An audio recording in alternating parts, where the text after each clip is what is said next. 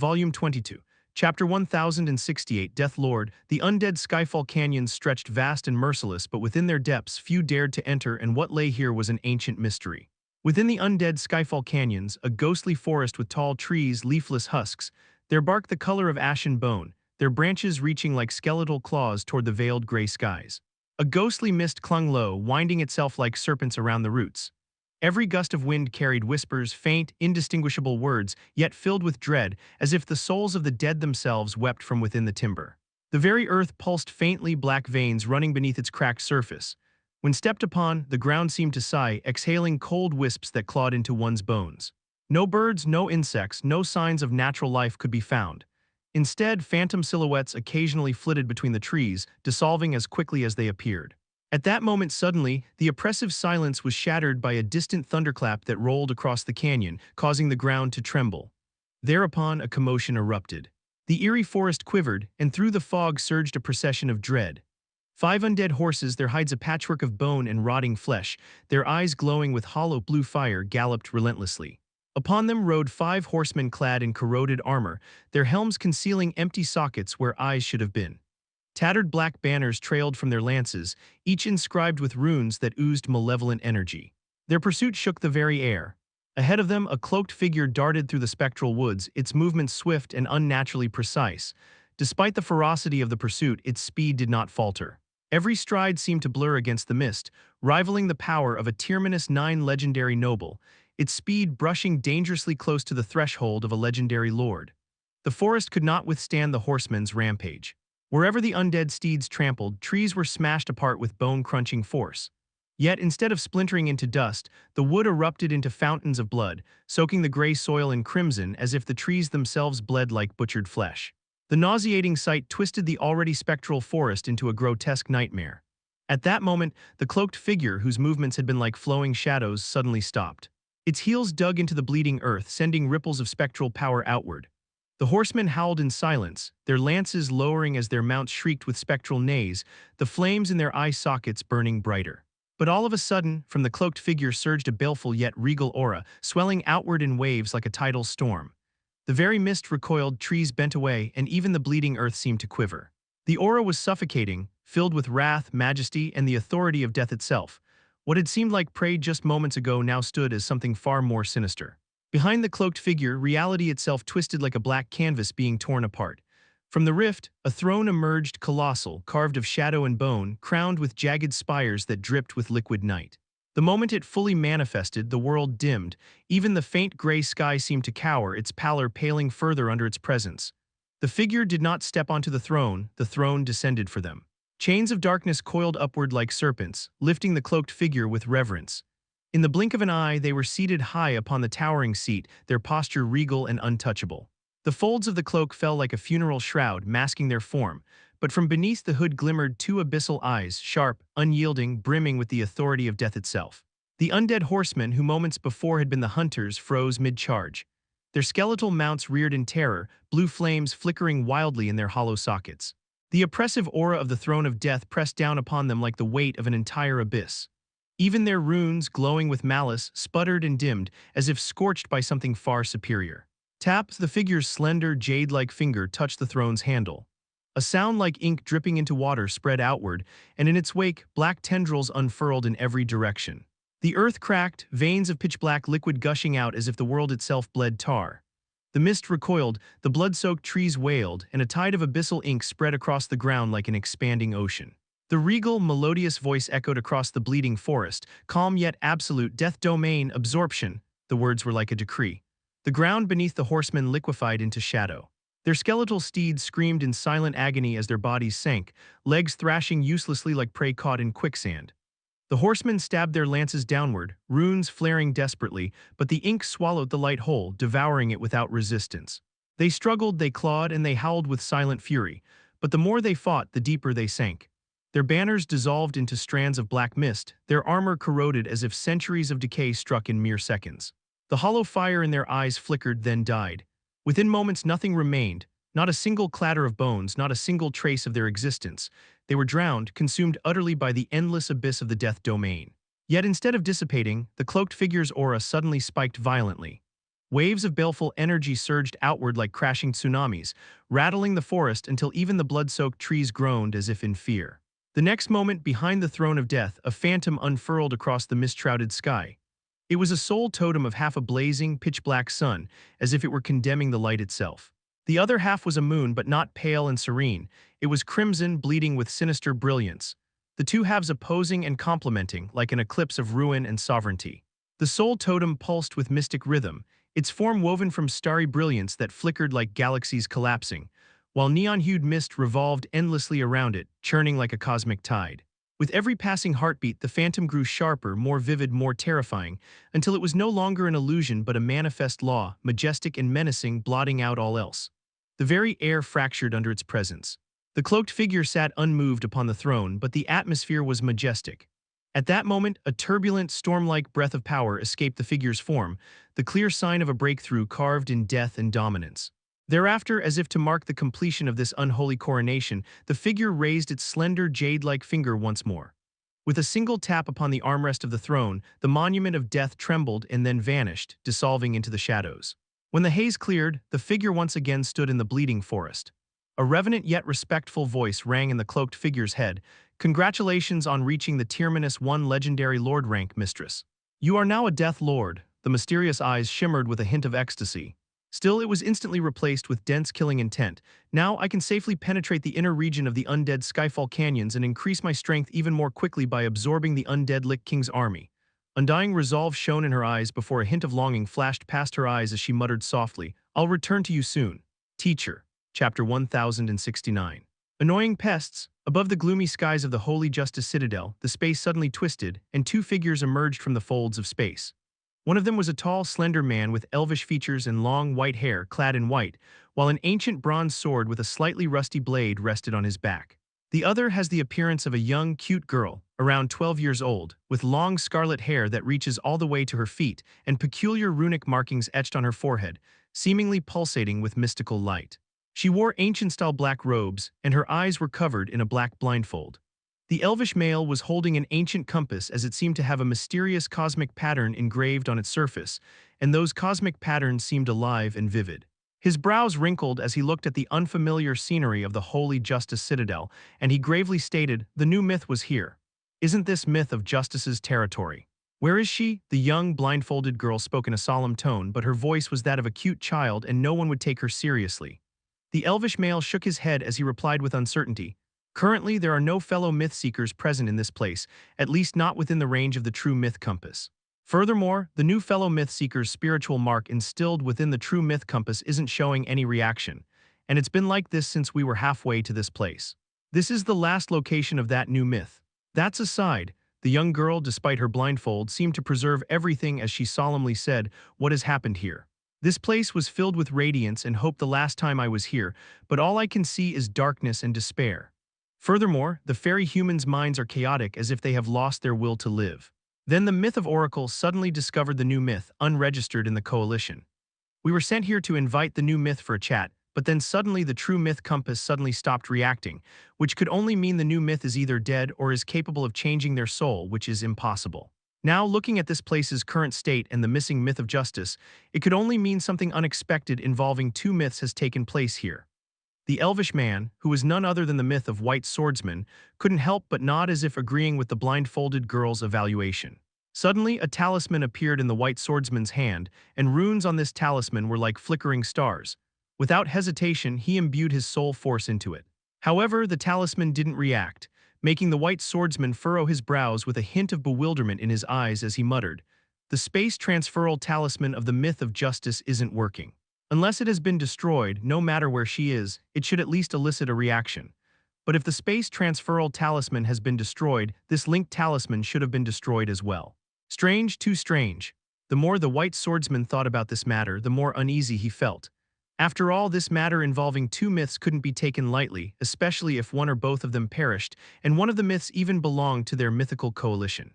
He then looked at the blindfolded girl, and a hint of helplessness surfaced in his eyes as he said, "Lady Myth of Secrets, I have to trouble you to use your divine skills to find the truth. This matter involved not only a new myth but also a fellow myth of the coalition."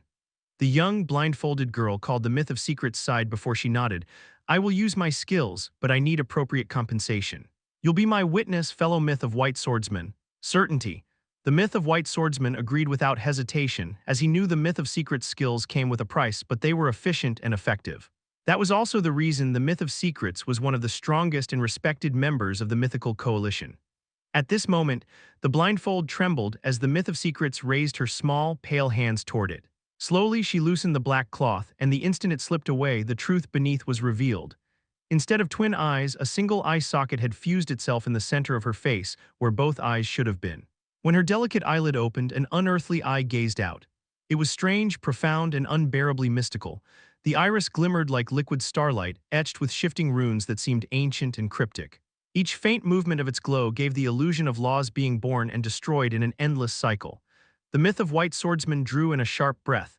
Even he, a myth in his own right, felt dread and apprehension despite witnessing the same scene a few times. The myth of secrets pressed her fingers together, her childish voice now layered with a deeper resonance. By the root of secrecy, I open the unseen paths. The surrounding air quivered. The ground of the holy justice citadel rumbled faintly. From her singular eye, a ripple of unseen law spread out, peeling away the illusions of the world itself. But all of a sudden, her eye froze. Her tiny frame stiffened as if pierced by an unseen spear. She was not looking at the citadel anymore. She was staring directly into the void above them, into a space that should have been empty. Her mystical eye trembled, focusing sharply, and there, concealed beyond perception, a pair of ghostly, eerie purple flames lit up in the void. They were not eyes, yet they were, cold, profound, and terrifying, and at that moment those flames gazed back. The instant her gaze collided with them, the purple flames flickered faintly as if surprised. Impossible! The myth of secrets' childish voice cracked, for the first time laced with raw terror as she had seen a glimpse of something. A heartbeat later, bang, her singular eye exploded in a rain of starlit ichor as if crushed under an unfathomable weight. The myth of secrets let out a blood-curdling scream, her small body writhing once before collapsing limply into unconsciousness. Her blindfold slipped from her hands and fell from the sky. The white swordsman's pupils shrank violently, his elvish features paling. He was even able to react or comprehend what had just transpired. Lady Secrets. He instinctively glanced at the spot where the myth of secrets had just looked, and nothing was there, only silence, only emptiness, making him feel eerie. Without hesitation, the white swordsman swept the small, unconscious girl into his arms, his grip tight with urgency. "We're leaving." His ancient bronze sword quivered faintly on his back as he slashed his hand through space, tearing open a path of retreat. The once composed and noble myth of white swordsman was now pale and shaken, fleeing with no regard for dignity, mission, or pride. Within the depths of space, the pair of purple eyes flickered with a hint of amusement before an eerie voice, laced with indifference, rang out, "Heh, annoying pests." Chapter 1070. Miserable star pirates. The inner folds of space trembled violently as the myth of white swordsman tore through with desperate speed. His arms cradled the small, limp form of the myth of secrets, her once mystical aura now flickering weakly like a candle battered by storms. His usually composed and sharp mind was nothing but a storm of unease, as that scene of the myth of secrets, eye bursting apart, in an instant still played in his mind like a vivid nightmare. It was like he could still hear that scream, could still see the starlit ichor streaming down her fragile face, staining her robes. For the first time in countless years, the white swordsman felt raw, unbridled terror. How did her eye of secrets burst apart? That's impossible. She was one of the most untouchable among us. Even the truths hidden in causality itself couldn't harm her so directly. What could she have seen or whom? Just thinking about it made the myth of white swordsman shudder with cold chills. Furthermore, his instincts suddenly sensed impending death for a vague instant, as if something or someone had just looked at him, and now he was thinking that the vast and inscrutable presence looming over them, and at any moment they would be dead. That's why he dared not look again. Instead, he summoned every ounce of his sword law, his speed tearing the inner layer of space apart as he fled farther and farther from the holy justice citadel. Each heartbeat felt like an eternity. But the worst never came, and he successfully managed to retreat without any consequence. However, at that moment he froze, for ahead, suspended within the gray folds of the inner space layer, floated an enormous vessel. The strangest part was that this enormous vessel wasn't moving. Instead, it was anchored and concealed within the folds of space where no ordinary power should ever reach. If not because of what just happened, the myth of white swordsman also wouldn't have found it. Its colossal frame gleamed with fractured star metal, its jagged surface engraved with strange sigils and brutal scars of war, and upon its hull shimmered a crest of a shattered star. This ship was none other than the shattered star cruiser. The white swordsman's eyes narrowed sharply. That sigil dotted as a pirate ship, hidden here so close to the holy justice citadel of all places. Furthermore, with the current state of the Citadel and then after what happened with the myth of secrets, even for him, who had long distanced himself from the mundane affairs of the legendary plains, the symbol of star pirates carried infamy. Ruthless marauders feared even by legendary kings, yet the ship was still. Not advancing, not fleeing, which also made the myth of white swordsmen think that they were probably lurking here like a predator biding their time, or they had already achieved their goal. His sword hand twitched as faint killing intent surfaced in his eyes. If I had not been fleeing through the inner space, even I would not have noticed it. But if they are here, they should have some clues about what happened back there, or, suddenly, a wild and frantic thought surfaced in the myth of white swordsman's mind. Could it be they that whoever destroyed the myth of secrets I had set this trap? But then he quickly shook his head as this thought was simply ridiculous because if such an entity were to pursue them, he would already be nothing but space dust. Furthermore, if there was really that kind of terrifying entity hidden there, why would they plant a bunch of pirates in their wake? Not to mention he was a quasi-myth. The shattered star cruiser was nothing. As reasons clawed their way through his fear, the myth of white swordsman started to calm down as he thought no one was following him, and all of this could also be his imagination. This reeks of secrecy, and the myth of secrets must have suffered backlash from her law ability. It is possible, even myths suffer when they pry too far. Yes, that must be it. The myth of white swordsman thought as his heartbeat calmed, though faint tremors still lingered in his chest. His eyes grew cold and calculating as he looked at the shattered star cruiser. This place, this matter, it is far too strange, he muttered under his breath, his voice grim. He glanced down at the unconscious girl in his arms, her face pale as snow, and resolve hardened in his heart. If not for you, Lady Secrets, I would have abandoned this distraction, but now, we need answers. And I will not let this opportunity slip away. At this moment, raising his free hand, the white swordsman summoned his mythic sword law. Blinding radiance erupted, forming a vast white barrier of swordlight that encompassed the pirate vessel in an instant. The ship seemed to groan under the overwhelming force, its cloaking runes flickering like dying embers. Come with me. His commanding voice was sharp as steel with no room for defiance. The next moment the bound ship trembled, then began to sink into his white domain, shackled and dragged along through the folds of space as if tethered to a god's will. The myth of white swordsman turned away, focusing once more on tearing through the inner layer of space. He had no time to waste. The mythical coalition must be informed and the myth of secrets must be healed, while most importantly, this anomaly must be investigated. The moment the shattered star cruiser was captured by the myth of white swordsman, the shattered star pirates within were flabbergasted. What is going on? Darkwing's expression was gloomy and had paled to an extreme as one bad thing after another had kept happening since they had entered this cursed continent. They were still clueless about how their captain was captured when he was about to raise the entire citadel to dust under his regal might. Then they were forced to flee before the archpriests could react. But they didn't leave and wait here, hoping to contact their captain or rescue him. Yet now all of a sudden they were again met with something unexpected, and it seemed their entire cruiser had been hijacked. Furthermore, when Darkwing and others attempted to operate the ship, nothing worked, and when they tried to flee, to their horror, they couldn't break past the white barrier no matter how they attacked. They all knew at this moment that the shattered star pirates were probably as good as finished. On the other hand, as the massive ship was pulled behind the myth of white swordsman like prey caught by a hunter, he still could not shake the lingering chill in his bones. Chapter 1071, Coalition Pagoda. Deep within the boundless star ocean, cloaked behind layers of temporal veils, there stood a hidden cosmic gate. The gate seemed as though the stars themselves bent into its frame. A vast circular construct of shifting astral stone and shimmering runes, giving off an ancient and profound aura. Beyond this gate lies an ancient elemental planet that no one has discovered, and even if they can reach this place, they won't be alive to tell the tale because this part of the star ocean is very close to the universal boundary, and coming here is nothing but suicide for even legendary kings. The elemental planet's surface was like a paradise sculpted by nature. Glittering rivers of light streamed across emerald valleys, mountains of crystal rose proudly into the heavens, and luminous flowers bloomed in colors rarely seen even on cosmic continents. The air shimmered with mana so dense it felt almost liquid, suffusing every corner with vitality and grandeur.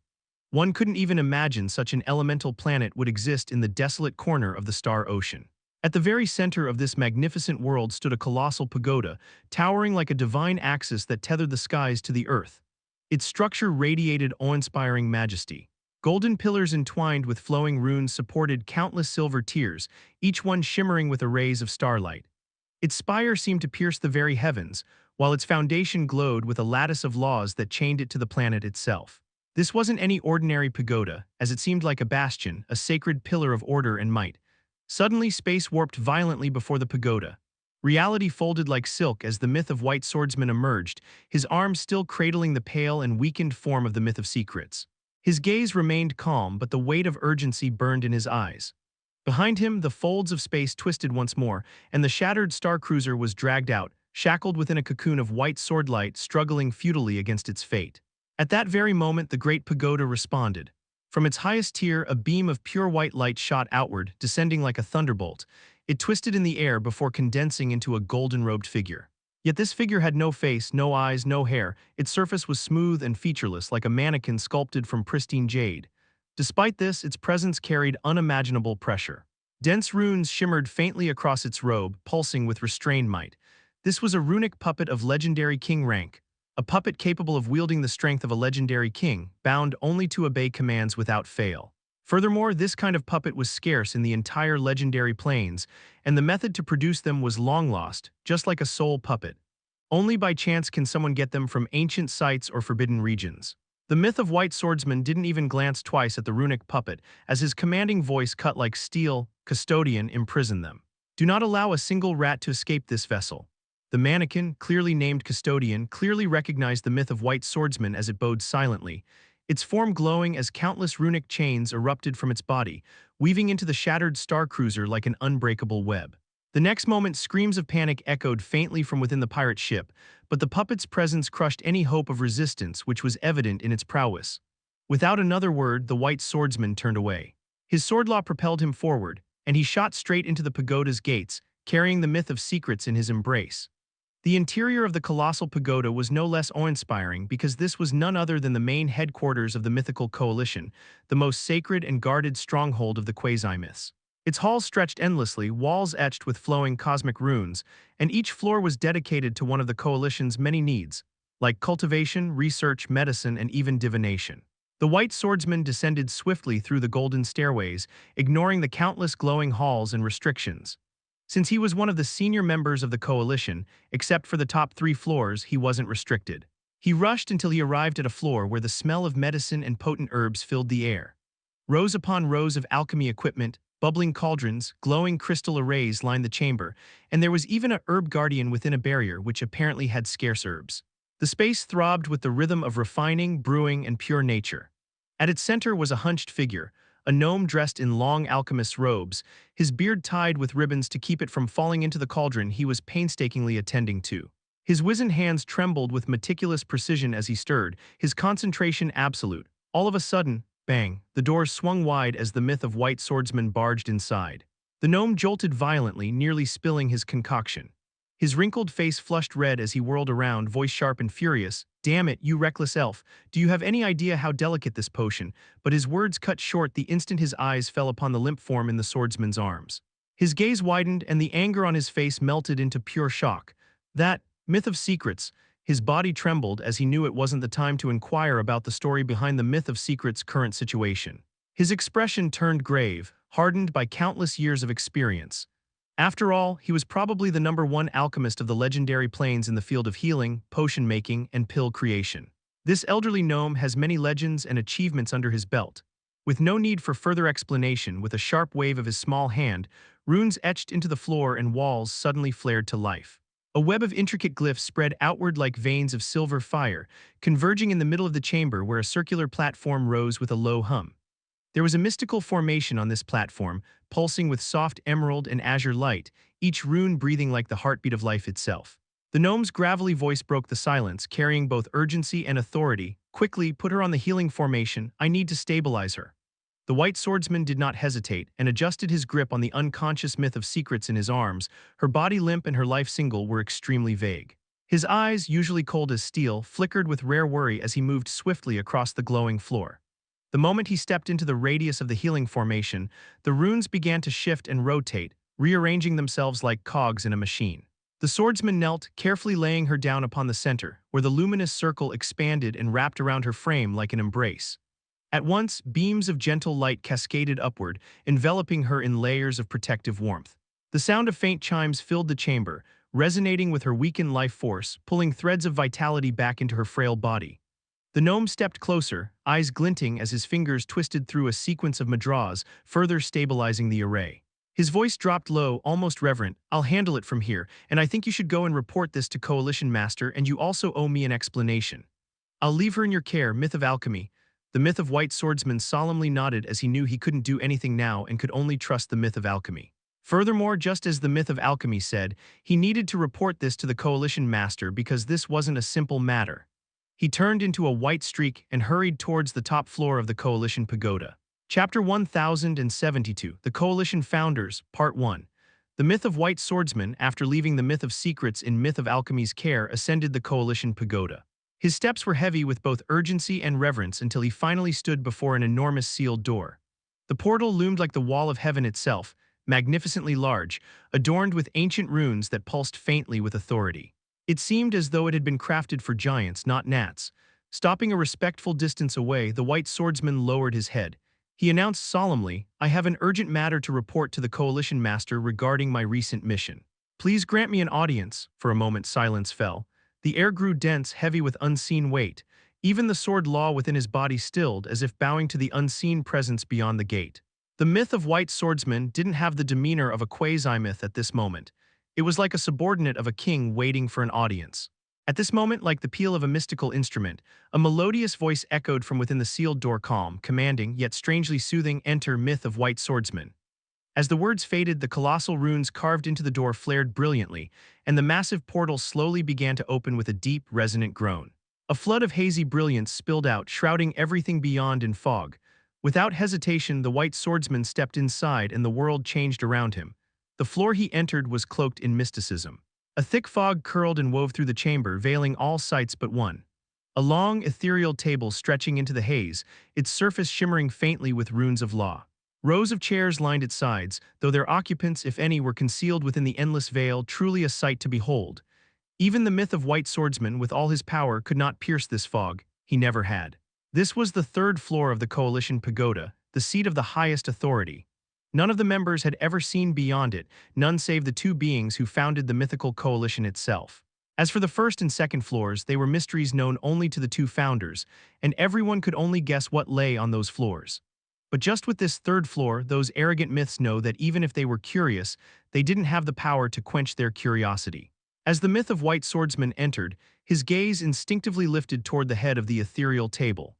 There, upon a massive throne carved of starlit obsidian, sat the shadow of an over 100-meter-tall giant. The figure's outline was vast, godlike, his silhouette blurred as though reality itself refused to capture his true form, and not even a quasi-myth soul sense could see past that shadowy veil. This giant was the Coalition Master, the unseen axis of the mythical coalition, and no one has ever seen the Coalition Master's actual appearance, nor has he ever taken action personally. But the Coalition Master wasn't the only one present here, as to the right of that throne, occupying the first seat, sat another presence, no less intimidating. It was a woman, her figure graceful and regal, draped in flowing robes that shimmered with constellations, as if the entire night sky had been woven into her attire. Her face, however, was hidden entirely behind a smooth, faceless mask.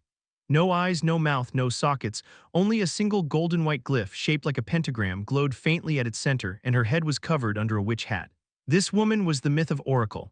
Though not the master in name, her authority was equal, for she was the second founder of the coalition. Furthermore, her every word carried the weight of prophecy, and no one in the mythical coalition dared question her presence.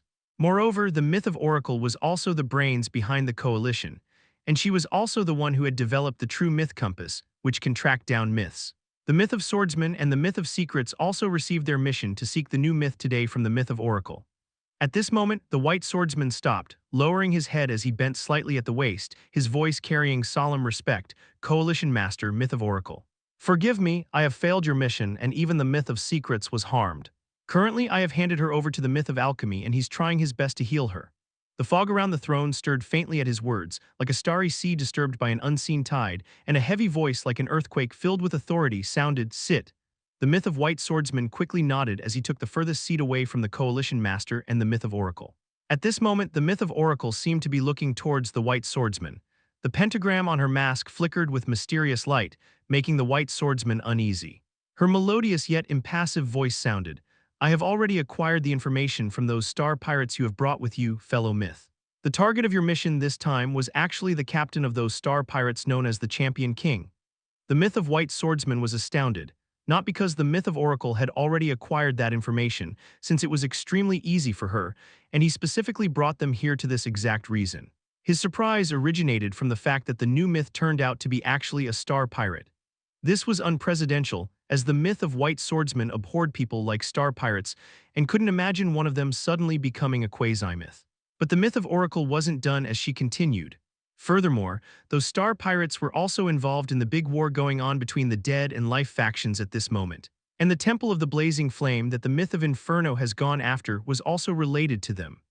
Another torrent of shock flashed in the white swordsman's eyes, as even he had heard about the Temple of the Blazing Flames, as it was a fresh topic among the coalition members recently. However, since the Temple of the Blazing Flames was within the territory of the myth of Justice, Holy King, no one wanted to offend her by going there except for the myth of Inferno, who cultivates the law of fire and his temperament was eccentric. But at this moment, the myth of Oracle said something that made the myth of White Swordsman frown deeply. Lastly, the Temple of the Blazing Flames has already been claimed by someone, and that person seemed to have been intercepted and then invited into the Holy Justice Citadel by the myth of Justice, and I reckon that your mission's failure also has something to do with the Holy Justice Citadel. Chapter 1073. The Coalition Founders, Part 2. The myth of White Swordsman almost applauded at myth of Oracle's intellect as she almost speculated the entire matter with little clues, and the insights she just provided could very well be the actual reason behind the current state of the Holy Justice Citadel. It's just as Lady Oracle had hypothesized. After following the true myth compass, we reached the Holy Justice Citadel. However, the Holy Justice Citadel's appearance was completely different from what I'd previously remembered. Furthermore, upon our arrival, the new myth that should be this champion king wasn't there, nor was I able to find any traces of myth of justice. At this moment, the white swordsman's expression turned solemn with a tingle of fear. Then I requested Lady Secrets to use her vision to find clues regarding that strange situation. However, the moment she activated her law ability, something incomprehensible occurred. Her eyes suddenly burst apart. I happened so fast I wasn't able to react, and before I could comprehend what had happened, Lady Secrets was already screaming before she lost her consciousness. Without hesitation, I fed. The white swordsman explained the entire situation with a gloomy expression, as he still couldn't believe the myth of Secrets really suffered such a terrible backlash within a few moments of activating her ability. The pentagram on the myth of Oracle's mask flickered with profound light after the white swordsman had finished explaining. At the same time, the giant coalition master remained stoic without any movement, shrouded in mystery. How strange, the myth of Oracle spoke, her voice laced with curiosity and apprehension. There was another piece of information I acquired from those star pirates that is equally strange and bizarre. The white swordsman's eyes widened as he really wanted to know what happened back there and quickly asked, "What is it?" According to them, just when the champion king released his true aura of quasi-myth and was about to attack the archpriests, he suddenly lost all momentum, and then, within a moment, a hand suddenly tore through space and grabbed the champion king. But even the strangest part is that the hand didn't capture or drag the champion king with it. Instead, the moment the hand grabbed him, he vanished, before the hand retreated back. Afterward, the star pirates ran away before the archpriest could retaliate. The myth of Oracle's voice was warm, but her tone was extremely grave. The myth of Oracle wouldn't have believed it if she hadn't used Soul Search to witness that unbelievable scene personally, and she was shocked just like the white swordsman right now. After all, they were all quasi-myth. And even if a new quasi-myth appeared, they still weren't capable of handling a quasi-myth in such a fashion. And the most eerie part of this was that the champion king seemed to be teleported away by the hand not taken away without any resistance. The white swordsman's heart palpitated as goosebumps rose on his entire body as he suddenly speculates with a hint of confusion. Could it be that what happened with Lady Secrets is related to this mysterious hand's owner? But what kind of existence is capable of achieving something like this? An existence above quasi-myth. However, the legendary plains can't have someone like that present here. The rules won't allow it, no. The myth of Oracle shook her head as she replied with uncertainty. Fellow myth is absolutely right. The rules of legendary plains can only birth quasi-myth, which is still essentially legendary rank. To break past legendary rank, we need to ascend to the upper planes. According to an ancient legend in my race, someone once tried to break through into the mythical rank using an unknown method, and they almost succeeded, but that person provoked the rules and drew calamity, and they instantly turned into oblivion.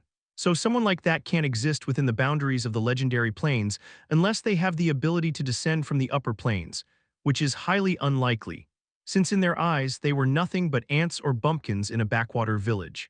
Which led me to believe that this unknown entity might be a hidden cosmic entity or belong to those mystical races like the myth of justice. Right now, our main suspect is the person who claimed the Temple of the Blazing Flame. The white swordsman took a deep breath as he was astounded as well as afraid because the myth of Oracle's words made sense, and he believed her because she had no reason to trick him. Not to mention, he himself now suspects the mysterious person, since everything seems to have started after the myth of justice invited that person back. I think it's also possible that the myth of justice might have tried to negotiate with that person about the Temple of the Blazing Flame, and when they weren't able to conclude, she might have decided to take drastic measures, or that person attacked her for another reason. The white swordsman gravely stated, as he knew the personality of the Holy King too well. She was arrogant and full of schemes, not to mention her eyes were even more profound than the myth of secrets. That's why he reached such a conclusion and started to doubt whether she was the one who provoked that person. The myth of Oracle didn't refute the white swordsman's words, as she also thought about this problem. Whatever the reason is, for now, we should wait for Myth of Secrets to wake up. After hearing her out, we can decide whether to follow up on this matter or drop it. The myth of Oracle calmly stated, "Don't tell me she didn't want to investigate this matter." Well, with that mysterious entity in play, I also don't want to get involved in it, the white swordsman thought. He was secretly glad Myth of Oracle chose not to investigate it further, and he knew Myth of Secrets also wouldn't dare to pursue it either in her entire life.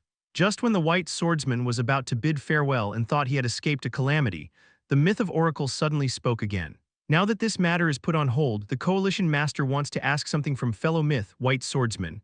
The White Swordsman frowned ever so slightly as this was completely unexpected, but he still nodded. As long as this is something I know, I won't hide it from the Coalition Master.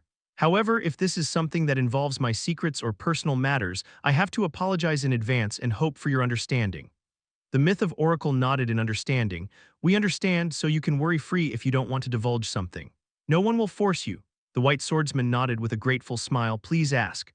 However, this time it wasn't the myth of Oracle's voice that sounded. Instead, the heavy voice came crushing down on the myth of white swordsman like a hammer. Tell me about your secret fraternity. The moment the Coalition Master's voice buzzed in the white swordsman's ears, his eyes suddenly went vacant as if he was hypnotized. Chapter 1074, The Coalition Founders, Part 3. The myth of White Swordsman's expression was blank, and his eyes were without any glimmer as his very soul had been put into slumber and his body had become an empty husk like a puppet. But something strange happened. The White Swordsman actually started to speak in an emotionless tone. Secret fraternity isn't mine. It was established by people connected to the upper planes, and the virtual star world presides over it. At this moment, the myth of Oracle questioned in a cold tone, what is the purpose of this secret fraternity? Are they after the Coalition Master? This was a bizarre question, but the white swordsman seemed to have lost the ability to think or preserve anything, or he would have been shocked and extremely curious about why the myth of Oracle thinks the secret fraternity was after the Coalition Master. Emotionlessly, the white swordsman replied to the question. The secret fraternity's purpose is to discover the legendary master key and hunt down someone called the Cursed One at all costs. And no, they are not after the Coalition Master. Instead, they are wary of mythical coalition. A sigh of relief suddenly sounded, but it wasn't from the myth of Oracle. She questioned again, who is this Cursed One? And what is the purpose of this legendary master key? Why are the upper planes so interested in them? We don't know for sure, but according to the spokesperson, as long as we can kill the Cursed One or find the legendary master key, the upper planes will reward us by opening a universal space channel to ascend into the upper planes, and everyone thinks that the legendary master key is probably for that purpose as well. The white swordsman emotionlessly answered.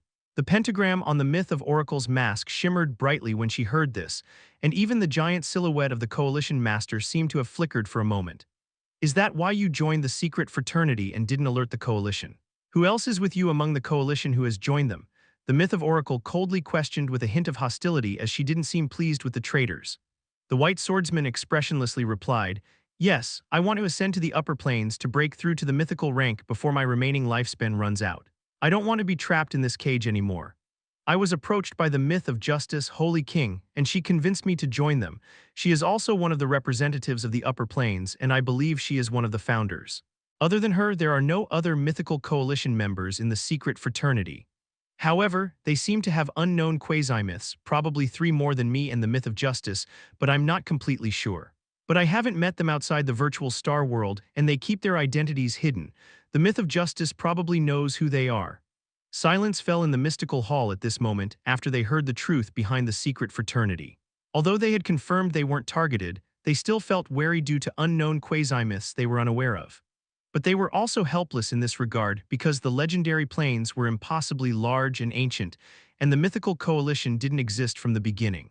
So there might be Quasimyth even before the mythical coalition's founding, and those old monsters were well hidden and kept it to themselves. After all, not every Quasimyth gets an ascension permit to ascend, and those who are left behind are forever stuck in the legendary plains, waiting for their chance or their death. What do you think? At this moment, the coalition master's voice sounded again, but it wasn't overwhelming like before, gentle even. The myth of Oracle replied gently, I think those unknown quasi-myths are probably pawns of the upper planes hidden in the legendary planes just to make sure they won't lose grip on the middle planes. Furthermore, these hidden manipulators are probably bigwigs of the upper planes, since small fries won't have a chance to compete for the middle planes with those influential figures. But now those pawns seem to have been activated, this makes me wonder just who this cursed one is to instill such fear in those people, and just how precious this legendary master key is and its purpose. Thousands of years ago, when the Road of Legend was opened, this legendary master key suddenly surfaced, but no one was able to find it before those monsters showed up, and everyone forgot about it. But those upper planes bigwigs didn't seem to have given up on it and were even secretly searching for it by activating their pawn. If not for my informative, we would still be in the dark about them. Furthermore, they probably recruited the White Swordsman because of his battle prowess and unique tracking abilities. As for the myth of justice, it goes without saying that she's a fairy and has a connection with a god. So she's probably their favorite. But now she's missing, those secret fraternity members would probably panic and search for her, or she isn't missing and instead. At this moment, the myth of Oracle suddenly turned towards the White Swordsman and questioned coldly. Were you really attacked, or was it all arranged by myth of justice and secret fraternity to injure the myth of secrets so she won't get in your way? The White Swordsman replied, I don't know if this was an attack or not, but the myth of secrets was suddenly injured, and I fled with her. As for the involvement of the secret fraternity, I don't know nor was I informed. It seemed a third party is in play here, and whoever this is, they are extremely strong to claim the Temple of the Blazing Flame and then put the myth of secrets to such a state. The myth of Oracle sounded uncertain as she appeared flustered, a rare occurrence for someone like her. At this moment, the coalition master spoke, since they are not targeting us, let's continue to observe and keep our distance. Let them do the groundwork and we'll swoop in and claim everything just like we always have. The myth of Oracle silently nodded in agreement, having a similar thought to the coalition master. Snap, suddenly a snap of figures was heard and the White Swordsman's vacant eyes returned to normal with confusion. Was I blanked out just now? The White Swordsman was extremely confused, but there was nothing wrong with him. At this moment, the myth of Oracle spoke as if nothing had happened. We would like to ask if you're willing to trade one of your sword spells. The White Swordsman was instantly distracted, as from his perspective, the conversation with the myth of Oracle was still going on without any lapses. So he quickly forgot about this momentary blackout without realizing he had already spilled everything about the secret fraternity. Chapter 1075, The War Between Life and Dead. The great cosmic continent of Sagittarius had become like a world drenched in blood and ruin. Once the seat of the dark beings, now it was a shattered battlefield where two titanic factions clashed ceaselessly, as if life and death themselves were locked in a war of attrition. It had been over 100 years since more than half of the ghost race had been annihilated, and then the fall of the fiend race, a calamity so abrupt and total that the entire legendary plains had taken notice. The evil domain, once a festering wound of despair ruled by Underwood and his kind, had been completely purged of fiendish life. None knew how it happened. Rumors ranged from divine intervention to forbidden artifacts to betrayal within the fiend's ranks. Whatever the truth, their annihilation left a vacuum that the life faction had eagerly filled. Now the evil domain blazed with emerald radiance. Fields once blackened and scarred were reshaped into lush bastions of life. Colossal trees, infused with sacred runes, spread their roots across the charred earth, purifying it inch by inch.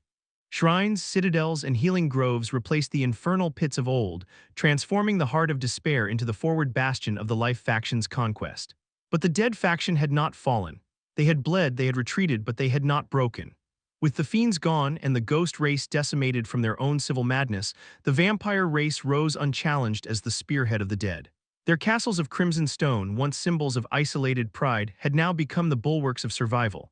The other races bent the knee, not out of loyalty but necessity. The Blood Doom King now ruled the dead faction, and the vampire race's ambition of unification was achieved at last, though at the cost of unimaginable loss. But the war still raged. From the skies above Sagittarius, the continent was a patchwork scar, half pulsing with verdant emerald light of the life faction, half shrouded in dusk of the dead faction. Armies clashed endlessly at the borders where life's brilliance met death's decay. The Life faction marched under banners of vitality and order, their ranks swelled by brilliant elements, beasts of pure light and war constructs.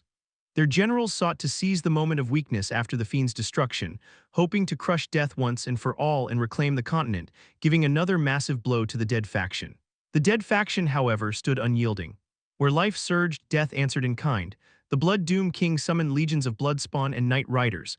The remnants of the ghost race haunted the skies as spectral warbands, their screams turning brave warriors into hollow husks.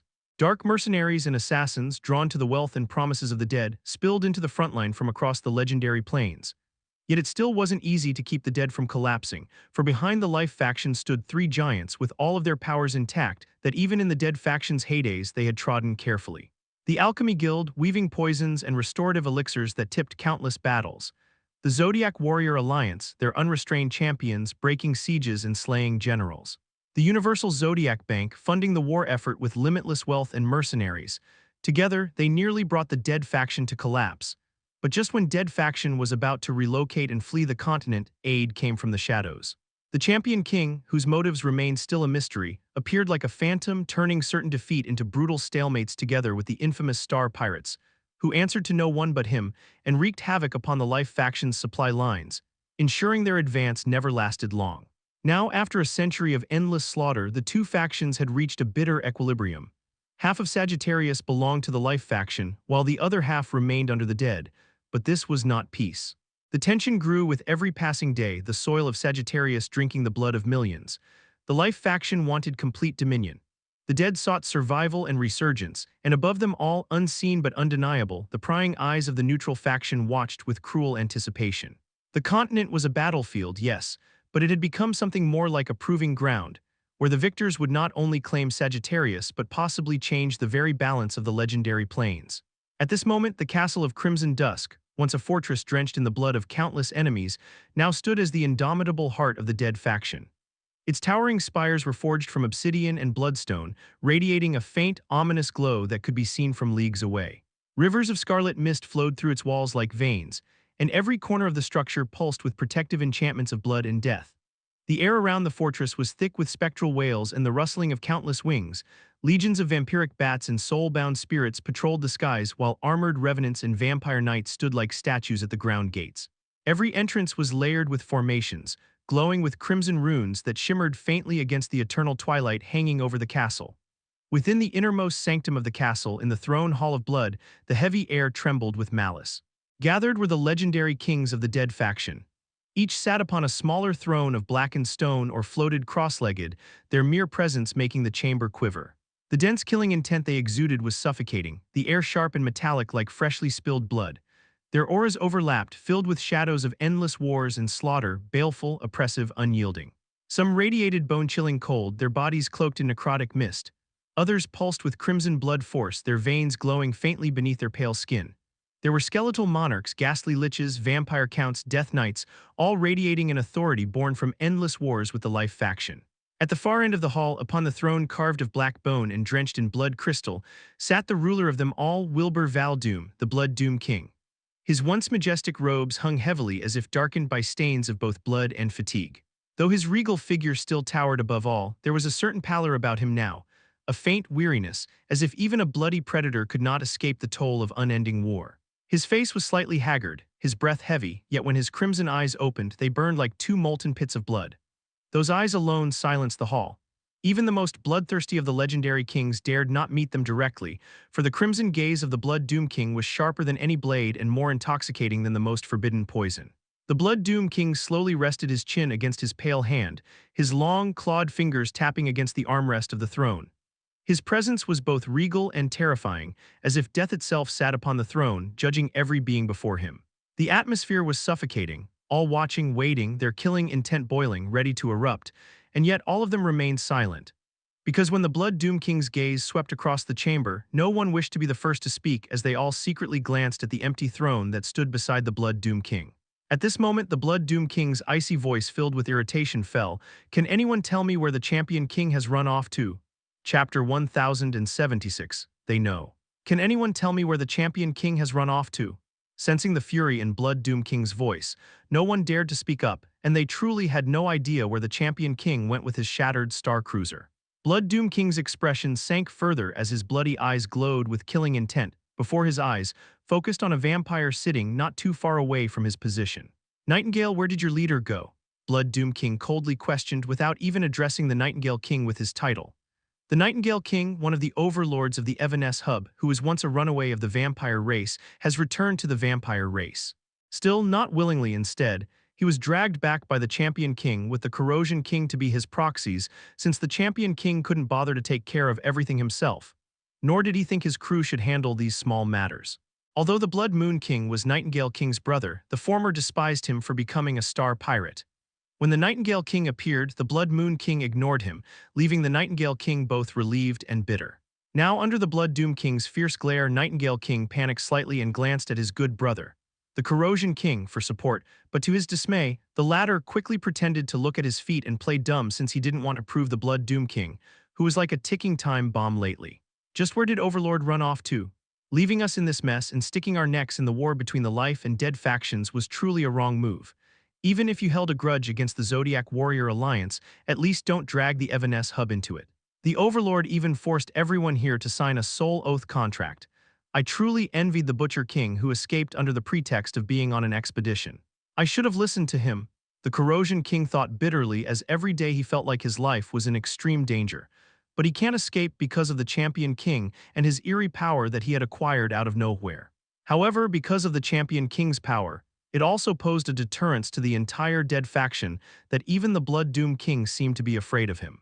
Yet now that the Champion King had suddenly left, the Blood Doom King was the strongest not because of his legendary king rank but because of this castle, which could increase the Blood Doom King's power to a ridiculous degree while suppressing anyone the Blood Doom King deemed a threat, even a legendary king. Only the Champion King seemed to have the power to suppress the Blood Doom King despite the support of this castle, but the other legendary kings did not have such an advantage. Moreover, the Life faction was eyeing them like bloody hounds, and if any legendary king dared to leave this castle alone, they would be ambushed by the legendary kings of the Life faction. 2 legendary kings of the Dead faction have already died in this manner. If the Champion King hadn't slain their legendary kings, the Life faction would have attacked this place with overwhelming power long ago. That's why the Champion King was so crucial to the survival of the Dead faction, which made the Blood Doom King furious and secretly fearful after the Champion King suddenly vanished. If this news reached the Life faction's ears, they might take this opportunity and directly attack them to finish them off. So the Dead faction's top commanders present in this throne hall were trying their best to suppress this news. I don't know where the Champion King went, Your Majesty.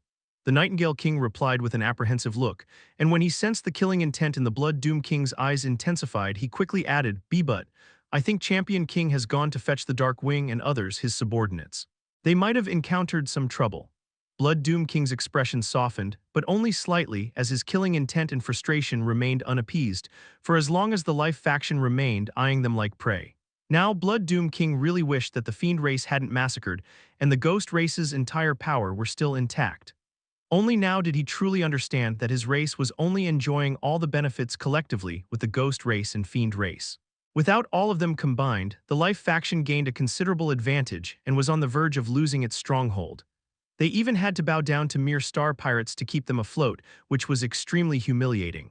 Taking a deep breath, the Blood Doom King impassively questioned, Can you contact the Champion King? I tried to reach him earlier, but I couldn't get hold of him. Nightingale King's expression turned gloomier as he shook his head. I also tried various times, but I also wasn't able to get in touch with Champion King. Maybe they are in hyperspace or somewhere with limited single range. Everyone glanced at the Nightingale King with disdain as they all knew he was purely making things up, and unless the Champion King had entered some extremely powerful domain or space, they shouldn't have lost contact with them. Just when the Blood Doom King was about to fly into rage again, a powerful, imposing voice filled with righteousness and gallantry suddenly reverberated throughout the castle of Crimson Dusk and its vicinity. Champion King. I, the Giant War King, chairman of the Zodiac Warrior Alliance and supreme commander of the Life faction's righteous army, and most importantly, the Honorable War Giant Chief, invite you to an honorary duel between warriors. I'll wait for you in the middle of the battlefield in 12 hours. Let's settle our scores, just you and me. Do you dare to come?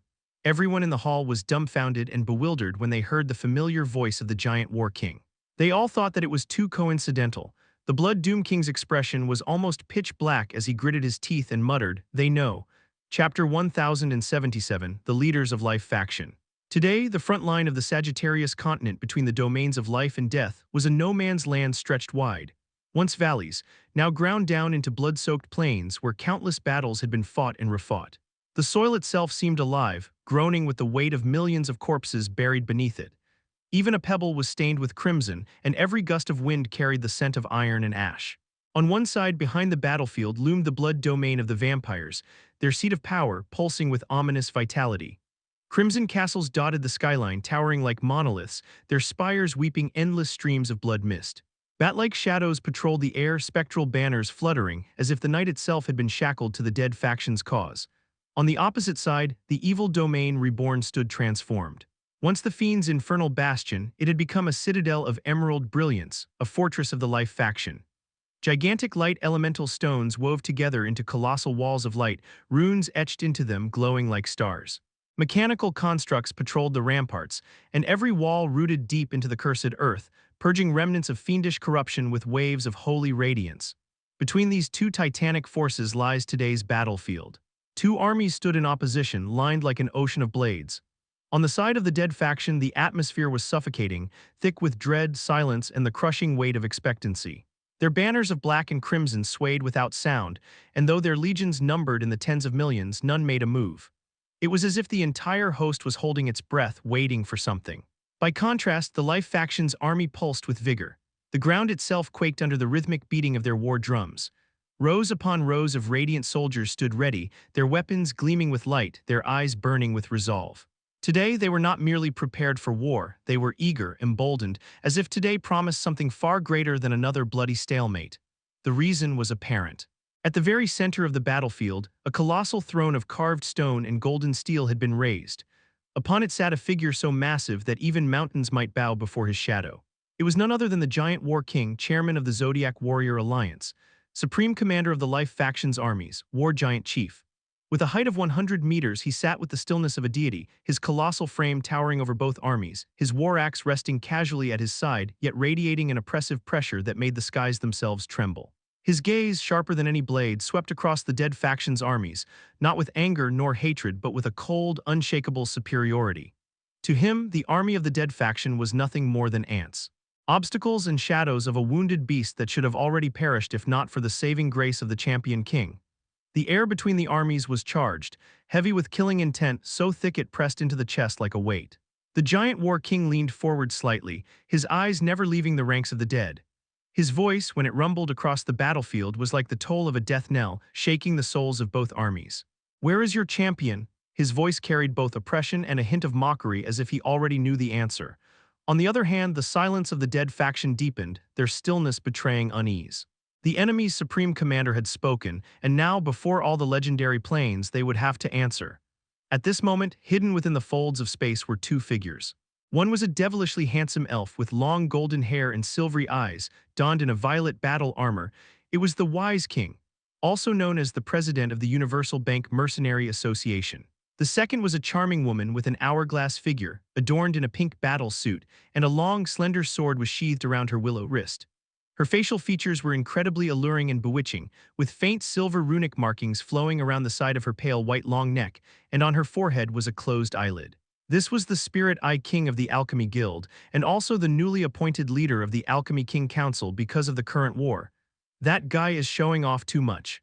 What if the Champion King really shows up? He'll be the first one to flee, and then where will I put the Life Faction's face? The Wise King grumbled with a hint of worry and annoyance.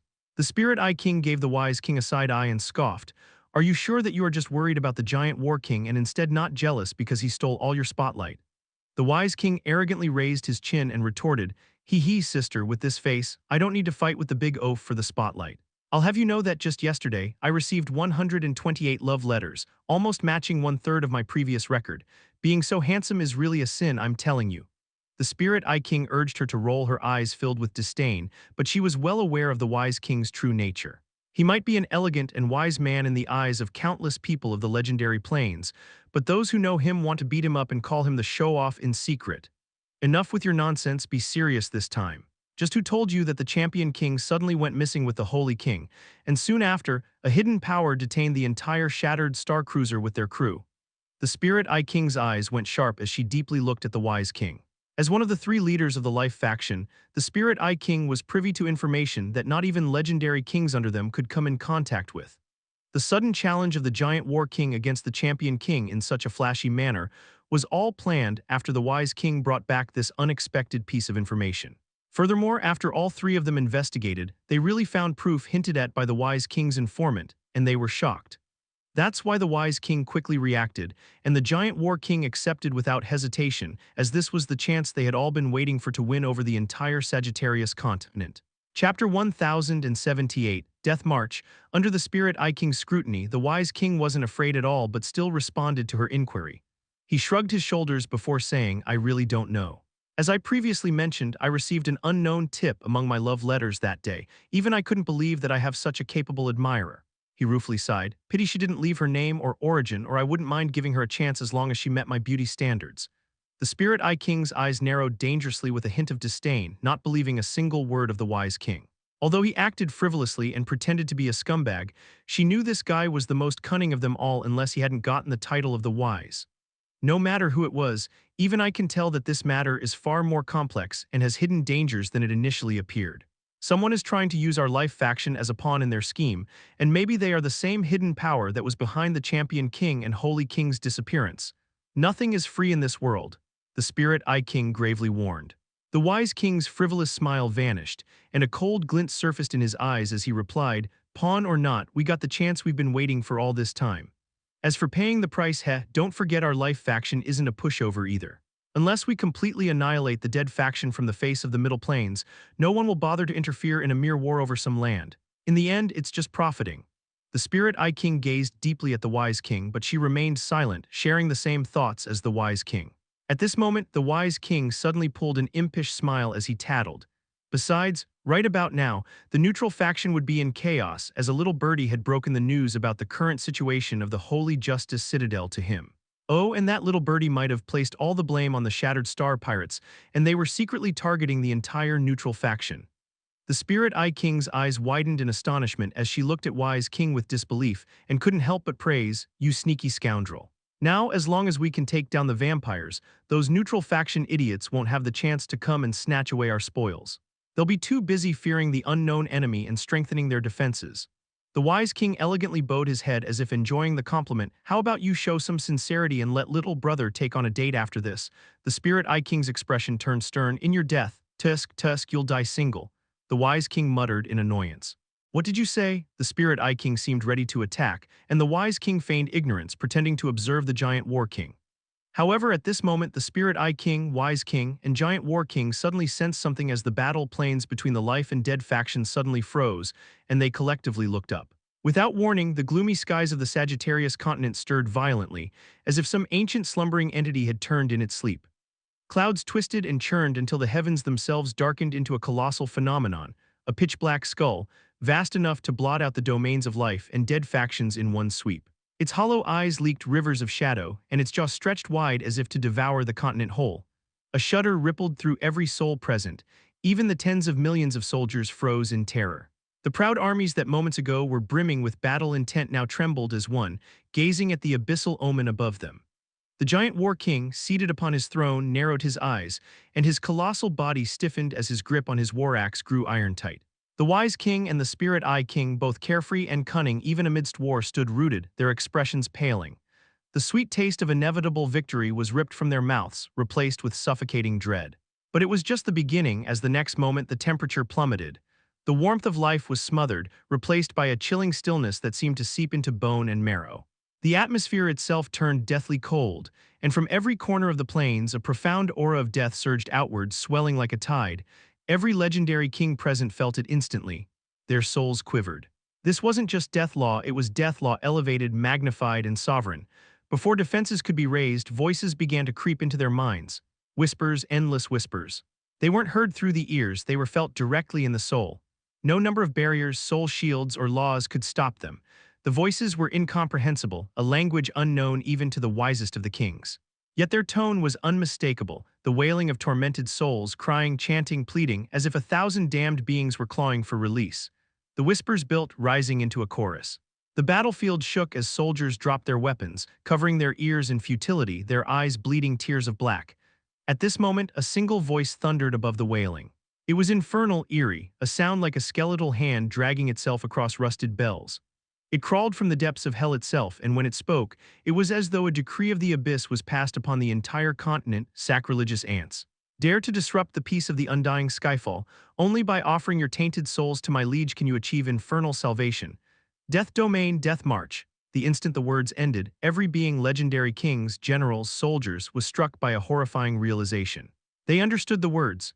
Though the voice was alien, beyond origin, its decree resonated in their souls as though written in the laws of existence itself.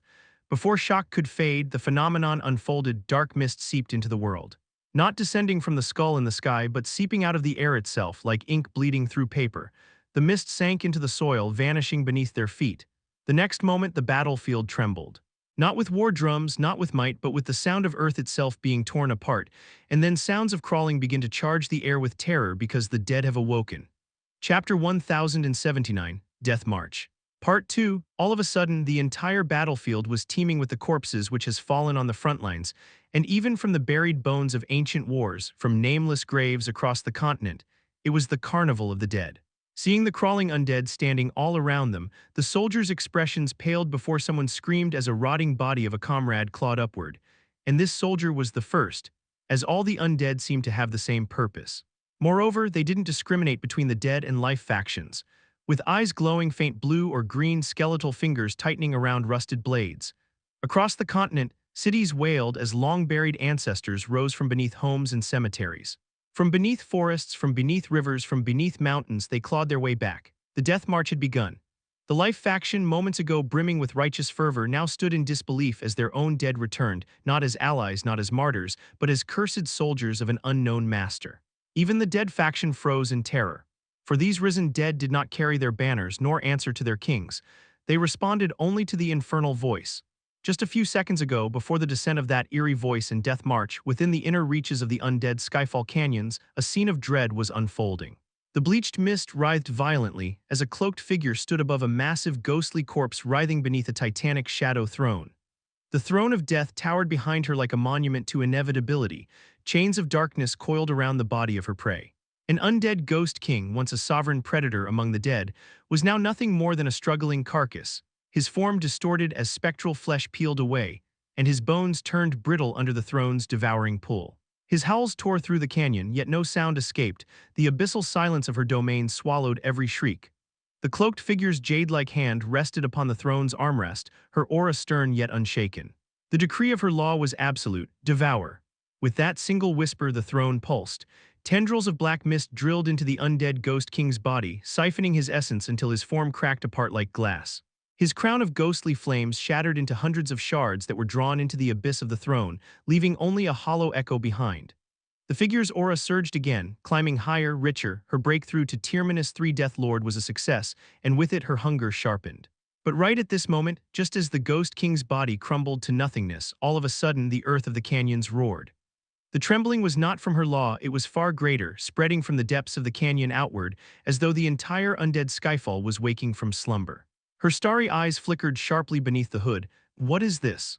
The tremor coincided precisely with the moment she had devoured the undead ghost king, or a legendary king rank undead. Her heart skipped as an instinctive chill clawed through her chest, and then she heard an eerie voice. That voice, that infernal decree, not from her but from something older, vaster. Sacrilegious ants. Dare to disrupt the peace of the undying Skyfall. Only by offering your tainted souls to my liege can you achieve infernal salvation. Death domain, death march. The words resonated within her bones, deeper than law, deeper than will. It was like the abyss itself had spoken. Her fingers, for the first time since her breakthrough, tightened upon the throne's armrest. Behind the hood, her frown deepened, her pulse quickened, a rare palpitation of fear. That voice, it's that damned undead Lich King. Her thoughts moved rapidly. She had been preying upon the generals of the undead Lich King, one by one, dragging their armies into her throne's abyss, building her strength in secrecy. Now this tremor, this decree, it could only mean that her actions had thoroughly provoked the undead Lich King. The realization sent a ripple of caution through her heart. Not good. I may have pushed that undead too far. She instantly dismissed the throne of death with a light tap. The monolith of shadows dissolved into mist, erasing her presence as though it had never been there. The corpse of the Ghost King was gone, its essence devoured inside her. She wrapped herself in the folds of the bleeding mist and vanished into shadow, her aura dimmed to nothingness, reduced to the faint trace of a drifting phantom. Her mind was clear, resolute despite the storm within her.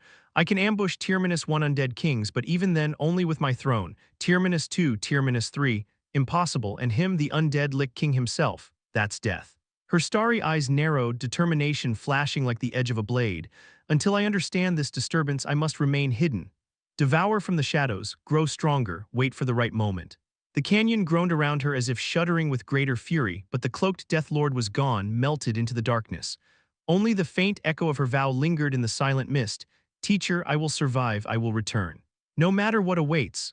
While an unknown horror gripped the entire continent, the phenomenon's source lay far away in an unexpected, forbidden region, beyond others' reach, and in a completely unexpected location. At the core of the undead Skyfall Canyons, at its very depths, lay a colossal chained altar, its surface carved with countless runes of suppression. Black chains biting into its ancient stone as if the entire world conspired to restrain it. Yet the altar trembled violently, straining against its bindings, as though it would break free at any moment. Each tremor rippled across the continent, awakening more dead. Furthermore, beneath this altar knelt a giant Lich, his skeletal body armored in obsidian plates inscribed with ancient runes, his eye sockets burning with purple-black fire. His aura was suffocating, world-crushing, a quasi-myth whose very presence warped the canyon into an abyssal graveyard. Despite his terrifying might, the Lich knelt low, his skull bowed in reverence before the chained altar. He trembled not with fear but with servitude, like a dog awaiting its master's command. At this moment, a furious, indistinct voice filled with infernal fury and death sounded from the chained altar. The language it spoke was unknown and profound, but the undead Lich King understood its every word. "Bringa me min," he said. "Bring me my throne." Chapter 1080, Death March, Part 3. The battlefield of Sagittarius Continent, once a clash between life and death, now suddenly twisted into something far more horrific. The first tremors of the Death March sent every soldier's soul trembling, but what followed shattered even the greatest commander's expectations. All across the no-man's land, the dead rose. Not only the corpses freshly fallen on today's battlefield, but the countless bones of wars long past clawed their way up from the scarlet soil. Rotting flesh, hollow sockets, skeletal knights, spectral archers, all clawed upward as if an unseen puppeteer had seized their very essence. The undead tide surged, but the horror did not stop there. Within the dead faction's own armies, necromancers and skeletal liches raised their staffs, roaring commands, trying to bring the new tide under control. Yet in the next instant, their loyal minions, ghouls, skeletons, revenants turned upon them, tearing apart their own masters with merciless claws. "Wah!" A Lich shrieked in disbelief before his own bone legion impaled him upon rusted spears. It was an absolute betrayal. Any type of undead risen within the death law no longer recognizes banners, kings, or masters. Their allegiance lay only with that abyssal decree. Even more terrifying was the cycle. Every being, whether living beings or dark beings that fell beneath undead claws, rose again, eyes glowing with deathly fire, immediately joining the undead ranks. Their numbers swelled ceaselessly. The fragile balance of the battlefield broke in an instant. On the other hand, the giant war king's eyes were filled with disbelief before boundless fury surged in his entire body as he rose from his colossal throne, a grimace carved across his menacing features. At this moment, channeling all his pent-up rage into his war axe, making it roar with radiance as he swung, the single cleave sending a shockwave that obliterated a swathe of undead. Dozens of kilometers of corpses were pulverized into dust, the very earth ripped apart by the mana ripple of his strike. However, it seemed, meaningless, for the tide did not falter. Undead trampled undead, rising again, surging forward with no fear, no hesitation, no end. HMPH. The giant war king's chest rumbled fearlessly, yet under his heroic mask his arrogance faltered. At that moment, two figures descended upon the battlefield. The wise king, a violet-armored elf, raised his hand high. The heavens split as a vast sea of light descended, forming a radiant domain that bathed the battlefield in brilliance. Each ray of light carried the law of light, searing flesh and bone, reducing swathes of undead to ashes. Beside him, the Spirit Eye King opened the sealed eyelid upon her forehead. A third eye bloomed with eerie silver radiance. From it surged an invisible wave of soul energy, imbued with the law of psyche. Thousands of undead staggered as their spirit flames shattered, their bodies collapsing into lifeless heaps. Their entry shook the battlefield, their power clearing space like a sudden storm, but again it was useless. The undead screamed, but instead of retreating, they grew more frenzied, charging with an even greater madness. Even without souls, even without flesh, they crawled, clawed, and tore toward the three leaders. In the distance, more legendary kings of the Life faction arrived, unleashing waves of elemental laws, yet even they found themselves pushed back by the endless tide. The colossal giant war king ground his teeth, his voice shaking heaven and earth. Can someone tell me what the hell is going on? Who interferes this time? But no answer came. Not even the strongest of them could comprehend it. However, they could all understand his feelings, because this was almost the same scenario as when the champion king suddenly descended and snatched away their prize. Yet, at least this time, the giant war king didn't have to flee instantly and humiliate himself like the last time. But no one was going to mention that. The wise king's face, usually frivolous, had grown solemn. There is something very wrong here. That voice, it most likely belonged to a dark being, but I've never heard of one capable of such a spell. To turn the dead of two factions against both masters alike, his brows furrowed. The only relief is they are not with the dead faction either. These things are killing indiscriminately. If we want to end this, we must kill the spellcaster. Otherwise, this will never end. However, looking at the current situation, that person seemed extremely powerful, so much so that I don't want to face him. The Spirit Eye King's third eye narrowed with a cold gleam, her expression grave. Do you have a plan? Even with my perception, I cannot fathom their method nor pinpoint their location. That language. It was one of the lost tongues, which means the caster is at least 500,000 years old, or has inherited the legacy of one who was. They spoke the words Undying Skyfall. In Sagittarius continent, there is only one forbidden region that bears the Skyfall title. Her voice fell, and both the wise king and giant war king stiffened. The wise king's silvery eyes glinted with apprehension, the undead Skyfall canyons. The giant war king's colossal hands clenched tighter around his axe. His arrogance, his mockery of the champion king, his certainty of today's victory all shattered. Inwardly, cold fear coiled around his heart. Today was supposed to be his day of glory, the day he humiliated the champion king and swept the dark beings from the continent. Instead, an unknown horror had emerged, one even he dared not face without certainty of victory. Grinding his teeth, his voice thundered across the battlefield. Retreat! The word was laced with fury, yet behind it was calculation. Retreat first, analyze the enemy, and only if victory could be assured would he return. If not, he would be the first to flee. The wise king and Spirit Eye King exchanged glances. There were no heroes. They too valued life and gains above all else. This was no battle worth dying for. Retreat into the protection of the sanctuaries, the Spirit Eye King commanded, her tone sharp. Orders rippled outward. The Life faction's armies began to pull back in organized formations. Those who could not keep up were abandoned. On the opposite side, the Dark faction's high command was equally shaken. At first, when the death law erupted and the undead rose, they rejoiced. Their leaders believed some great senior of the dead faction had descended to aid them. Their morale soared, but their delight turned to terror. The undead turned on them, tearing apart necromancers, liches, vampires, and other dark races alike. No amount of command, no banners, no death spells could rein them in. "What madness is this?" roared a vampire noble as his own thralls rose from the ground and dragged him screaming into the tide. "This isn't our ally, this is annihilation." A skeletal fable lick howled as his bone army dismembered him. The so-called allies of death found themselves no better than the Life faction. Worse, in fact, for their armies were less complete, their forces scattered. Now, in the face of the endless march, the proud leaders of the Dark faction knew the truth. They too had become prey. Chapter 1081, Legatee of Chaos. In the depths of the star ocean of legendary plains, there was an unknown, hazy place seemingly stretched infinitely, and its very fabric woven from a cloudy, dense mist of darkness without any fabric of space or reality. Furthermore, this darkness was extremely peculiar, as if hunger had given form, because this darkness devoured without question, swallowing anything that dared step into its folds. Beings alive or dead, spirits, stars, even remnants of laws, none could survive within this darkness. All that entered became part of it, erased and remade into its endless void. Yet as the vision pushed deeper past endless tides of consuming gloom, the perspective shifted into the very core of this boundless darkness. There something appeared, something that should not have been possible. Amidst the swirling abyss was a scene so terrifyingly beautiful it defied reality itself. A lone figure lay at the center, untouched, unstained, her presence not only surviving but bending the surrounding darkness. In this world where nothing seemed to exist, she alone was the source of tinge. Her very existence painted an ethereal, breathtaking tableau. This figure was none other than the heir of chaos, Alexandra. Her sleeping form radiated an aura that was both divine and ruinous. Her pale, moonlit skin glowed faintly, her dark hair spread around her like a river of midnight woven into the void. Even in slumber, she emanated a regal and dangerous allure, her beauty a paradox, tender and lethal, serene yet apocalyptic. Strangest of all was the darkness itself.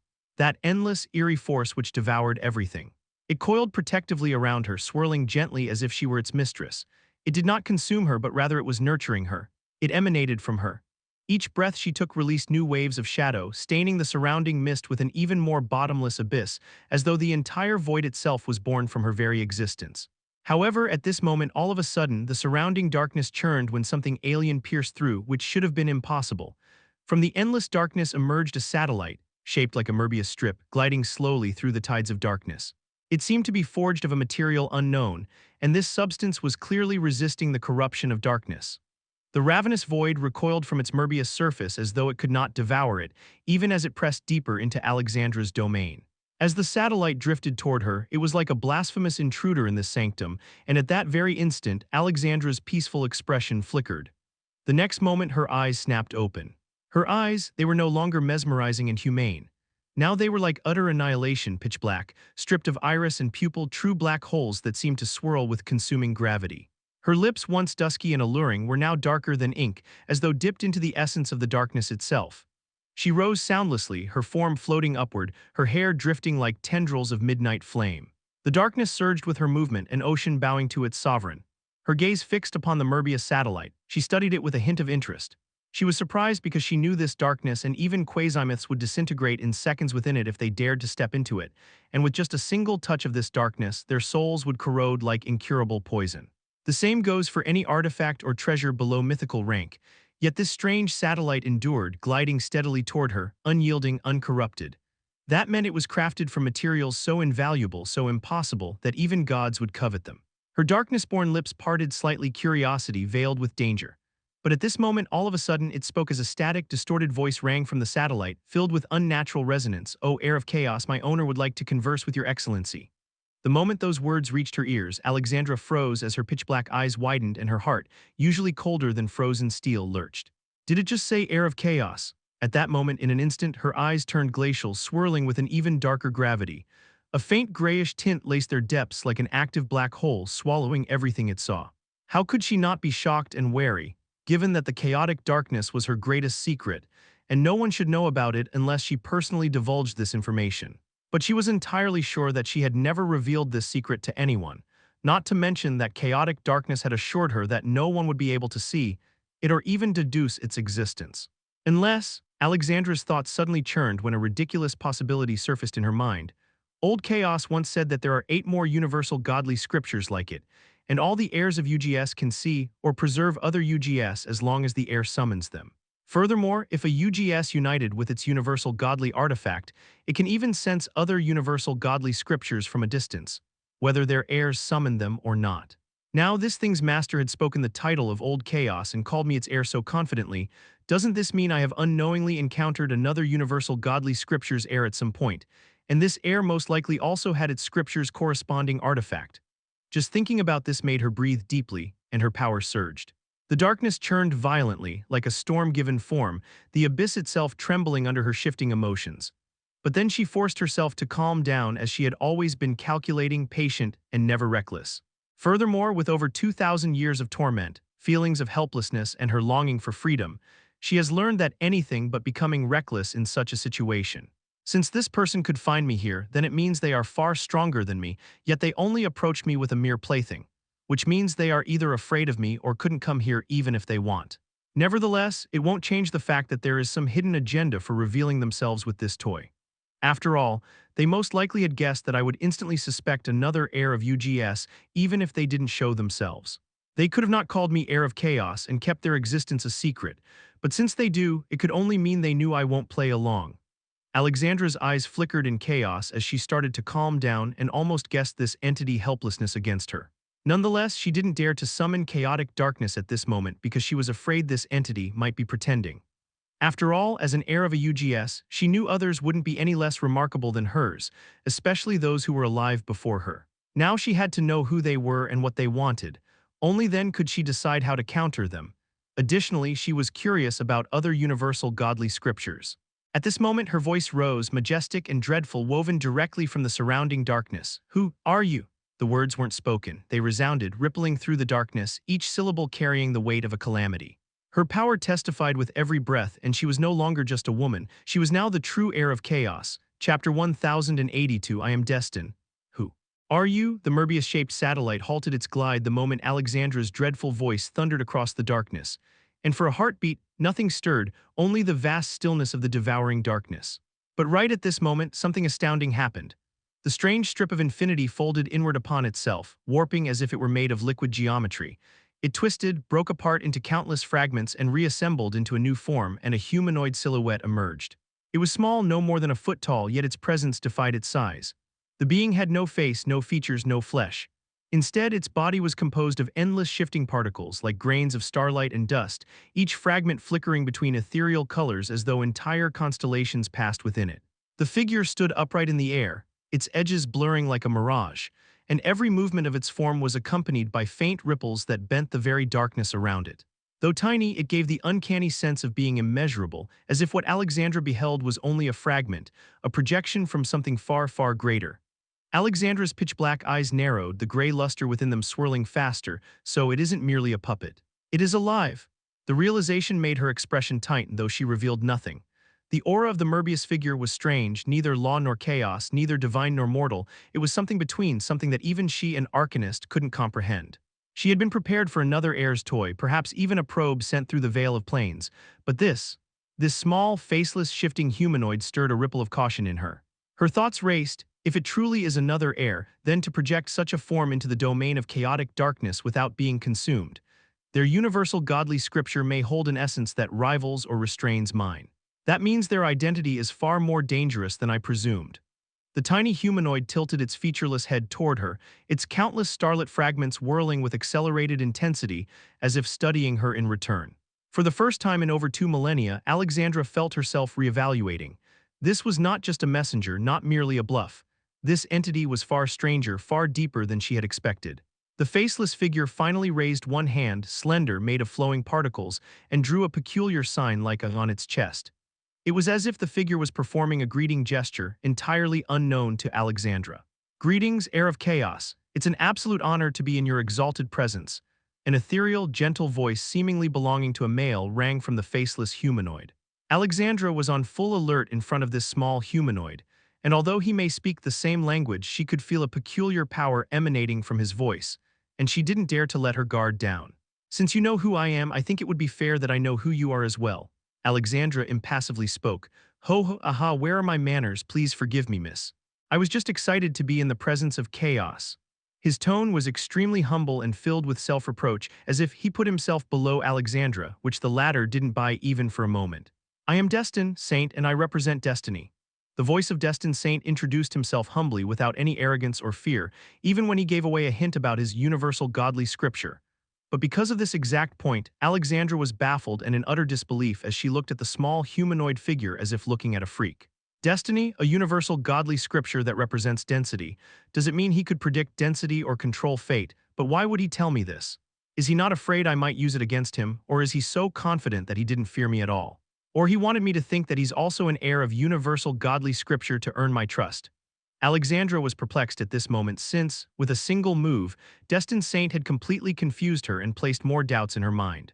At this moment, Alexandra felt even more wary and fearful of Destin Saint than ever before, especially if he was telling the truth about cultivating a universal godly scripture that controls destiny. After all, destiny or fate was something that was beyond her understanding, and it was one of the most mystical and terrifying powers of the universe. Ho ho, please don't overthink things, miss. You see, there are special rules for people like us. One such rule is that we can't reveal or discuss our scripture in front of others.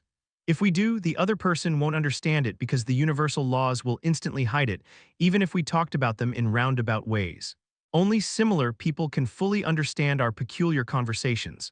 So you don't need to worry about me divulging this information to others, just as I'm not worried about you telling others. Oh, another thing, I disdain to reveal this information to those unworthy dregs of cosmos. Only people like us who have been deemed worthy by our scriptures are qualified to stand at the pinnacle of the universe. Destin Saint solemnly stated, and there was a hint of zeal at the end of his statement. Alexandra was astounded when she heard those words.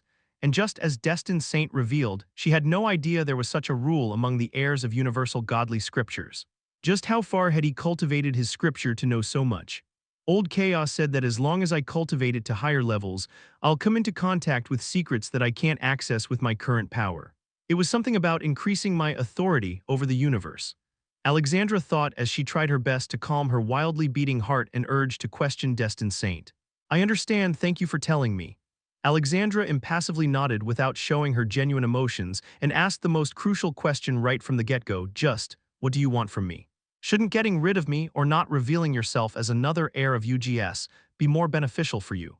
After all, if my interests aligned with yours in the future, you will be at an absolute advantage this way. Ho ho, as expected of a fellow Arcanist. You're not blinded by trivial matters at all. Destined Saint praised as if impressed by Alexandra's rational demeanor, despite her burning curiosity, before he said in a cryptic tone, to answer Mrs. Questions. The reason I approached you is that I think, as fellow inheritors, we should work together instead of fighting or scheming against each other. I absolutely abhorred fighting and meaningless wars, especially wars among the heirs of universal godly scriptures that are capable of destroying universal rules and countless lives. Simply put, I want to sponsor you and trust me when I say I have access to the most exotic and rarest resources in the entire lower, middle, and upper planes. With my help, you can quickly reach your full potential. Chapter 1083. The Entwined Paths. Alexandra's eyes flickered with astonishment. Destined Saint's offer was tempting beyond reason, yet she was not someone who could be blinded by riches, especially when the man before her possessed a universal godly scripture. Such generosity was never without hooks. It felt like bargaining with destiny itself, a deal with the devil. Since Sir Destined Saint has so much influence and resources, I really would like to know what exactly you want in return, Alexandra said coldly, voice steady. Let's just be transparent, because we both know this kind of offer always comes with strings. Destined Saint did not appear offended. If anything, the faceless figure in front of her seemed to smile faintly, as though her suspicion had already been accounted for in some unseen calculation. His voice was gentle yet weighty, like a man speaking truths from a horizon only he could see. Miss Alexandra, the strings you speak of are inevitable, but they are not chains. They are paths. And paths once walked cannot be unwoven. What I offer you is not just wealth or influence, but the chance to choose where those paths will lead. As expected, Alexandra's pitch-black eyes flickered with a hint of scorn and let Destined Saint continue. As Destined Saint continued, his voice now contained a wisp of sorrow, as if he had witnessed countless tragedies unfold before they bloomed. There is indeed something I require of you, but it is not solely for me. It is for all heirs such as ourselves, bearers of godly scriptures. His words flowed slowly and measured, like prophecies falling into place. A shadow festers unseen by most, but I have glimpsed it in the fractures of destiny. It is the nemesis of our kind, the hand that would smother even the brightest flames. It cannot be allowed to grow further. Alexandra's eyes widened ever so slightly when she heard this unexpected revelation, and her heart tightened as her thoughts swirled. The nemesis of universal godly scriptures. Is that even possible? Why didn't old Chaos warn me about it? Furthermore, this guy is incredibly powerful, with the potential to influence something like destiny, so why would he want me to eliminate this threat? Don't tell me he's using me as mere cannon fodder to probe that so-called nemesis. Or worse, he's using this pretext to send me to my death. This way, he'll get rid of me without even doing anything. No, he just said that threat couldn't be allowed to grow any further. Doesn't this mean this threat might be here in the Middle Plains, and that's why he needed me to take care of it? Despite her doubts, she didn't show them as she was still uncertain about Destined Saint's actual goals, not to mention she wanted more information about this nemesis because she would confirm it with chaotic darkness. If it turns out to be true, then she might really consider working with Destined Saint. I need more information before I consider your offer. Furthermore, why won't you take action personally and want me to go after such a dangerous entity? Alexandra serenely catechized without hiding her real doubts. If the threads were mine to command, I would have severed this calamity long ago. But fate is a cruel weaver, miss. By the time I realized what was unfolding, I was already caught in its loom. Now restrictions bind me, restrictions born not of weakness but of inevitability. To move against this shadow myself would only tighten those threads, and as for the knowledge I carry. His voice deepened to an almost paternal caution. Even to glimpse it without sufficient strength is to invite ruin. At the very least, one must step into godhood to bear the weight of what I have seen. This time, Alexandra didn't doubt Destined Saint's words because they were somewhat similar to chaotic darkness's usual warnings. Nonetheless, she still felt intrigued by this entire matter, especially the inevitability Destined Saint just mentioned. After all, for someone who claimed to comprehend the arcane law of density, these kinds of inevitability should be quite a serious matter. Nonetheless, Alexandra could only guess Destined Saint's powers. Still, she couldn't be certain because she knew better than anyone that a universal godly scripture's powers were unpredictable and usually didn't follow common sense, even if one knew their arcane law. Alexandra didn't press on that matter anymore and asked, "Then what is this threat and how are you so sure I can eliminate it?" Destined Saint replied, this time with an enigmatic gentleness, as though he had already seen this question asked and answered in countless echoes of time. "The threat," he said softly, "is the hand that bent fate itself to keep us blind. Even the upper planes find no path that leads to him. He is the seed of every coincidence that shackled my steps.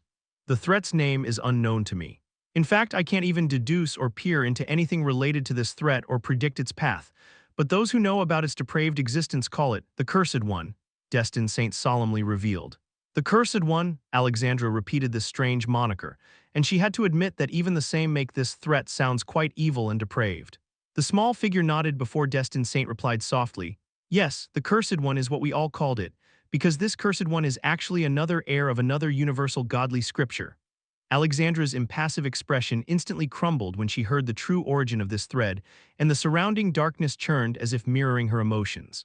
Destined Saint didn't seem surprised, as if he had expected this kind of reaction, and continued. "Although no one knows the name of that UGS, from the ancient records and some bygone-era ruins, I personally believe the arcane law is related to curse. In fact, the names of every UGS are sacred, and not even universal godly scriptures know each other's names, nor do they know about which arcane law they all represent. It is also imperative that only the heir of a UGS should know the true name of its universal godly scripture, because their true names are related to their core secrets. Moreover, none of the universal godly scriptures would try to learn about each other because it is a forbidden act, and every UGS is bound by unique rules which they can't break." Isn't he revealing too much right now? Or is he really a kind-hearted gentleman who really likes peace? Alexandra, despite her shock, couldn't see through the amiable Destined Saint at all because he seemed too reliable. Yet for this exact reason, Alexandra felt uncomfortable and wary of Destined Saint. Nonetheless, she didn't have time to mull over Destined Saint's character because her focus was on this Cursed One. Alexandra coldly asked, again, "Why me?" This time Destined Saint's tone was edged with inevitability. "You ask why you. The truth, miss, is that you are already entwined in the Cursed One's path. Even if I remain silent, you will meet him. You will choose, and that choice will shape more than just your destiny." Chapter 1084, Nightmare Plan begins. Somewhere unknown in the boundless star ocean, a place where galaxies twisted like rivers of molten glass and stars pulsed like living hearts, and at this moment, space rippled unnaturally. The next moment, something appeared around the distortion. It was colossal, shaped like an equilateral chamfered tetrahedron, its surfaces layered in dark ethereal alloy that reflected no light but instead devoured it, scattering refracted patterns of mystical geometry across the space. Its edges pulsed with silver-gold runes that shifted constantly, as if they were alive and rewriting themselves each second. Orbiting around this vast construct were hundreds of insect-like constructs, their bodies glimmering with rune script and crystal wings that thrummed with an eerie synchrony. They formed a perfect Dyson sphere around the entity, their formation pulsing like a mechanical heartbeat in the empty expanse. The insects rotated, wings unfolding and locking into a web-like lattice. The entire formation looked less like a swarm and more like a mystical seal. Right at this moment, a static voice reverberated in the space, flat and unfeeling, initialization sequence. Begin, the runes engraved into the tetrahedron flared to life. The insects released streams of luminous script feeding them into the construct. Nightmare Void server booting. At once the tetrahedron ignited, and light burst outward like the birth of a newborn star, blinding, radiant, violent. Space around it convulsed, scattering astral currents like rippling water. A corona of silver-black fire stormed outward before collapsing in on itself. However, just as suddenly as it appeared, it vanished. But in reality, the Nightmare Void server mended into the fabric of space itself, slipping into a frequency beyond ordinary eyes. Where once there was light and chaos, silence and stillness returned as though nothing had ever been there. Yet the Nightmare Void server had now changed. The construct's appearance had evolved. Now its surfaces gleamed with layers of translucent alloy shifting like mirrored smoke. At its edges, rotating gear-like rings revolved slowly, emitting thin beams of starlight that curved unnaturally through the space. Its body seemed less a machine and more an entity, half technology, half mystical lifeform. Surrounded and shielded by the insects, the Nightmare Void server glided silently through the depths of space, as if it were following a predetermined path or searching for something like a predator drawn toward an unseen prey. After what felt like eternity, it stopped and the static voice returned, calm and exact. "Target located. Mystic network wall has been detected." In the vast emptiness before it, space quivered. The insects swarmed forward, synchronizing as glowing glyphs flickered across their wings. They released streams of luminous script into the space, weaving sigils in impossible geometries. The moment the sigils were completed, an ethereal wall emerged like hidden ink revealed. It wasn't physical. It was vast, translucent, stretching infinitely in every direction. Lines of light ran through it in endless lattices, like a cosmic circuit board. Energy pulsed inside it like veins filled with liquid lightning, an otherworldly barrier that looked less like a wall and more like the skeleton of a network connecting entire realities. Commence breach sequence, the static voice commanded. From the Nightmare Void server, impossibly fine threads of light extended outward, weaving like tendrils. They reached the wall, probing, searching. The insects synchronized again, each one burning with glyph light as their runes fed energy into the threads. The Nightmare Void server seemed to be hacking. The mystic network wall resisted as waves of light rippled across its vastness, rejecting intrusion. The threads fractured, sparks of luminous failure scattering into the void. Barrier integrity 99.8%.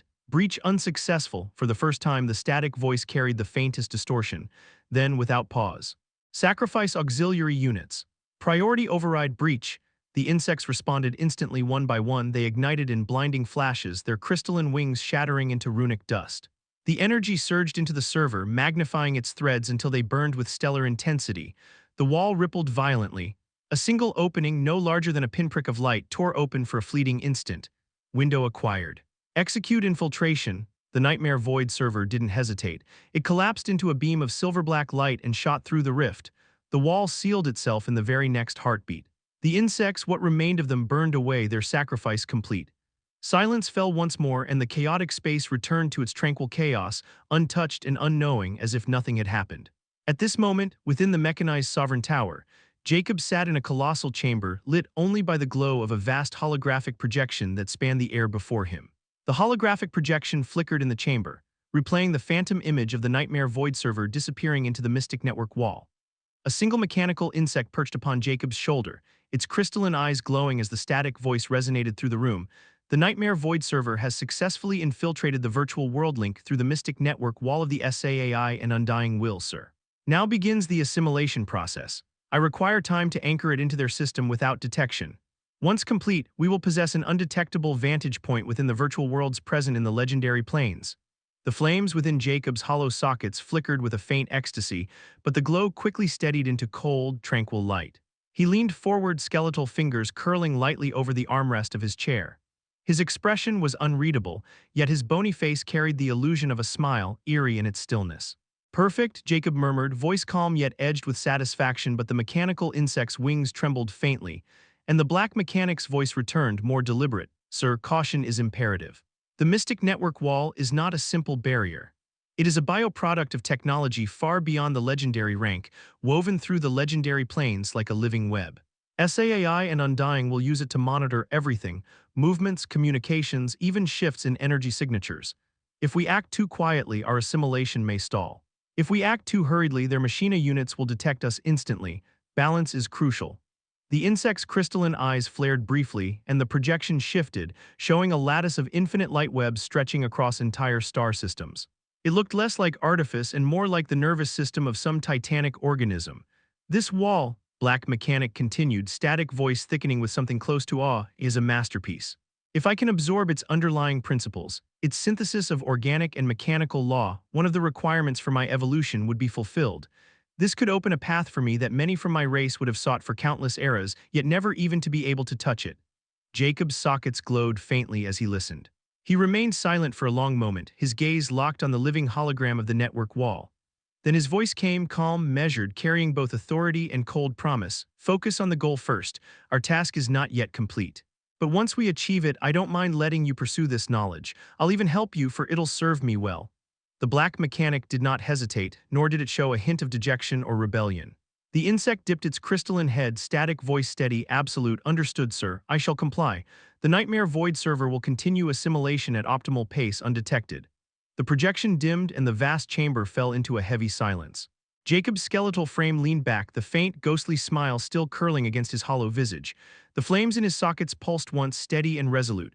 Good, he whispered, the words echoing like a death knell, then louder, cold and certain. Let the nightmare plan begin. Chapter 1085. The Great Cosmic Continent of Gemini. Among the 12 great cosmic continents of the legendary plains, the Great Cosmic Continent of Gemini stood unrivaled in sheer size and wonder. It was called the twin continent of East and West, as though some divine blade had cleaved it perfectly down the middle, and from the scar of that cut flowed the vast Gemini Sea, a silver-blue ocean that stretched endlessly between the two halves. Branches of this sea split off like veins of living water, snaking across the land, making Gemini the beating heart of maritime trade.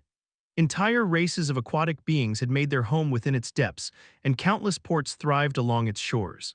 But for all its beauty, the Gemini Sea was not the central jewel of this land. That honor belonged to the two overlords who reigned supreme over its soil and waters. The Dark Kingdom, one of the three rulers of the neutral faction, held dominion over the land. Its armies, cities, and nobles spread across both the eastern and western halves. The seas, meanwhile, belonged to the Zodiac Knight Federation, another leader of the neutral faction, whose fleets and maritime clans controlled every wave and current. Together, these two powers had turned the Gemini continent into the largest trading hub of the legendary plains. Moreover, under the neutral faction's rule, freedom of choice was upheld, attracting wandering experts, adventurers, merchants, and even the agents of dead factions. No matter which banner one carried, all were bound by the neutral faction's laws while on Gemini soil. It was a continent of opportunity and of shadows. On the western half of Gemini rose Nox Valles, one of the 5 grandest cities of the continent. Its streets were carved in concentric rings, each tier ascending toward the central citadel like steps toward a dark throne. The Nox Valles city was divided into 3 massive divisions. The first division was the outer districts, which were bustling with trade, markets, and taverns, where adventurers from every corner of the plains spilled coin and blood in equal measure. The second division was the middle rings, which were home to merchants, artisans, and wandering nobles, thriving in the city's constant pulse of commerce. Finally, at the very heart lay the inner sanctum, where the dark nobles resided, aristocrats of the Dark Kingdom whose titles began at dark nobles and climbed into the rare heights of dark dukes. Over them all ruled the Deathless Prince, the only dark prince of the Nox Valles city, making him the city's master and sovereign. The Deathless Prince was a legendary king of the necromantic Lich race and embodied immortality through undeath.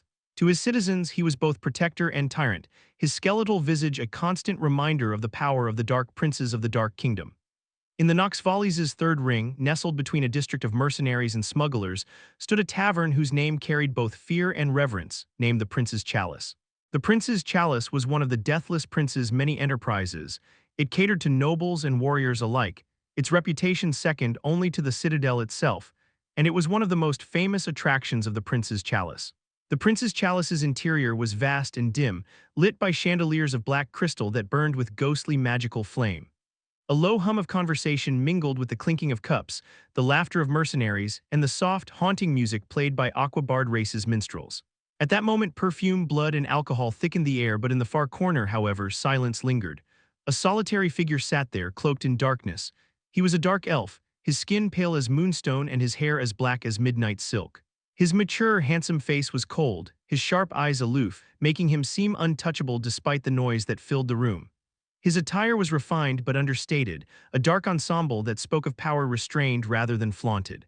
As he sat, a waitress approached, carrying a tray upon which rested a crystalline bottle filled with liquor that shimmered faintly with violet light. This was the Abyssal Morn, a drink brewed only for the dark nobility, reserved for dark viscounts and above-ranked dark nobles. It was said that one sip of Abyssal Morn could ignite the soul with visions of death and cost enough to bankrupt entire taverns elsewhere. The waitress herself was striking, a land siren, a rare branch of the sea races, with flowing azure hair, flawless skin, and sea-green eyes that shimmered like a tide under moonlight. She moved with practiced grace, but her curiosity betrayed her. She stopped at his table, bowed lightly, and set the tray down. Glancing at the pale figure enshrouded within darkness, she was unable to restrain herself. She asked softly as her voice was incredibly alluring and hypnotic, "Why would my lord be sitting in the general area? For someone of your stature, we have private rooms available." The moment the land siren spoke, the dark elf's gaze lifted. His eyes, sharp as obsidian blades, flicked toward her. Under his single glance, the land siren felt cold, and a chilling sensation around her neck as if an invisible death scythe was kissing her glossy skin. "Mind your own business," the dark elf said, his voice low, laced with a faint aura of killing chill. The temperature seemed to drop. The waitress froze, her body trembling as the weight of his presence crashed over her. Though she was a quasi-legend, she felt as if she were drowning in the depths of a frozen abyss. Panic seized her. She quickly lowered her head, respectfully placing the liquor in front of him with both hands before retreating in haste. Her steps hurried, as though she were fleeing from a calamity she should never have disturbed. The dark elf never glanced at her again, and he simply reached for the Abyssal Morn. The dark elf tilted the crystalline bottle, its violet shimmer catching the ghostly firelight as he poured the abyssal morn into his glass. The liquid swirled thick and smooth, releasing a faint mist that carried the scent of death itself, rich, metallic, and tinged with something almost funereal. He lifted the glass with elegant precision, his pale fingers curling around its stem. Bringing it to his lips, he took a slow sip. The flavor unfurled across his tongue like a storm of contrasts, bitter as ash, sweet as forbidden nectar, and sharp as steel freshly drawn from the forge. Each note lingered one after another, leaving behind a strange warmth that seeped into his bones, for this drink has a trace of death law. It was a drink meant not for pleasure but for power, yet in its cruelty there was beauty. His eyes closed, for a fleeting moment his guarded mask slipped. The tavern's noise faded and the world narrowed to the haunting intoxication of the morn. He let the sensation wash through him, savoring the rare indulgence after a very long time as if time itself had slowed. Then he opened his eyes. Their cold sheen remained, but deep within, a faint melancholy flickered, gone almost before it appeared, like a shadow cast by passing light. A whisper escaped his lips, more to himself than to anyone else, his tone touched by something uncharacteristically human. Having taste buds is really a blessing. The words lingered in the dim air, almost drowned by the music and chatter, yet carrying a weight no one else could understand. But at this moment, a curious, melodious voice rang in his mind, ruining the mood. Hey, I want to try it too, let me copy it into the nightmare realm. Chapter 1086, Unexpected News, Part 1. The dark elf, who was Jacob in disguise with the help of the gluttony mask, couldn't help but frown slightly when he heard Nyx's unruly demand. If you don't stay silent, I'll cut off your vision, Jacob impassively warned. What? You can't do that. Don't forget I've been cooped up all this time while helping you perfect that little toy of yours and all of that for your cause. So I deserved this reward and you can't snatch it away from me. Nyx retorted, feeling wronged. Jacob really wanted to cut his connection with her, but Nyx said nothing wrong, and in the end he gave in. All right, but stay silent unless it's not something important. I'm planning to. Who wants to talk with you? HMPH, Nyx snorted before she stopped talking, probably enjoying the abyssal morn while silently berating Jacob. Jacob didn't pay her any extra attention as he sipped on the abyssal morn, planning to enjoy it to the fullest. The dark elf, who had been unlucky enough to be selected by Jacob as his new face, was a dark duke of Dark Kingdom known as the Dark Star. When Jacob arrived in the great cosmic continent of Gemini, Dark Star happened to be in his close vicinity with his entourage, and Jacob was wearing the face of the weak human he had acquired from his last venture in the Ashen Mirage Desert. Dark Star had a repugnant hobby of torturing those who were weaker than him, and it just happened to be that he never tortured a human or fairy humans before. So the moment he saw that weak human appearing out of nowhere, he wanted to capture him. However, he had no idea that the human was actually a wolf in sheep's clothing. And Jacob was also thinking about how to achieve his goal for which he had come to the Gemini continent. So when Dark Star made a move against Jacob and told his men to capture him to bring him back for his entertainment, Jacob didn't need to be polite either. Jacob instantly revealed his true form for only 10 seconds. He used soul search on everyone to find Dark Star's identity, and without hesitation, he changed his disguise while the real Dark Star died in misery and utter confusion as he became part of the gluttony mask. Meeting a Dark Duke right after he arrived in the Gemini continent could be considered quite lucky for Jacob, as he required someone like this for this endeavor. As for using his own personal Dark Earl status, Jacob didn't even consider it because he no longer required to use his own star ID or his real body as a matter of fact. Jacob also found his way towards Noxvali's city because of Dark Star's memories, and gained a deep understanding of the Gemini continent and its overlords. However, Jacob wasn't in a hurry to start working again because the nightmare plan was still at its initial stage, so he decided to wander one of the biggest cities of the Gemini continent and found himself sitting in Prince's Chalice. At this moment, Jacob suddenly heard a few burly ogres in mercenary attire sitting not far away from his seat whispering among themselves. However, he could still listen to their conversations clearly. Furthermore, what those ogres said piqued Jacob's interest, or he wouldn't have bothered listening to them at all. Boss, I've heard information about the Great War between the Life and Dead factions, and let me tell you, the situation is extremely terrible, I'm telling ya. What the hell are you being so mysterious about, little punk? Just tell us, I'll tell. You see, the thing is, when the Giant War King challenged the Champion King for a one-on-one duel to decide the outcome of the Great War, just moments before the promised time, something unexpected happened. I've heard that guy saying that the Great War seemed to have disturbed or awoke some ancient existence hidden within a forbidden region of the Sagittarius continent. An ancient existence then furiously makes an announcement that was heard by every being, whether dead or alive. But what happened next was truly shocking, as that existence seemed to have cast a spell, and its range seemed to cover more than half of the Sagittarius continent, or maybe more, since no one dared to confirm its exact area of influence. Anyway, that spell was actually a necromancy spell that could turn corpses into undead, and it doesn't matter when they died or who they are. They can return from their graves. And the most horrifying part is, even those minions under other necromancers rebelled against their master and joined the army of undead that belonged to that mysterious voice. The ogres couldn't help but exhaled sharply when they heard this unbelievable story. On the other hand, Jacob's eyes flashed with a hint of uncertainty, clearly not believing them at all since it sounded too ridiculous, and he decided to mind his own business until he heard the next part. Look at your faces, you clearly don't believe me. But let me tell you guys another piece of news that I heard directly from the mouth of a dark noble yesterday, and this news is related to this incident. Apparently, anyone who was present within the range of that spell couldn't leave the Sagittarius continent at all, and no matter where they fled, they couldn't escape that morbid place, no matter what treasure they used. But lucky for them, their soul star watches are still working, so they were trying to seek help from the neutral faction and other forces while willing to pay any price.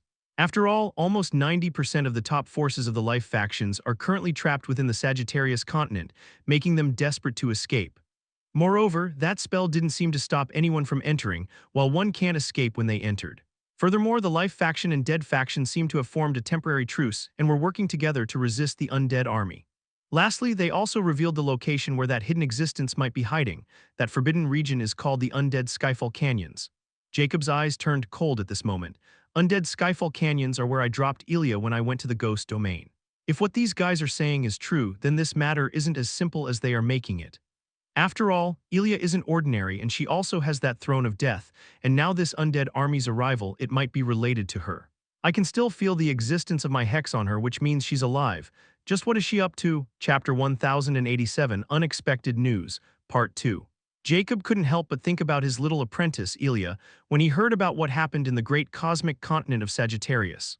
Although he had heard about this great war between the life and dead factions, he didn't pay much attention to it since it had nothing to do with him.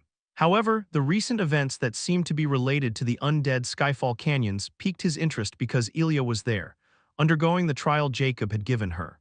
If this entire event is related to Elia, then things are turning out to be more interesting. Jacob thought as he sipped on his drink before a cold flash flickered in his eyes. As long as she can become a legendary king, everything will be fine. This is something she has to overcome, or she won't be useful to me. Jacob clearly had no intention of saving Elia or intervening in that great war because there was nothing there for him to gain from it. Nonetheless, he decided to pay a little more attention to this matter from now on. He instructed Nyx, pay attention to any new development related to the undead Skyfall Canyons. Heh, are you worried about your little disciple? Nyx snickered with a hint of unhidden jealousy. Jacob didn't bother to reply and continued with his drink while listening to those ogres, who were now discussing whether they should take the commission of the life faction if they issued it, and take the risk to earn massive rewards, which didn't interest Jacob at all. However, at this moment, Jacob's focus shifted to another conversation between a burly hobgoblin and a transmuted magic beast with black fur and a pointy horn on its reptile forehead.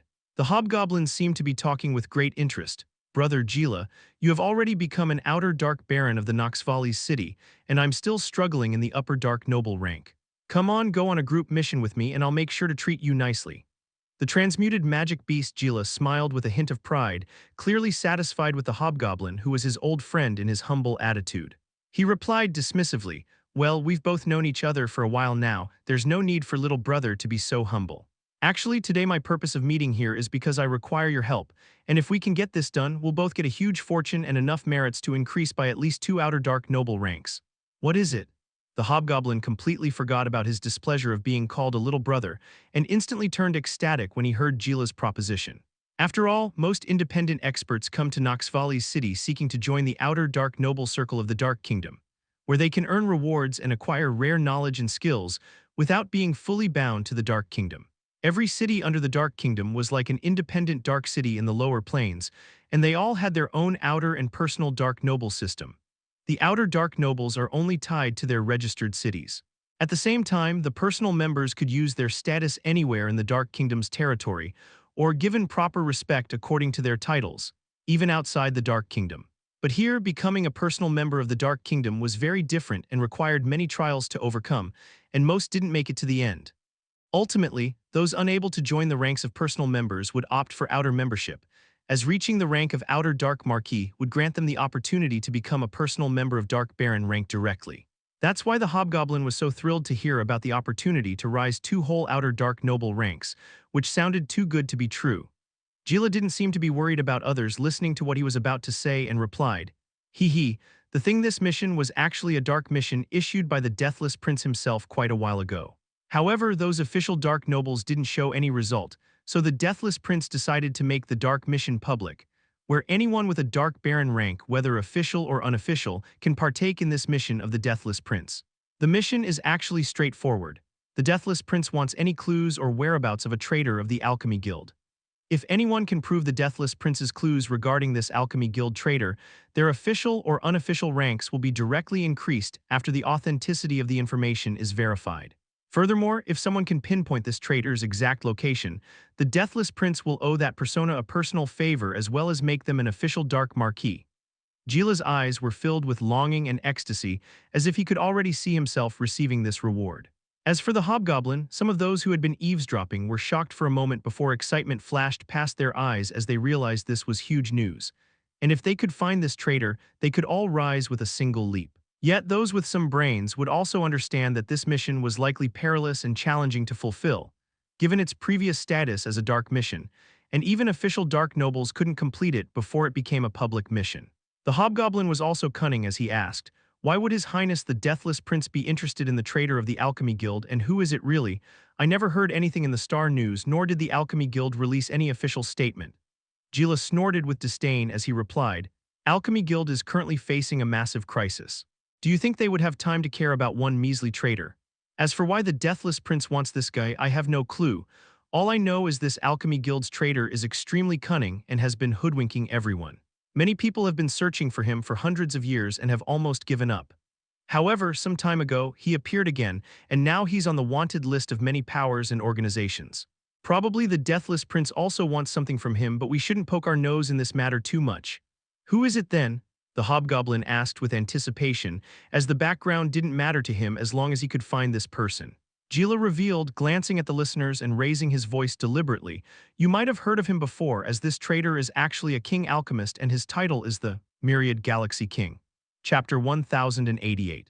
Unexpected News. Part 3. Jacob, who has been listening to the Hobgoblin and Gila's chattering, almost lost interest when he suddenly heard something unexpected. Myriad Galaxy King.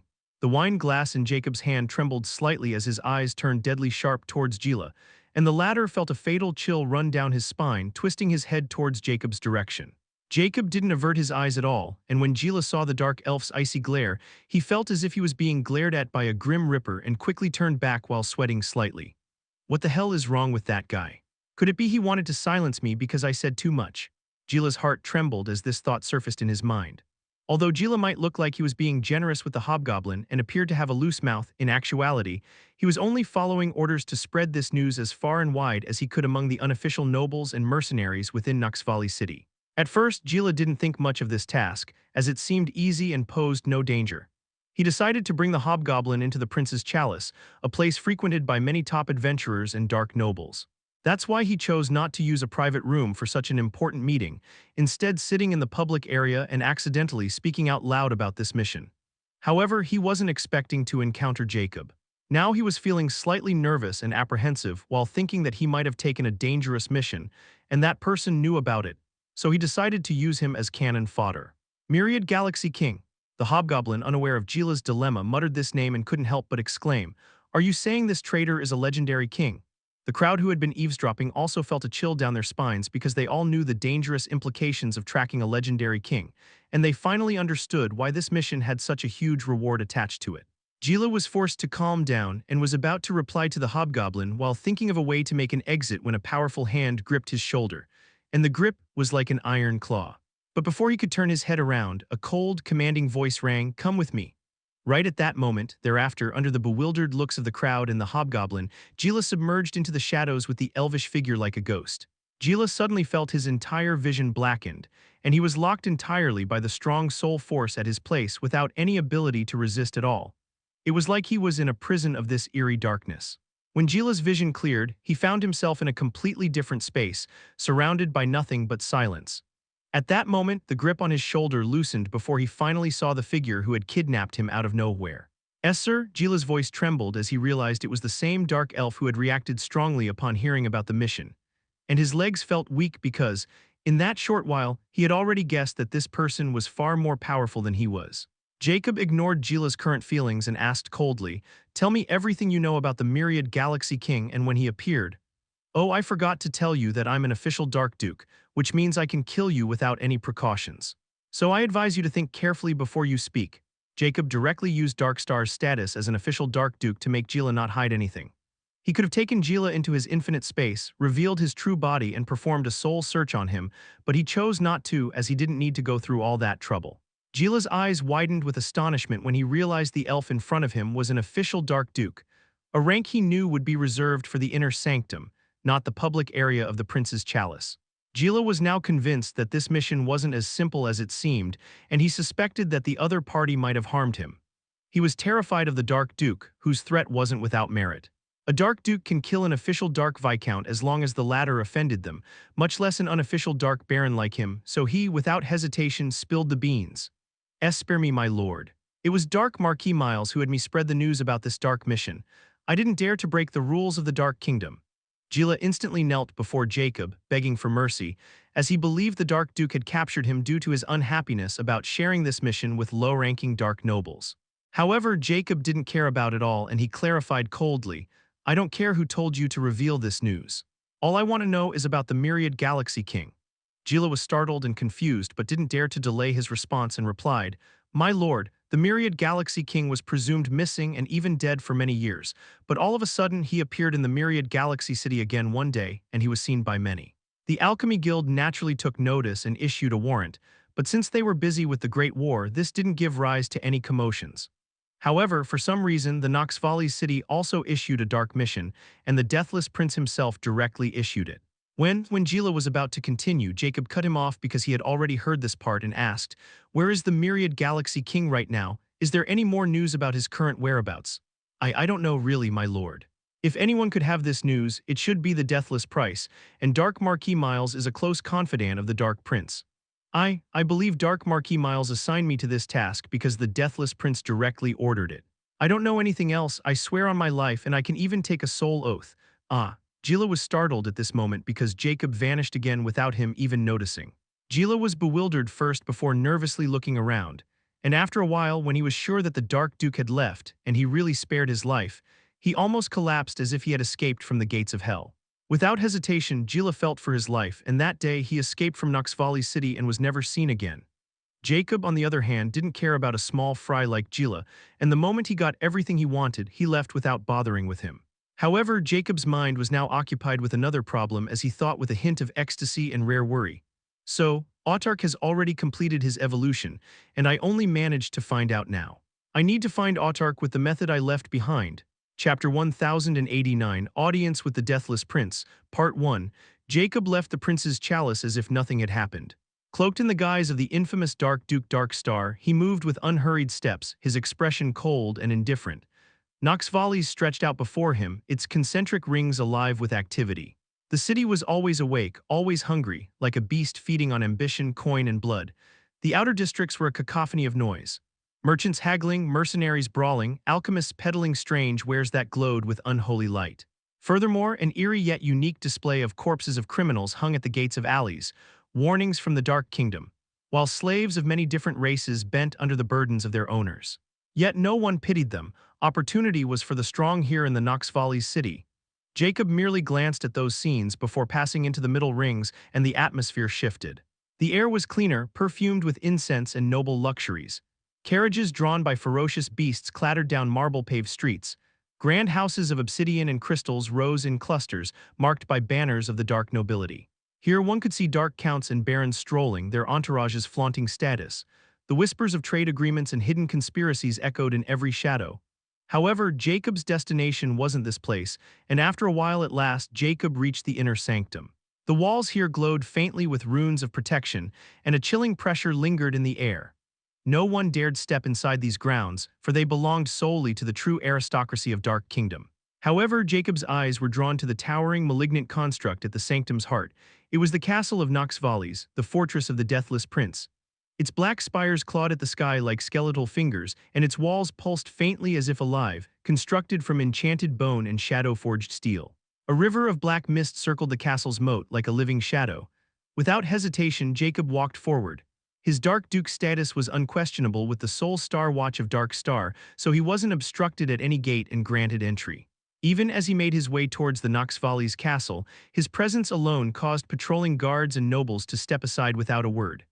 At this moment, he strode across the mist bridge, the castle looming ever larger before him. But just as he neared the colossal gate of Noxvalis castle, carved with countless skull-shaped runic constructs and warded by a faint law of death, a squad of guards stepped forward in unison. They were not ordinary guards. Each wore bone-forged armor etched with necrotic glyphs, their eyes burning with faint ghost flame. Their strength was at least that of peak legendary lord, hand-picked from the Deathless Prince's private legion. One of them, a towering figure with a skull-shaped helmet, slammed the butt of his halberd into the ground. The echo reverberated through the air like a death knell. Halt! The castle of Noxvalis admits no one uninvited. State your name and purpose, Dark Noble. The others shifted, forming a wall of spears and halberds, their cold auras locking onto Jacob. Although Jacob wasn't intimidated at all, his steps stilled. His expression didn't change, his dark elvish eyes calm and emotionless as if these guards were little more than insects. His chin slightly and his voice came out like frost on steel, Dark Duke Dark Star. I seek an audience with the Deathless Prince. The guards stiffened at the title Dark Duke. Whispers passed among them, their flames flickering with unease. A Dark Duke was no ordinary visitor, such figures were the backbone of the Dark Kingdom's might, no matter where they went. Furthermore, a Dark Duke can always initiate a rank challenge to a Dark Prince as long as they have enough merits, so most of the time, Dark Princes were wary of Dark Dukes. Still, the lead guard stood his ground because Dark Star's aura was nowhere near Deathless Prince's level, though his ghostly flame flickered faintly under Jacob's gaze. Dark Duke or not, protocol must be followed, wait here. We shall inform His Highness. He gestured and two guards retreated into the castle. In contrast, the others maintained their formation, weapons ready, eyes fixed warily on Jacob as if they would attack if he made any excessive movement. Jacob didn't move. He clasped his hands behind his back, his presence alone enough to make the ghost flames of the guards waver uneasily. He waited, patient as the dead, his mind already racing through possibilities for how this audience would unfold. As moments passed, silence stretched like a taut string until the massive doors of the gate of Noxvalis castle groaned open, and from within a figure emerged, his steps measured, his aura oppressive. It was another Dark Duke. He was tall and gaunt, his flesh pale as parchment stretched over bone, dressed in flowing robes of black stitched with silver runes. His eyes glowed faint violet, and behind him trailed two skeletal attendants carrying scrolls and chains of bone. His very presence marked him as the Chamberlain of the Deathless Prince, a figure known among the nobles as the voice of the prince. The guards bowed deeply, spears lowered in respect. Jacob looked at this voice of the prince indifferently as the Chamberlain's eyes swept over Jacob like cold knives. Pausing as a hint of surprise flashed past his eyes because of Jacob's fearless demeanor. The Chamberlain's eyes turned colder as he spoke. His voice was soft, but it carried the weight of a blade drawn in silence. Dark Duke, Dark Star. You seek an audience with His Highness, yet no summons was issued, no petition filed. The prince does not entertain unannounced guests. So tell me, what reason do you have to stand at the gates of Novalis castle unbidden? The Chamberlain's attendants clicked their bone chains as if punctuating the question. Jacob's expression did not change. His hands remained clasped behind his back as he let the icy hush of his aura seep outward, brushing the Chamberlain and his skeletal lackeys like a frozen wind. Do I, a Dark Duke, need to beg for summons? His tone was cold, calm, and cutting. I have come to present information of interest to His Highness, information that pertains to the Dark Mission. Regarding the traitor of the Alchemy Guild. The Chamberlain's eyes flickered faintly with a hint of astonishment because he had once encountered Dark Star, and he wasn't this eloquent yet overbearing. The guards also shifted uneasily as if something bad was about to happen if the Chamberlain didn't stop. Chapter 1090, Audience with the Deathless Prince. Part 2. The Chamberlain tilted his head slightly, studying Dark Star with renewed focus. Although Jacob's words slightly deterred him, he was more annoyed by his disrespectful demeanor. After all, both of them, the official Dark Dukes, while he was the Chamberlain of the Noxvalis castle, have someone who has the Dark Prince's ear, so a Dark Duke like Dark Star should be more respectful to him. He coldly scoffed bold words, yet many bold men have spoken of this matter and few live to tell more. Information alone does not open these gates, Dark Duke. Jacob's gaze sharpened, obsidian-like, his voice lowering to a blade's whisper as his patience running thin. I speak not of rumors. I speak of proof, proof that only His Highness will judge, and if you dare obstruct me, then you will shoulder the weight of denying the prince what is rightfully his. At this moment, for a fleeting moment, there seemed to be a faint white flare in Dark Star's eyes. In truth, he let a glimmer of his eyes of judge and a trace of his ghastly killing intent escape from the gluttony mask. Just enough to make the guard's ghost flames gutter and nearly collapse, and even the chamberlain and his lackey shiver. This was the result of refining yin and yang cores and his understanding of yin and yang laws, which enabled him to have profound control over the dormant universal godly artifact. The chamberlain's face slightly paled, but he remained calm. However, his fingers twitched at the sleeves of his robe. He felt it, the conviction, the unyielding weight of Jacob's will back his terrifying killing intent, which made him wonder just how many people he had butchered. He even thought for a second that this killing intent was even more frightening than the Deathless Prince, a necromancer king. This made him change his impression of Dark Star completely, for this was no trembling duke begging for favor. This was a predator who feared nothing. A silence followed, thick as death. It can't back down just like that, or my reputation might take a hit. This might be an illusion. However, what if he really had that information that His Highness sought so actively? I'll be punished then. After a moment of calculation, slowly, the chamberlain raised his hand. The bone chains rattled once and the guards withdrew. Very well, he said, his voice lowering into something more formal, yet his eyes were filled with pettiness. You will have your audience, Dark Duke, but remember, his glowing eyes narrowed faintly, the prince does not tolerate deception. What you bring him must be the truth, or you will never leave this castle, even if you are an official Dark Duke. He turned, gesturing with one pale hand. The colossal doors opened wider, spilling an eerie pale light onto the black mist bridge. Follow me, he coldly commanded. Jacob's expression did not change, nor did he give the chamberlain any extra glance, and without a word he stepped forward into the shadowed maw of the Deathless Prince's domain. The chamberlain moved ahead in silence, his skeletal attendants clattering behind with the sound of rattling chains.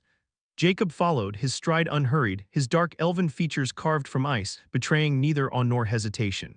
The interior of the castle of Noxvalis was a labyrinth of shadow and grandeur. The corridors stretched impossibly long, vaulted ceilings lost in gloom, supported by pillars carved from black bone etched with silver veins of runic script. The walls themselves seemed alive, faintly pulsing with necrotic energy, whispering in voices too soft to be understood. Chill torches of pale blue flame burned in sconces, casting twisted silhouettes along the floor. Occasionally, a noble shade drifted across the hall, bowing slightly toward the chamberlain before melting back into the walls like mist. The deeper Jacob walked, the heavier the air became. The weight of countless deaths pressed down like a suffocating mantle. Even a true Dark Duke might feel unease here, but Jacob's gaze remained steady, calm as if he was walking in his own yard. At last, the long corridors ended at a pair of colossal gates. Unlike the outer gate, these were not carved with skulls but with scenes of conquest.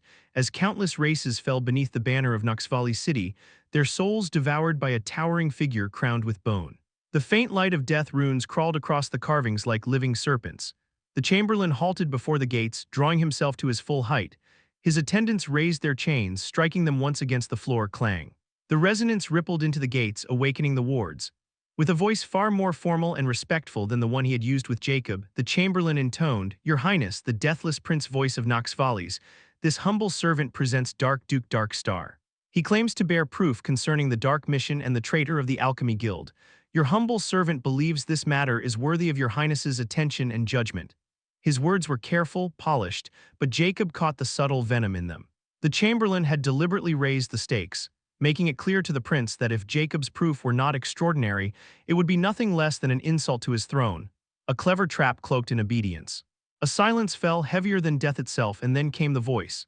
It was deep and resonant, yet chilling, as if it emanated from within Dark Star's very bones. Each word echoed like a dirge sung in the abyss. Enter, the gates shuddered and slowly swung open with a groan that rattled through the castle's marrow. The throne hall revealed itself in dreadful majesty. It was a vast cathedral of bone and shadow, its ceiling lost in the pitch black above. Hundreds of obsidian braziers lined the chamber, filled with pale blue fire that neither flickered nor warmed, only illuminated the deathly splendor. Along the walls were ranks of black-armored undead knights standing motionless, their hollow eyes glowing faintly, each one exuding an aura at least equivalent to a legendary lord. But it was the throne that commanded all. Upon a dais of 10 steps sat the throne of Noxvalis, carved from a single monolith of shadow crystal fused with bone. Its form was jagged and cruel, like the seat of a ruler of death. On this throne he sat, the deathless prince, a towering lich clad in robes darker than night, his skeletal frame draped in necrotic majesty. A faint crown of bone hovered above his head, bound by chains of spectral flame. His eyes were twin abysses, endless and merciless, their depth carrying the silence of countless years. His very existence was suffocating, as if the hall itself lived only through his will. At his sides knelt two colossal figures, silent, unmoving. At first glance they seemed statues carved of obsidian, but Jacob's eyes instantly discerned the truth. Their faint fluctuations of power betrayed them. These were not statues. They were legendary king-rank experts, now reduced to undead thralls, bound in eternal servitude by the deathless prince's will. Jacob's mind sharpened. So this is the infamous necromancer king of the Dark Kingdom, the deathless prince. He could slay legendary kings and bind them, turning legends into ornaments. His death law should be almost at the quasi-myth rank. The chamberlain, who just moments ago had exuded arrogance, immediately bowed low, his skeletal attendants prostrating themselves. He dared not lift his head before the throne. "Your Highness," he said, his voice almost trembling despite himself, "this servant has fulfilled your will. The matter is now in your hands." Then, stepping backward, the chamberlain retreated swiftly toward the exit, not sparing Jacob even a second glance until he reached the threshold. Only then did he cast a final malicious look, his eyes gleaming with quiet delight as if already envisioning Jacob's impending ruin. The deathless prince made no move to stop him, but the doors behind Jacob groaned shut with a final, echoing boom. In that instant the vast hall grew silent, as though even the flames themselves held their breath as only two figures remained. Dark Star, Jacob, and the Deathless Prince. Chapter 1091, Audience with the Deathless Prince. Part 3. On his shadowy throne, the Deathless Prince gazed profoundly at Jacob with his abyssal sockets, and faint spectral lights flickered with a hint of astonishment. For Jacob seemed too calm in his presence, unlike those who trembled at the mere glance of his eyes. Only those legendary kings who were very close to the barrier of the quasi-myth can withstand his ghostly visage and stand on their ground, similar to what Dark Star was doing right now. That's why Deathless Prince reached an eerie conclusion as he coldly asked in a malicious tone, "Who are you and what do you seek?" Jacob's whole purpose in entreating that arrogant chamberlain was to reach where the Deathless Prince was without raising any alarm or scaring away the latter once he realized Jacob's true power. Furthermore, because of Autark's matter, Jacob was slightly restless and wanted to get this over with as soon as possible. Not to mention the Deathless Prince seems to be searching for Autark, and Jacob also has quite a good guess why. That's why he didn't bother to hide his true fearlessness. And if the Deathless Prince still wouldn't figure it out that the Dark Star in front of him wasn't a mere Tyrmanus Six legendary lord, then he had wasted all his life in ruling the Noxvali's city. However, Jacob didn't reveal his true body yet and remained Dark Star as he spoke impassively. "Who I am is not important. However, I do seek something from you. If you can satisfy my demands, I won't make things difficult for you." Deathless Prince's skeletal fingers clenched on his throne's handles the moment he heard Jacob's words. It was a blunt provocation, and the other party clearly didn't place him, a necromancer king, in their eyes. "He." The Deathless Prince suddenly burst out laughing, a mix of rage and amusement. Furthermore, the entire throne hall seemed to darken and chill while all those undead creatures released powerful undulations, as if mirroring the mood of their master, and they would attack at the mere thought of the Deathless Prince. However, Jacob remained indifferent and unnoticed by the Deathless Prince. One of Dark Star's fingers suddenly turned into jade-like skeletal fingers with crimson glowing runic lines, and one of Dark Star's pupils lit up in spectral flame. At that moment, the Deathless Prince's mad laughter suddenly came to a halt as his tower body moved forward, and his abyssal eyes directly looked into Jacob's, as if death were looking at its next victim. "It's been a long time since someone has dared to talk to me in this way. Not even the faction leaders can be this wanton in front of me. However, you do bring me some entertainment. As a reward, I'll turn you into one of my servants." Deathless Prince's words were filled with boundless confidence, as he wasn't afraid of Jacob at all, even if he was a legendary king on the same level as him. After all, the moment Jacob stepped into this place, he was already under the core location of Noxvali's city, and this place was the most secure and deadly in the entire city. That's why the Deathless Prince didn't even flinch when he realized that Dark Star was an imposter, and from the start, the initiative was in his hands. The Deathless Prince wasn't fearless.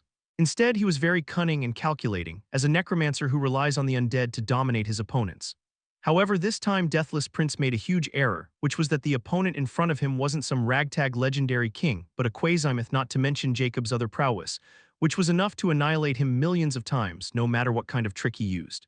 "Sigh," Jacob sighed helplessly, which made the Deathless Prince angry as he thought Jacob was too arrogant and still wanted to resist. "Well, I guess I'll just use Soul Search on you and then take your place." "I hope I got the memoirs I want," Jacob dismissively stated. Arrogant Boz, Deathless Prince was about to activate the formation and his undead minions when he heard two words filled with mystical power, and those words were about to be the last words he would ever hear. Slumber Hex. The next moment, the entire hall fell into deadly silence, and all the momentum of those undead instantly plummeted before completely vanishing as they turned into brainless puppets.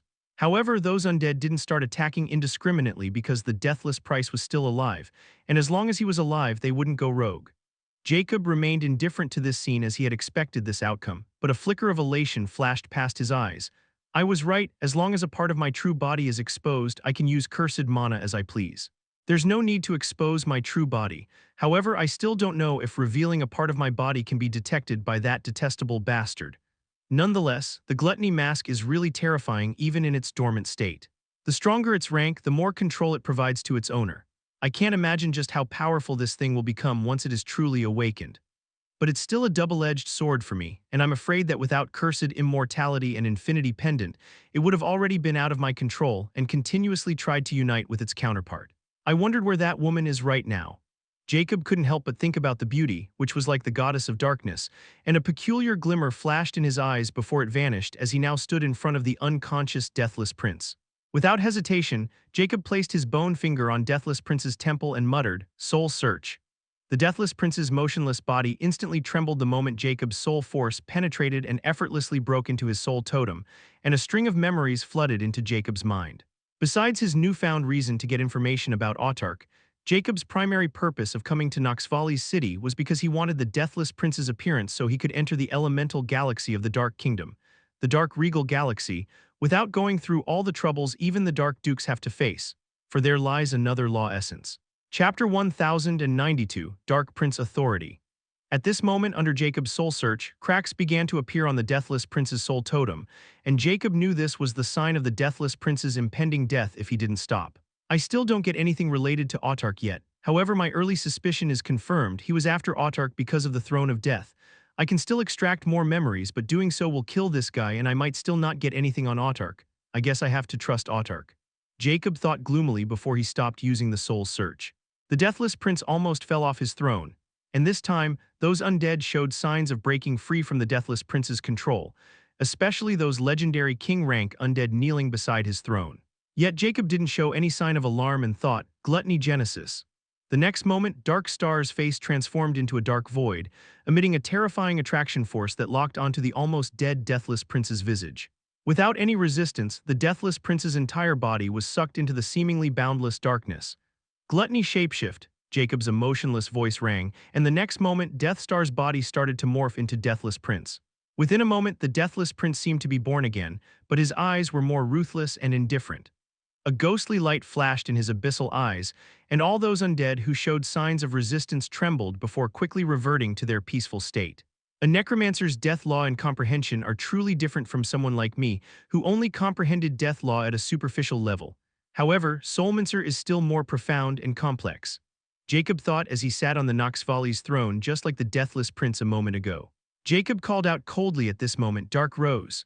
In the gloomy throne hall, a crimson light flashed in the middle, and a blurry silhouette of light appeared in front of the Deathless Prince.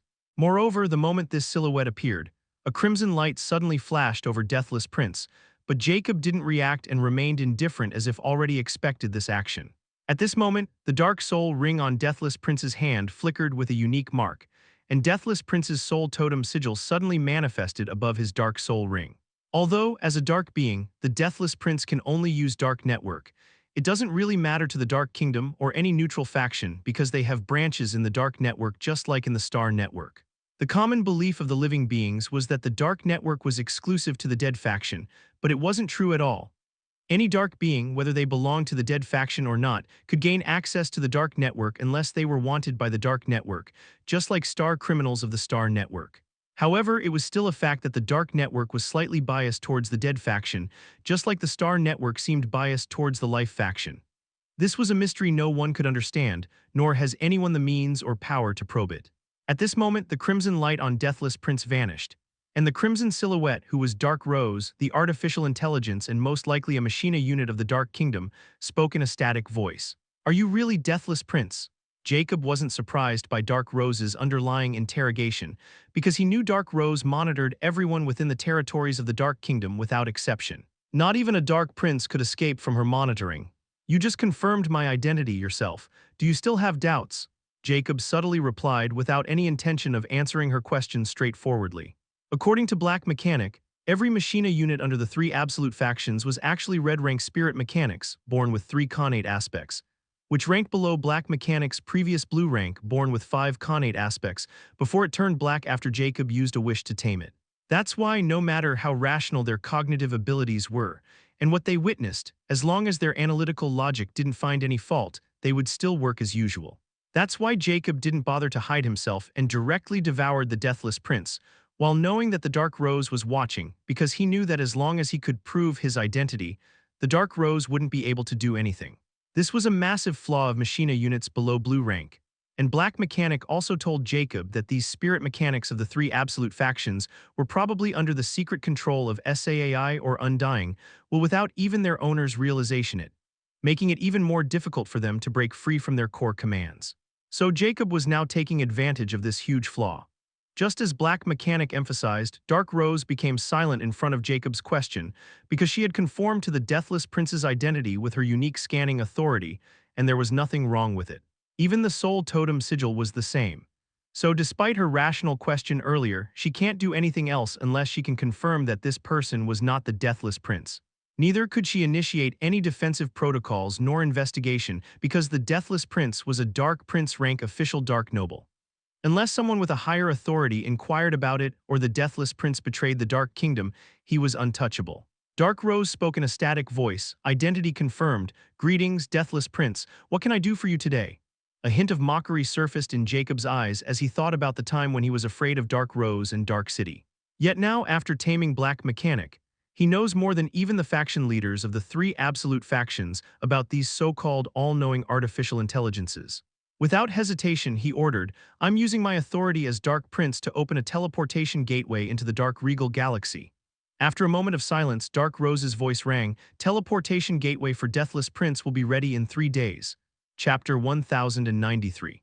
Dark Prince Authority, Part 2.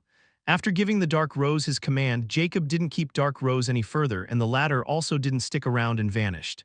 At that moment, Jacob communicated through his thoughts and asked impassively, "Black Mechanic, what are the chances of you taking over Dark Rose?" "As long as we can find the Machina unit of the Dark Kingdom, I can turn Dark Rose into my Machina unit as long as the Spirit Mechanic isn't Violet rank. However, I'm 90% sure that Dark Rose isn't even a blue rank, so I'm confident in taking over." The Black Mechanic replied stoically without hesitation. Jacob was pleased with this answer as he nodded.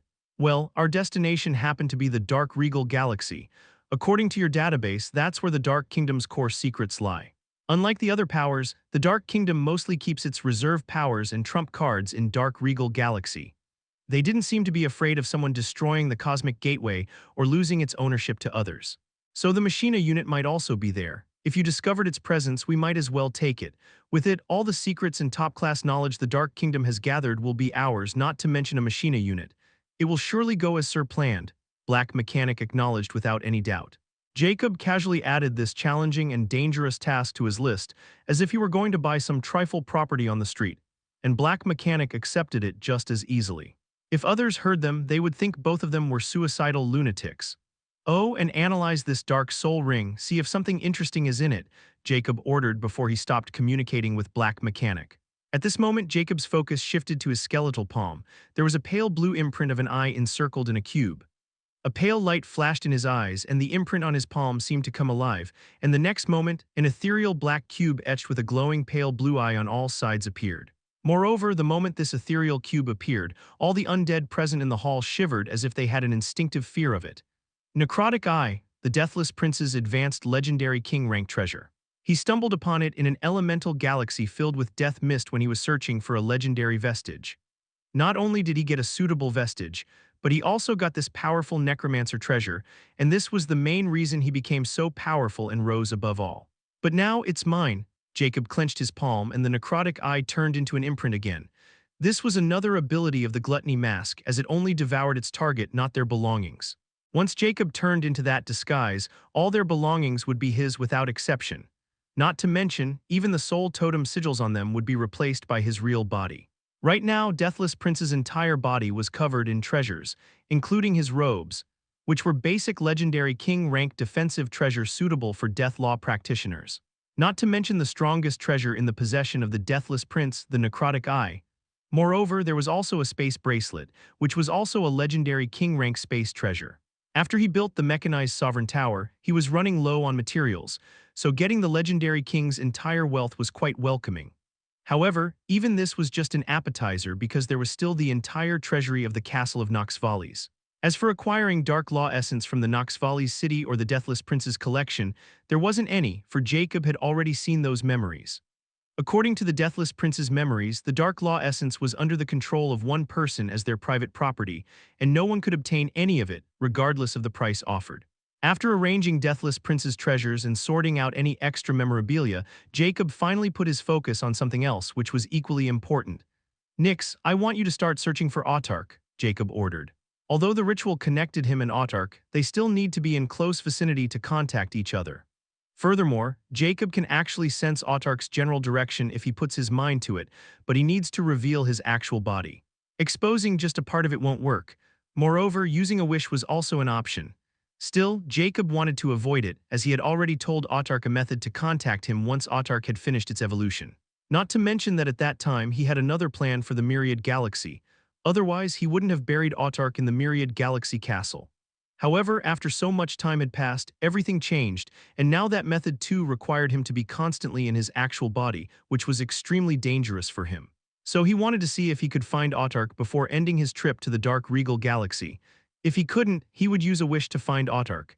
After all, Autark was just like Nyx, too essential to discard or leave behind. Tusk, you're paying that insect too much attention. With his abilities, I don't think he'll die so easily. He's probably playing with his puppets right now. Nyx's annoyed voice rang, clearly unhappy about Jacob's attention on Autark ever since he had found out about it. Jacob retorted coldly, "I don't ask for your input, just start searching for Autark. If he's following orders, then I'm sure he's constantly searching for me, and that makes it dangerous because it can expose his whereabouts, or he might fall into someone's hands who is also searching for me." What? This is totally illogical. How could someone else find him while he's searching for you? Just how is he searching for you anyway? Nyx couldn't help but ask in curiosity. Jacob didn't have a plan to hide this matter, as only Nyx could search for Autark at this moment, and he needed to focus on the matter at hand. "I made two contingencies when I left Autark there, and at that time there wasn't any danger to my life. The first contingency was simple. I instructed Autark to search for the virtual star world using my star ID. However, so much had happened, and I found Black Mechanic and the truth behind those networks, so I don't want to use my ID unless SAAI Undying Will or the people behind them are already in possession of my star ID and waiting for me to expose myself, not to mention that hunter. So I need you to find anyone who is searching for Faceless Ancient within the virtual star world. Although I'm sure Autark won't expose his intentions like that, for I specifically ordered Autark to send me a private message. Still, Autark might overreact, so keep an eye out. I'll deal with it once I'm done here personally if you couldn't find Autark's traces," Jacob explained impassively. "Oh, so that's how it is. You are afraid that if someone else is also searching for the Faceless Ancient, that insect might fall into a trap. Heh, with his intelligence, I can imagine it happening." Nyx gloated before she asked intently, "What about the second contingency?" Jacob's voice turned stern and icy. "None of your business." Chapter 1094. The Serpent Abyss Forest. The lands of the legendary plains stretched far and wide, but few were as bewitching and perilous as the vast dominion that spread beneath skies of shimmering dusk, where air carried both fragrance and venom.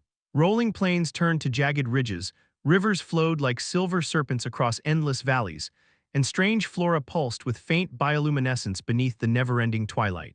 Every breath here carried an allure, yet also a hidden sting, for this was the great cosmic continent of Libra, a land where balance was law, yet poison was its secret tongue. Deep within Libra's heart lay a forest feared by many, whispered of by travelers, and avoided even by the legendary kings.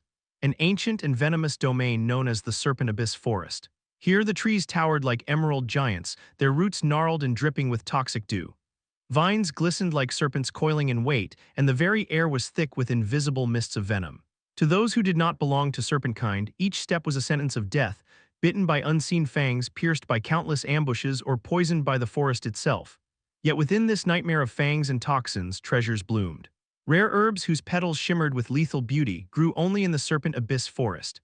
Alchemists across the legendary plains dreamed of these poisonous marvels, flowers that could grant power, leaves that could cure or kill, and roots that carried venom potent enough to melt the bones of legendary kings. But such wonders were guarded by the rulers of this forest as numerous tribes of serpent races, scaled warriors, viper-blooded shamans, and Naga clans, fought endlessly for dominance. Yet none could escape the shadow of the apex rulers of this forest, the Lamia race. Half woman, half serpent, as they were one of those rare races that worshipped the zodiacs, and Lamia worshipped none other than the Libra and believed that they embodied the dangerous beauty of Libra itself. From the waist upward, they bore the ethereal elegance of elves, their faces captivating, their gazes enchanting. From the waist downward, they carried the powerful coils of serpents, their scales gleaming with venomous luster. Their dual nature made them unrivaled, the grace of maidens fused with the lethality of serpents. No tribe, no race in this forest could rival them and revered them without any expectation, not to mention the fabled Lamia queen, who was rumored to be as strong as any faction leader.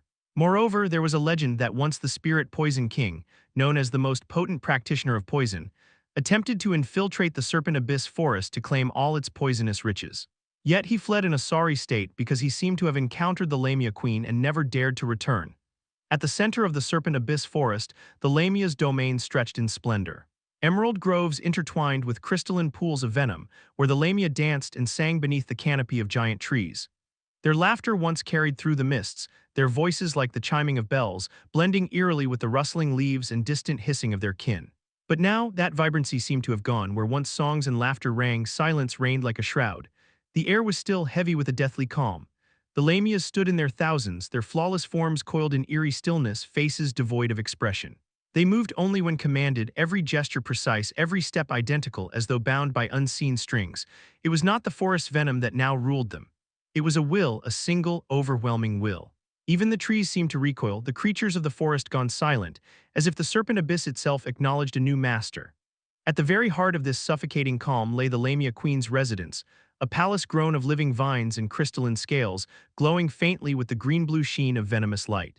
There she sat, the Lamia queen. Once a figure of awe and kindness, her people had beloved her, her beauty radiant like moonlight, her gaze gentle and warm, her laughter the heart of the Lamia's joy. But now, her beauty was no less breathtaking, yet it had undergone a transformation. Her eyes, once soft, now gleamed with cold calculation, devoid of any emotions. Her lips, once curved in warmth, now rested in a cruelly perfect line. She exuded a majesty laced with poison, as though every glance could enslave, every smile could kill. Where there had been kindness, now only icy ruthlessness remained. The Lamia queen no longer seemed like a mother to her kin. She seemed like a sovereign who viewed her people not as daughters and sisters, but as pawns, pieces on a board she would not hesitate to sacrifice for victory. At this moment, the Lamia queen's serpent eyes shone with a sharp light as she sent a mental command. Continue to capture all the legendary rank beings from the Viper shaman race, and gather all the materials and treasures they have accumulated. Also, send everyone else who surrendered into the poisoned sky worm nest. It'll surely evolve into a sky lindworm, just need more nutrition as the Nagas weren't enough. Yes, my lord, an emotionless voice sounded in acknowledgement right after the Lamia queen had given her order. The Lamia queen's expression didn't change at all as she shifted her focus to the Soul Star Watch, which was quite strange because previously, anything related to the Star Network was forbidden within the Serpent Abyss Forest. Everyone hates the Star Network, especially Lamias, because they believe that the Star Network is the enemy of the Libra. So if someone saw the Lamia Queen personally using a Soul Star watch, they would be shocked and think the Lamia Queen was an imposter. At this moment, the Lamia Queen didn't enter the virtual star world. Instead, a projection appeared in front of her. It was a projection of an inbox, and within it was only one name filled with multiple messages. Suddenly, a rare trace of confusion flickered in Lamia Queen's eyes as she started writing the same message to the same Star ID owner. I'm waiting for your order, sir. Send by Brainierder 98080 to Faceless Ancient, Chapter 1095, The Mariontist, Part 1. At this moment, the Lamia Queen or Autarch suddenly closed the projection as a ripple of static cut across her mind. It was one of her puppet guards. For an instant, the Queen's eyes, like twin polished emeralds, brightened with a ruthless light. Her lips tightened, she icily commanded, "Don't do anything." No sooner had the command vanished than the air around the palace convulsed. A pressure of raw soul energy fell like winter over the throne room. Autarch has easily seen through the legendary king's soul senses. At that moment, a voice, low and edged with an emotion the forest had not heard in generations, carried through the halls. It was both command and accusation, the tone of a thing that had waited and hunted until patience snapped. Lamia Queen ... come out. The Lamia Queen's pupils narrowed. For the briefest heartbeat, a flicker of calculation passed across her features, then she vanished from the throne as if unstitched from the world. Above the palace, hovering like an impossible eclipse, a ring of presence answered the call as Lamia Queen, Autarch had appeared, and in front of her were a few legendary kings releasing powerful soul pressures. Furthermore, there were three legendary kings among these legendary kings. They were the terrors of the Abyss Forest, the apex rulers of tribes that had once held entire reaches of the Serpent Abyss. Their silhouettes were enormous against the canopy, each a living nightmare made manifest as coils like ruinous columns, plated scales like iron doors, and eyes that burned with a hunted, venomous fury. They did not look like statues. They did not look like constructs. They looked like grief had given teeth. Autarch's knowledge of them was precise, the air about him hummed with recognition. The identities were not guessed. Their presences shouted their names in the raw signature of bloodlines and battle scars. Here were the Naga warlord, whose hooded crown still carried the echoes of tidal myths, the viper matriarch, thin-limbed and coiled in lethal elegance. The giant serpent chief, scales like broken obsidian and a voice like avalanches. Furthermore, these legendary kings were actually the last surviving remnants of tribes dispersed by the Lamia's purge, and some of them were those who joined forces to save themselves from the same fate. Among them, the face of giant serpent chief was carved in hatred, as he had the posture of a predator who had watched his young devoured, dens raised, and banners burned. After the giant serpent tribe was the first to experience the Lamia Queen's tyranny as the second strongest tribe after the Lamia race. Every one of them had reasons a sane world would call monstrous as slaughtered kin, nests emptied, heritage garbage swept into the Lamia's maw. In front of them, Autarch stood alone without any hint of remorse or emotions, and with the Lamia Queen's untouched beauty, there was no softness in it, as if she smiled only with the geometry of a blade. Furthermore, below them, thousands of Lamia troops remained motionless as always, Autarch's puppetry precise and absolute, but above the air tasted of war. At this moment, Autarch spoke emotionlessly. I thought you guys had fled like cowards. Yet you came directly to my doorsteps. Well, it saved me the trouble of finding you all one by one. Under the Lamia Queen's indifferent speech, the legendary kings almost went mad, as some of them still couldn't believe it was the same Lamia Queen who had never meddled in affairs outside her kingdom. At that moment, the giant serpent chief stepped forward until his enormous head loomed over the palace garden. He was the largest of them, massive and knotted with old wounds. The memory of the Lamia's cruelty was carved across his flesh like a map of loss. When he spoke, his voice rolled like a landslide slow, saturated with a sorrow that had curdled into rage. You took our nests and didn't even spare our young. He did not shout, he delivered each word as if counting the beads of an unpayable debt.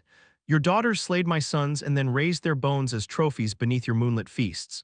My people, my son threw himself between me and your blades. He bled out while your serpents danced. I watched him become bait so your brood could thrive. The chief's coils tightened. A ragged snarl creased the corners of his jagged maw. Around him, the legendary kings flexed like tightening ropes, hatred made muscle. You started extinguishing us without reason, he spat. Not war, not vote. You chose slaughter while wearing the mask of sovereignty.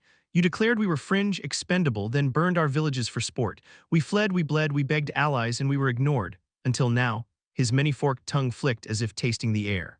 He lifted his head, eyes burning with the fever of an old plan reborn. We could not stand alone. So I struck pacts in the hidden places, Naga, Viper, and others. We called the scattered kings, every hidden king in the forest. It's all thanks to you, as I was able to gather them by blood oath, by hunger, by the taste of your terror. If we strike together, we tear you down, Lamia Queen. If we fall as kings. But if you survive this, you will inherit a world of corpses. The giant serpent chief did not wait for applause, there was none. He did not need cheers. His statement hung in the air like a blade. Around him, the Naga's hood rustled in cold amusement. The Viper matriarch coiled a dangerous balance, but all shared the same naked resolve. Their faces, contorted with decades of grief and madness, made a collective promise. The Lamia Queen's crown would be paid for with blood. However, Autarch's expression did not flicker as she listened with the serene contempt of someone who had watched lesser beings bargain for mercy. At that moment, Autarch suddenly looked towards the Naga and said, Naga warlord, I guess you were too busy mingling with these poltroons that you have no idea about the decimation of Nagas. Well, after you, I guess there won't be anyone who will remember them anymore. The Naga warlord's cold demeanor instantly crumbled while the other legendary kings, including the giant serpent chief, were astounded by this sudden news. Although they might be secretly allying and planning to bring down the tyrannical Lamia Queen, they were still paying attention to their nests and knew that the Lamia Queen had been moving all this time. Without the Lamia Queen, it was nigh impossible to bring down the Naga tribe, yet something unthinkable had happened. It wasn't their fault in the first place because it wasn't the Lamia queen in front of them, but a legendary fantastic insect, and all the Lamias were turned into its puppets. They had no idea that as time passed, Autark had familiarized himself with his prowess, and as Autark stayed away from Jacob all this time, it turned out to be a blessing. Now Autark knew more about his abilities than he ever had a chance under Jacob's protection.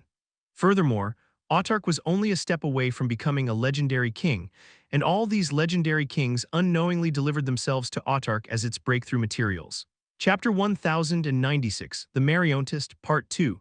The Naga warlord's eyes widened, his hood trembling, his massive body shuddering as though struck by a thunderclap. His voice broke from fury into disbelief, words tumbling like fragments of stone.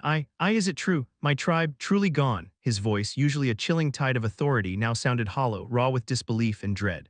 His gaze burned with blinding hatred as if he wanted to swallow the Lamia queen whole. But Autark's reply came with indifferent cruelty, sharp as ice. Why would I need to lie? To someone like you, the words cut deeper than 1,000 blades, and before the venom of silence could settle, Autark tilted his chin ever so slightly toward the Viper matriarch, his gaze empty and merciless. Oh, and my people are already moving toward your tribe. With you gone, your bloodline's legacy will be buried, just like all the others here today. A shiver ran through the Viper matriarch's slender body, her scales glistening cold with sudden dread. The air itself grew tight, suffocating. Not just her, but all of them felt it as a chill crept into the marrow of every legendary king present. For the first time, the truth pressed upon them as this was no mere tyrant queen. This was something else, something that had already spread its strings further than they ever imagined. The giant serpent chief roared, unable to endure the provocation any longer, his voice tearing through the skies like an avalanche. Enough. Today you die, witch. The Naga warlord, maddened by grief and fury, surged forward with lethal intent, his tidal aura crashing down like oceans falling from the heavens. The Viper matriarch too, unable to resist her tribe's looming doom, struck with venomous elegance, her fangs dripping loin-fused poison. All at once the legendary kings charged, their laws igniting in a storm of elemental force, thunder, venom, earth, water, lava. The air of the serpent abyss forest quaked under their wrath, but Autark remained motionless. Hovering above the palace, his eyes shone with eerie tranquility. His voice was quiet, almost bored, yet it spread across heaven and earth like the toll of an execution bell. Domain Mariontist. Right at that moment, behind the Lamia queen's form, the phantom of a soul totem erupted into being. But it was no serpent, no emblem of Lamia sovereignty, it was a centipede. A monstrous spiral-coiled centipede, its segmented body writhing with countless legs. Each leg shimmered with ghastly soul light, and as it unfurled, those legs stretched outward, becoming strings. Strings that writhed like living tendrils, expanding in every direction until the very sky seemed woven with their presence. The giant serpent chief's eyes went wide in horror. Her soul totem. This isn't the Lamia queen's. What are you? But before he could finish, the centipede's strings writhed and slithered, descending upon them with an alien will. The aura that poured forth was not Lamia-born nor serpent-born. It was foreign, ancient, and incomprehensible. The domain of the Mariontists spread over the battlefield, the air warped, the ground twisted, the laws that the legendary kings had wielded for unknown years bent and broke. Their power faltered, suppressed by the impossible weight of a unique law. The Viper matriarch's face went pale, her tongue trembling. This is suppression, a unique law, but it was already too late. The strings shot forth, unhindered by defenses, piercing through every treasure and shattering barriers as if they were paper. They sank into flesh, burrowed into souls, and the kings roared as a corrosive, invasive soul force infiltrated the very core of their beings. They thrashed, they struck, they burned with power that could shake continents, but nothing tore the strings away. Their laws, their mana, their weapons, all useless. However, Autark wasn't done as Lamia Queen's voice, detached and frigid, resonated through the collapsing battlefield.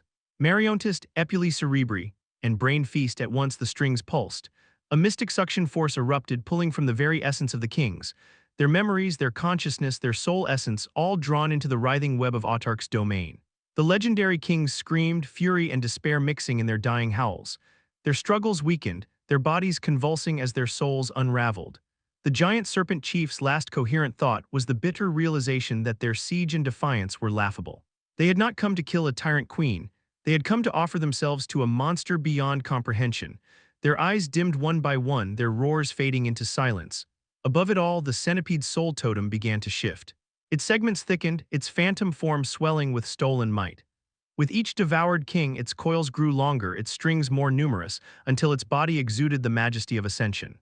Autark stood calm in its center, his aura climbing higher and higher, and at that moment the skies thundered and the earth quaked. The Mariontist was breaking through from a legendary lord into a legendary king. The forest howled in silence as the legendary king's last cries had already faded, their towering forms crumpling like husks with the strings still lodged within them, twitching faintly as if mocking their final resistance. Right at that moment, boom, the sky split with thunder not born of weather but of law, and there was a trace of profound rage as if the universe was unwilling to see it happen yet helpless. The air convulsed as the centipede soul totem behind the Lamia queen warped violently, shedding its translucent phantom veil. Its body, once spectral, now gleamed with obsidian black chitin. Every segment was carved with ancient sigils that pulsed in eerie rhythm. The countless legs, now strings of shimmering soul light, danced and slithered, stitching themselves into the heavens like an abomination sewing the world shut. The Mariontist totem was evolving. Autarch, still cloaked in the Lamia queen's breathtaking form, floated with absolute stillness at its heart. His eyes reflected nothing but cold calculation, yet his aura surged higher with each heartbeat. The souls of the fallen kings screamed as they were torn apart, drawn into the centipede's endless coils. Their essences, their laws, their millennia of cultivation were devoured and woven into new strings. The ground beneath the Lamia queen's palace shattered, split apart as if the world itself could not withstand the ascension. At that moment, an invisible threshold seemed to have been finally broken. Autarch's aura erupted like a tidal wave, drowning the serpent abyss forest in sheer suppression. Right now, he stepped into the realm of the legendary king. The centipede totem bellowed a soundless shriek as it shed its skin, unfurling into a spiral of strings so vast it blotted out the twilight sky. Each string vibrated with the resonance of soul laws, and wherever they touched, space warped, trees withered, and even the lingering mist of poison bowed. This was no ordinary breakthrough. This was the birth of a fantastic insect king. At that moment, Autarch slowly raised a hand. Below the Lamia army, thousands of them turned in eerie unison. Their eyes glowed with puppet-like obedience, and their bodies bent forward in mechanical reverence, as if recognizing their true sovereign's rise. The forest itself seemed to kneel. Beasts hidden in the shadows fell silent, the poisonous rivers stilled, even the wind refused to stir. Furthermore, the lifeless corpses of the legendary kings jerked. Strings still pierced their flesh, but now the strings pulsed with light and their bodies stiffly rose again, eyes hollow, their grandeur stripped, leaving only shells bound to the will of the Mariontist. Autarch had not only devoured their souls, he had claimed their husks as new king puppets. His voice, cold as the grave, echoed across the forest like a decree from this day forth. The Serpent Abyss Forest will be known as the Mariontist Kingdom. The centipede soul totem behind him coiled tighter, the last fragments of the king's essence merging into its body. With each pulse, the air thickened, as though the forest itself was now caught in strings. Autarch tilted his chin upward, his eyes glinting with a hint of eerie longing as if waiting for someone. Chapter 1097. The Yundery of Heretic. The instant Autarch's soul totem evolved into the legendary king state, somewhere far beyond the Serpent Abyss, a voice that had slumbered in eternal vigilance suddenly convulsed. The surrounding void fractured like glass, collapsing inward as though it could not contain its fury. Stars in its vicinity went supernova, galaxies folded like paper, and the weight of its roar tore countless dimensions apart. Unbelievable, the voice cracked across the cosmos, a mix of rage and disbelief.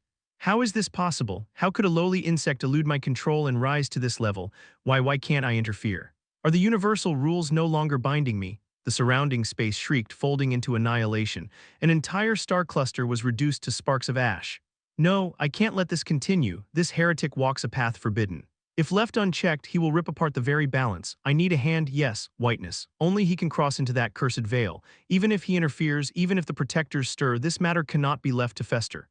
Its fury turned into mad resolve, its will dragging reality into nothingness.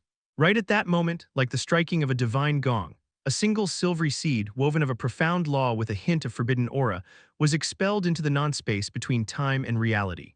The voice's final command rolled like judgment, whiteness, my loyal subject ... bring that heretic to me no matter what. The roar faded, the void stitched itself back into fragile wholeness, but the wound it left behind was too deep. That chaotic scar would fester into a forbidden region, birthing horrors that should never be.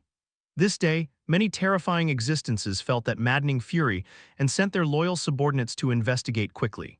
Similarly, some taboo existences became curious and silently opened their eyes in shadows, observing with great amusement, just like they always have.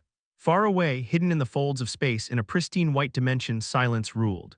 A child floated cross-legged in slumber whiteness. His hair spread like molten snow, and his adorable porcelain face was too still, as though he had been sleeping for centuries. After Whiteness's last encounter with constellation Arbiter Leo, the former was forced to flee despite trying to fight the latter. However, at that time, the constellation Arbiter Leo was still under the protection of the rules, and Whiteness was suppressed entirely, suffering a humiliation he would never forget as long as he lived. Nonetheless, Whiteness didn't retreat and return home because he hadn't received the orders to retreat, and as a loyal subject, how could he abandon his mission? Even if it meant certain death or he ended up offending a terrifying existence, Whiteness would never retreat so easily unless it was the order of his lord. That's to stay hidden. Whiteness decided to hide in the depths of space between the Middle Plains and the Universal Void by using his unique power. It fell into this hibernation state while silently waiting for a chance to make a comeback. However, right at this moment the dimension itself shuddered. Its walls warped into nothingness as a silver radiance coalesced. The silvery seed emerged, burning with divine weight. Thereafter, Whiteness's eyes snapped open, those eerie pure white orbs without iris or pupil, brimming with secrets no mortal should hold. After a moment of confusion, the moment he saw the seed, his expression shifted from wonder to absolute reverence. He prostrated himself so swiftly that the space beneath him cracked. With a trembling, childlike voice, he whispered, "This subordinate does not deserve supremacy's favor." The silvery seed pulsed, and an ethereal voice, the same one that had shaken galaxies, descended with solemn majesty. "My loyal subject, you have been nothing but faithful. For that reason, I entrust you with this task and direct you towards something you may not be familiar with. But not anymore. Now know this, what I ask places you in grave peril. Even the universal rules will mark you. If you still accept, take this seed. I shall lend you strength to pierce the laws of the Middle Plains, granting you a brief entry into it. There you must track the heretic. No matter where he hides, no matter what veils conceal him, use every means, every compass, every oath until you find him. For if he rises further, even the gods shall tremble. Bring him back to me, Whiteness. And I shall grant you evolution." Whiteness's childish facade cracked for a heartbeat, his grin twisted, monstrous mirth glimmering in his white eyes before he forced his face back into an expression of innocence. His tiny hands pressed flat against the cold void as he swore, his voice low, shaking with fanatic devotion. "Supremacy, please do not utter such high words. I am unworthy, but I shall not break your trust. Even if I must defy the universal rules, even if I must clash with the fall protectors themselves, even if it costs me the whole of my existence, I will bring the heretic back." The voice responded, deep and grave, with the weight of ancient appreciation. "Then rise, my subject. Bear this seed and let it rewrite your destiny." The silvery seed flared, piercing Whiteness's forehead, burying itself deep into his glabella. The white dimension wailed as forbidden power that should never exist in the Middle Plains spread outward. Whiteness's small body contorted, glowing with profound sigils as the seed's essence reshaped him. A wave of energy surged that even legendary kings would collapse before. The pristine white realm trembled as if it were about to dissolve into chaos. Whiteness's eyes, wide and blazing, whispered in reverent ecstasy, "Heretic, no matter where you hide, I will find you, and when I do, even the stars will weep." Within Noxvali City, Jacob stood in front of the treasury of Noxvali's castle, about to open it when all of a sudden, despite wearing the gluttony mask, something deep within his very soul stirred. However, it was only for a moment, yet the intensity coming from it was enough to even neutralize the effect of the gluttony mask for a moment. It took a moment for Jacob to realize something, and he was astounded. Was that Blood Insect Enslavement Ritual, Chapter 1098. Leaving the Nox Valleys, Jacob was startled when he thought about the blood insect enslavement ritual that suddenly stirred, but it was too sudden and quick. After checking again, he found nothing unusual, which made him uneasy instead of relieved. Did something happen to Autark? Jacob thought, but quickly rejected the idea because the blood insect enslavement still exists, and if Autark were to die, this ritual would be gone as well. Nonetheless, now Jacob was slightly agitated to get Autark back, because Autark was just too important. Even the slight excitement about getting the entire treasury of the Noxvali city was gone in smoke as he coldly looked towards the massive door in front of him. He coldly ordered, "Dark Rose, open it." After confirming the Deathless Prince's identity, Dark Rose didn't make a fuss. Dark Rose opened the treasury door, for only the Deathless Prince could enter this place without needing any permission from anyone. Jacob silently entered the treasury, and without even looking at anything, he emptied it before leaving, issuing a cold command. "I want that teleportation channel active quickly." He didn't wait for Dark Rose's reply because he knew the Machina unit was constantly monitoring, but it couldn't do anything against the Deathless Prince unless he started harming the Dark Kingdom. However, emptying the treasury wasn't harming the Dark Kingdom, not unless he used those treasures against the Dark Kingdom. Not to mention that, as the Deathless Prince, he essentially gathered all the resources, and he can use them however he pleases. For someone like Jacob, 3 days passed like a breeze, but he still couldn't find any traces of Autark, according to Nyx's report. Nonetheless, it makes it quite clear that Autarch wasn't desperate enough to announce his name in public to search for him, so he was a little relieved. Moreover, today was the day he would leave the city and hopefully find what he needed quickly. Beneath the towering fortress of the Noxvali's castle, where shadows gathered like rivers, there was a sealed underground sanctum, a place where only the Dark Prince himself or those directly sanctioned by Dark Rose could tread. The descent was silent. Pillars of obsidian stretched into infinity, carved with soul runes that flickered with a faint, cold brilliance. In the heart of the chamber lay a colossal teleportation circle, etched into the blackstone floor with patterns that spiraled like the veins of some ancient creature. Its very presence distorted the air, and each rune pulsed like a heartbeat. Jacob, wearing the Deathless Prince's visage, descended the final steps in silence. His abyssal eyes swept across the sprawling formation. For a moment he lingered, observing the circle's delicate symmetry, the humming flow of dark ether churning like a coiled storm. But he did not speak. Without hesitation, he stepped into the center of the array. The formation stirred at his presence, recognizing the soul totem sigil bound to the Deathless Prince. Then, in that hushed chamber, the mechanical voice of Dark Rose resonated. Final confirmation required. Dark Prince, do you authorize activation of the teleportation gateway to the Dark Regal Galaxy? Jacob's response was a cold murmur, utterly devoid of hesitation. Confirmed. The silence fractured. Authorization accepted. Initiating teleportation sequence, Dark Rose intoned. The runes on the circle flared alive, cascading outward in waves of obsidian light. The chamber trembled as a pillar of black luminescence erupted, wrapping Jacob's form in a cocoon of shifting ether. For a heartbeat, his body seemed to fracture into shards of shadow, stretched between realms, and then he vanished. However, the moment his presence was erased from the sanctum, Dark Rose's voice spoke again, flat and cold, echoing into the hollow chamber. Notification: Deathless Prince has left Noxvali's city. Temporary administrative authority transferred to Dark Rose. Per directive protocol, suspicious activities of the Deathless Prince will be forwarded to Dark Grand Duke. Her voice lingered like static in the stone before the runes dimmed, and silence reclaimed the chamber as if nothing had ever occurred. The space folded, Jacob emerged elsewhere. Another chamber, eerily similar in design but broader, the air denser, filled with the pressure of old authority, and at the center stood a single figure waiting. A towering giant, nearly 10 meters tall, clad in regal black robes that shimmered with runic embroidery. His presence was suffocating, every motion deliberate, and the moment he saw the Deathless Prince, his gaze was sharp with the weight of old grudges. The moment his eyes landed on Jacob, hostility flashed like lightning before it twisted into a mocking smile as his deep voice rang with cruel amusement. "Oh. It's been a while, Deathless. I wasn't expecting you to crawl back into the Dark Regal Galaxy, especially not after what happened last time." The words were dipped in venom, sarcasm, and an unmistakable gloating edge, as if he had been waiting for this moment, savoring the opportunity to sting the Deathless Prince. Jacob's expression did not falter, though his thoughts churned coldly. "I don't have any memories of what this guy is talking about, but I know exactly who he is." His eyes glinted with ruthless indifference as he replied, voice sharp as frost, "Warlock Prince. Indeed, it has been a long time. Now, if you would stop your incessant chatter and lead me to the Cosmic Gate, I would appreciate it. I don't have time to waste idling with you." This was Warlock Prince, another of the Dark Princes, guardian of the cosmic gateway that connected the Dark Regal Galaxy to realms beyond. Unlike others, his role was permanent, binding him to this hidden location as sentinel and warden. Furthermore, among the Dark Princes, his relations with the Deathless Prince were notoriously bitter, fraught with rivalry and disdain for some unknown reason. Yet duty demanded otherwise. The Warlock Prince's sarcastic smile only widened, his aura pressing faintly like a storm testing its prey. But in the end he chuckled and turned, the echo of his voice lingering like poison. "Very well, Deathless. Follow me, let's see how long you last this time."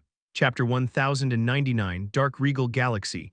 The chamber trembled as the Warlock Prince's heavy footsteps echoed through the hollow expanse. He led Jacob, still cloaked in the Deathless Prince's visage, through a towering corridor of black crystal, and along the walls flowed rivers of faint starlight, like veins channeling the lifeblood of the abyss itself. At this moment the passage ended, and before them lay an expanse beyond reason, a colossal chasm suspended in a space of unending shadow. At its center floated an immense structure. It was the Cosmic Gate. It was shaped like an ancient monolith, older than even the Dark Kingdom itself, its edges carved with incomprehensible geometries that seemed to fold space and reflect time. Rings upon rings of obsidian metal revolved slowly, intersected by cracks that glowed with shifting nebulae of purple and crimson. Within its center pulsed a tear in reality, an ever-swirling vortex of starlit darkness. The hum it emitted wasn't sound but a vibration of the soul, as if the gate itself were breathing. Proof, as the cosmic gates didn't just bridge planes, it devoured the distance between them. Jacob's eyes briefly reflected its impossible beauty, yet his expression remained untouched, calm, detached, and calculating as he knew every cosmic gate was unique. The more powerful an elemental galaxy or planet, the more profound its cosmic gateway. At this moment, tonelessly, the warlock prince sneered and retrieved something from the folds of his dark robes. It was a disk, a metallic sphere etched with rotating runes that pulsed with abyssal rhythm. With a flick of his wrist, the disk floated from his palm and disassembled into spiraling fragments, which then fused with the gate. The entire chamber roared as the cosmic gateway seemed to be awakening. Lightning made of pure dark law rippled across its rings, arcs of warped gravity folded light inward. The gate's heart expanded, revealing a corridor of flickering galaxies and ruptured starlight, a path between planes. Without a word, Jacob stepped forward. However, just as he was about to enter, the warlock prince's voice rang behind him, sharp and jeering, dripping with contempt. "I'll see you soon, deathless. That is, if you're still alive." Jacob paused for the briefest instant, his expression unreadable, then stepped into the gate without even granting a backward glance. Seeing this, the warlock prince's grin faltered, and for a moment his eyes narrowed, a shadow of unease flickering within them. Something's off about him, he thought grimly. Then his features darkened and he muttered to himself, "No matter what, since you dare to return despite the Dark Grand Duke's warning for that thing, this time the Dark Grand Duke won't spare you." Heh, filthy necromancer. His hatred-filled words were drowned beneath the roar of the spatial storm as the cosmic gate closed, collapsing back into silence. At this moment, Jacob emerged on the other side of Cosmic Gateway. The first thing he noticed was that the surrounding space was dense with the law of dark. Furthermore, rivers of shadow flowed like liquid stars across the space, illuminating constellations that pulsed with eerie black light. Ancient construct floated between worlds like drifting tombs, each radiating an antique presence, and there wasn't any trace of light as it hesitated to linger. Jacob's gaze swept over the endless abyss, then fixed on a colossal celestial body dominating the galaxy's heart, and it was impossible to miss because of its size. It was a planet of impossible scale, its atmosphere wreathed in black lightning and drifting murky black fog. Chains of dark energy encircled it like cosmic serpents. The entire world pulsed faintly, as though breathing in tandem with the galaxy itself. This was Nocturne's Prime, where the main headhunters of the Dark Kingdom lie. Furthermore, here resided the true authority of the Dark Faction, the Dark Grand Duke, the being whose single decree could erase any Dark Noble from existence. Moreover, none but Dark Princes or the Dark Dukes could enter Nocturne's Prime. Even Dark Counts and Lords were forbidden to step within its orbit. Lastly, Jacob's goal was this world. Without hesitation, he moved. His form blurred into a streak of shadow as he cut through the space, heading straight toward the enormous planet. But just as he neared its atmosphere, a deep, thrumming pulse resonated through the darkness. In the next instant, an enormous barrier of runic light unfolded before him, a shield filled with the law of dark, vast enough to cover continents. Before Jacob could even react, a dozen streaks of silver-black light shot out from the barrier, fast, precise, merciless. They surrounded him in a deadly formation, locking every escape route. Then the streaks dispersed, revealing their forms. A ghostly light flickered in Jacob's abyssal sockets as he wasn't expecting this welcome and couldn't help but think about the Warlock Prince's words. Surrounding him, each figure was massive, humanoid, faceless, yet emanating an aura so immense that space itself bent around them. Their bodies were smooth like sculpted obsidian, their limbs reinforced by energy conduits that crackled with deathly lightning. From each emanated the unmistakable pressure of a legendary king.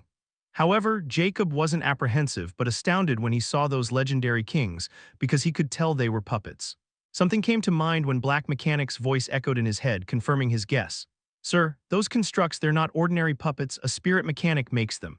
At that moment, a peculiar light flickered in his hollow sockets with a hint of cruel amusement. Does this mean the Machina unit of Dark Rose is really in the Dark Regal Galaxy? Or right in the Nocturne's Prime? Black Mechanic replied without missing a heartbeat. Yes, the chances are 99% that the Machina unit is here. Those puppets are too precious and require precise control to activate all of them simultaneously. Unless the Machina unit is a blue-rank spirit mechanic, it's impossible to control them from outside an elemental galaxy. Well, I guess everything I was in this place, making this task easier, Jacob thought as he looked at those puppets surrounding him dismissively. However, he still didn't know why they were surrounding the deathless prince since this was too sudden, and he wanted to see what was going on. At that moment, a static voice rang from one of the puppets. "Deathless Prince, you have been summoned by the Dark Grand Duke to stand on the Trial of Absolute Dark." Chapter 1100. Trial of Absolute Dark. Right after the puppet's declaration, the oppressive silence of the dark regal galaxy was shattered by the thunderous hum of the legendary king-class puppets encircling Jacob. Their enormous forms hovered like titans of shadow, their faceless visages emanating cold authority. The faint whirring of their inner cores created a chilling mechanical chorus that echoed across the space. At that moment, threads of ethereal darkness surged outward from each puppet and intertwined, weaving a barrier that completely enclosed Jacob. The barrier wasn't physical, it was soul-binding, made from an intricate blend of dark laws and suppressive sigils.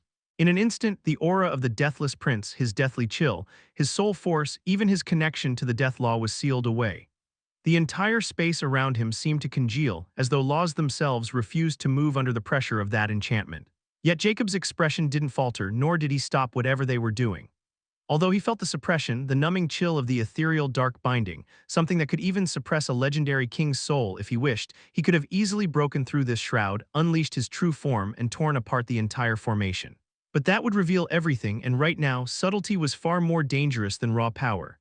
If I reveal my true body now, Jacob mused silently, his hollow sockets flickering faintly, the Dark Grand Duke might destroy the Dark Law essence or escape with it. And then I'll have to fight the entire Dark Kingdom's army. That would be unnecessarily troublesome.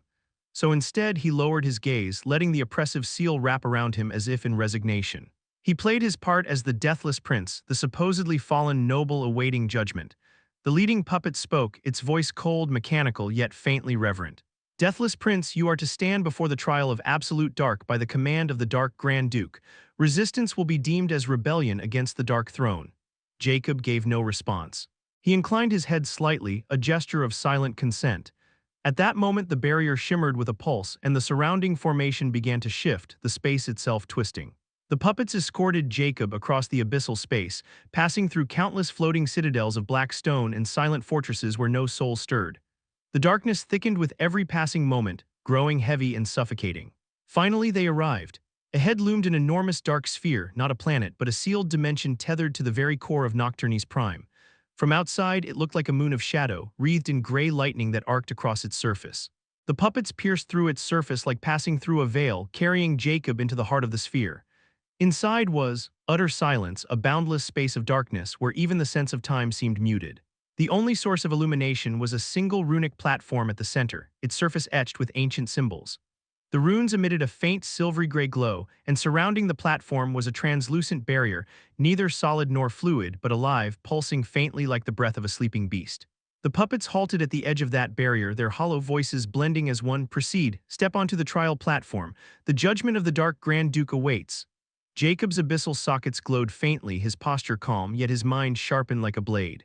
He stepped forward, each motion deliberate, silent, and unhurried.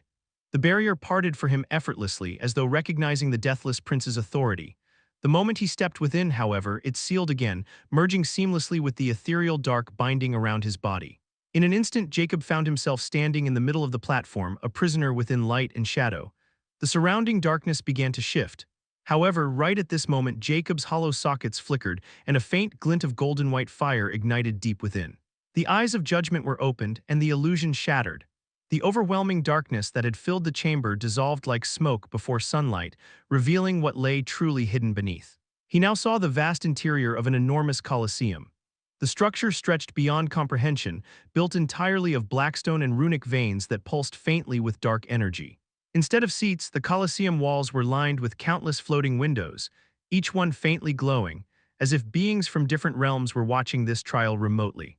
But the most interesting thing was, above the center of the platform hovered a throne of pure darkness, suspended in midair like the eye of a storm, and seated upon it was a blurry silhouette.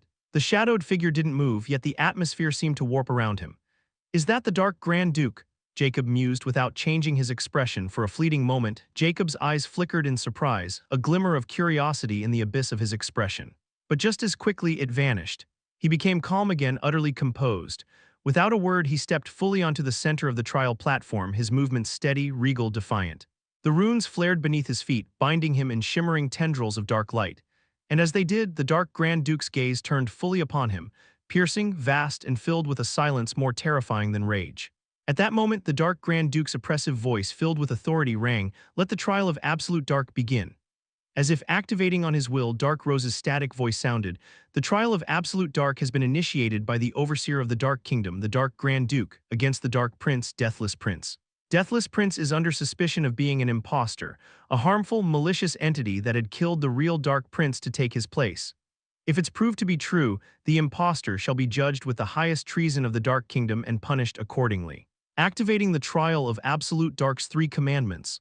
Commandment of Dark Judge has been activated. Commandment of Dark Jury has been activated. Commandment of Dark Executioner has been activated. Proceed with the trial. Chapter 1101, Judgment of Dark Commandment. The moment the 3 commandments were activated, Jacob felt a peculiar power trying to invade his mind from the platform. However, that power seemed to have entered a bottomless abyss and was unable to find its target. Interesting, this almost seems like the Truth Pillar's power I have encountered in the unique Plains trials. Jacob mused as he felt the familiar intent in this power. Still, he wasn't afraid of this power at all. Well, I'm no longer the same, and this power won't work on me anymore unless it's above the realm of a demigod. Not to mention the Gluttony Mask also protects my mind from such forces as long as its rank is sufficient. Although Jacob was completely fine, this fact wasn't known by the Dark Grand Duke, the Dark Rose, or anyone who was watching. They all thought that Deathless Prince was now under the influence of the 3 commandments. At that moment, the Dark Grand Duke's voice rang again. "Who are you?" Jacob dismissively replied, "Deathless Prince." A peculiar fluctuation around the Dark Grand Duke, as if surprised by this unexpected answer, because the seat he was sitting on was directly connected to the runic platform where Jacob was standing.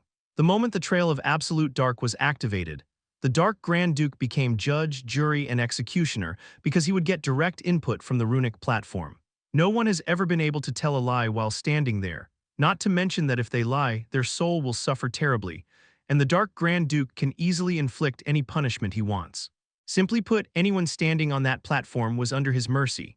But there was another side to this trial, which was that the Dark Rose was also monitoring it, and if the Dark Grand Duke didn't make the proper judgment under the rules of the Dark Kingdom, his credibility with the Dark Rose would go down. As for why he needed to worry about Dark Rose, only the Dark Grand Duke knows, as the highest authority of the Dark Kingdom within the legendary Plains. Dark Grand Duke hid his surprise and curiously asked, "If you are the Deathless Prince, why do you take all the resources of the Nox Valley city? You should know those resources belong to the Dark Kingdom, and you can only take certain parentage annually. Just this offense is enough to get you decades of imprisonment in the Dark Hollow." This time, Jacob knew the Dark Hollow was a peculiar space within the Dark Regal Galaxy, which was extremely strange, for anyone who entered this place would be stripped of all of their powers and then experience both physical and spiritual torture without being able to die or lose their consciousness. However, only the most heinous criminals who had acted against the Dark Kingdom were imprisoned there, and even if the Deathless Prince had taken all the resources of the Novalis city, this offense wasn't warranted for imprisonment within the Dark Hollow. This also confirmed Jacob's suspicion that the Dark Grand Duke had some unpleasant history with the Deathless Prince. As for the exact reason, Jacob really didn't care. "I took the resources of the Nox Valley city because..." Jacob paused for a moment before his tone turned sharp and jeering. "I can." Dark Grand Duke, who was closing listening to Deathless Prince with amusement, was stumped by this unexpected answer, and to make matters worse, the Dark Grand Duke could feel that every word Jacob said, he meant it. The next moment, a faint trace of killing air surfaced around him as he coldly retorted, "Presumptuous." Jacob didn't even flinch as he suddenly raised an unexpected question. "Where is the law essence of dark? I reckoned it's with you or somewhere in this place." "What?" Dark Grand Duke was about to retort again when he suddenly stopped as his hidden face was suddenly warped by a terrible realization at that moment. "Wait, how the hell did he speak without me asking first? Is he not under the effect of the 3 commandments? Impossible. Dark Rose, what is going on? Don't tell me the Trial of Absolute Dark still isn't activated."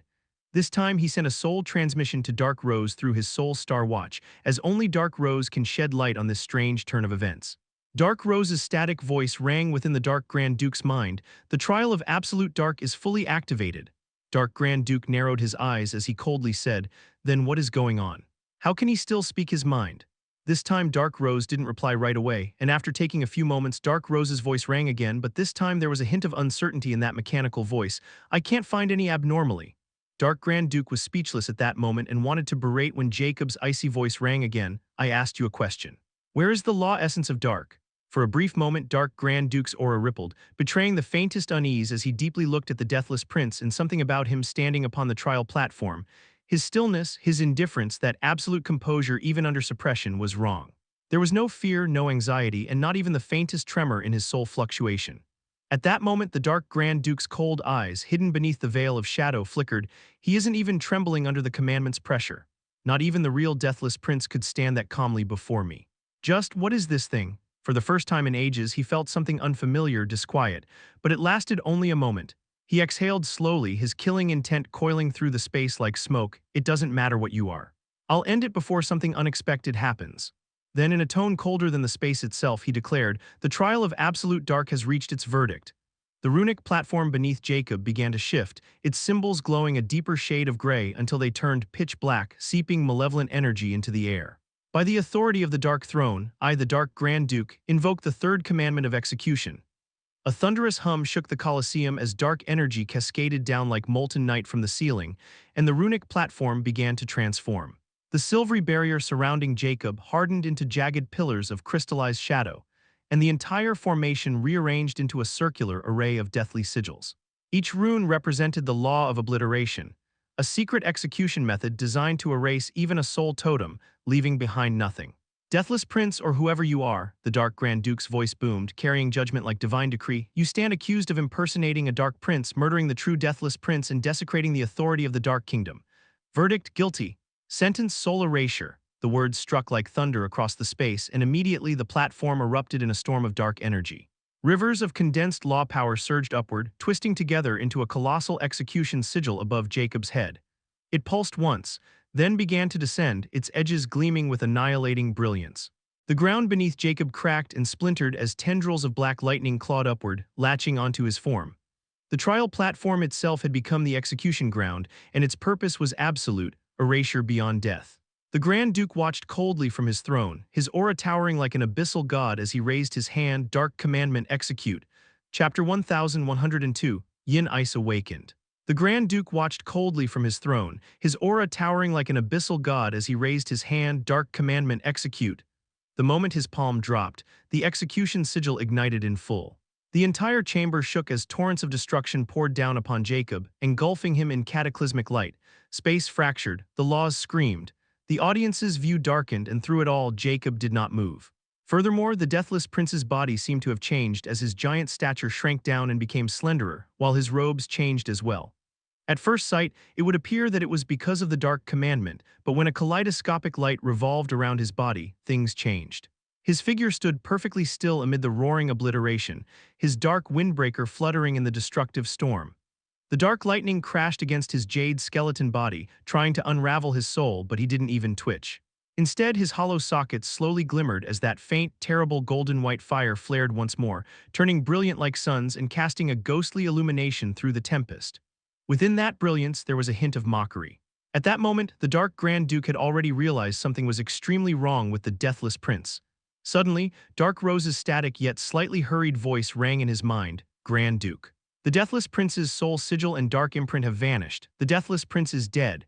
The Dark Grand Duke was startled as he deeply looked at the platform and couldn't help but coldly retort, does he look dead to you?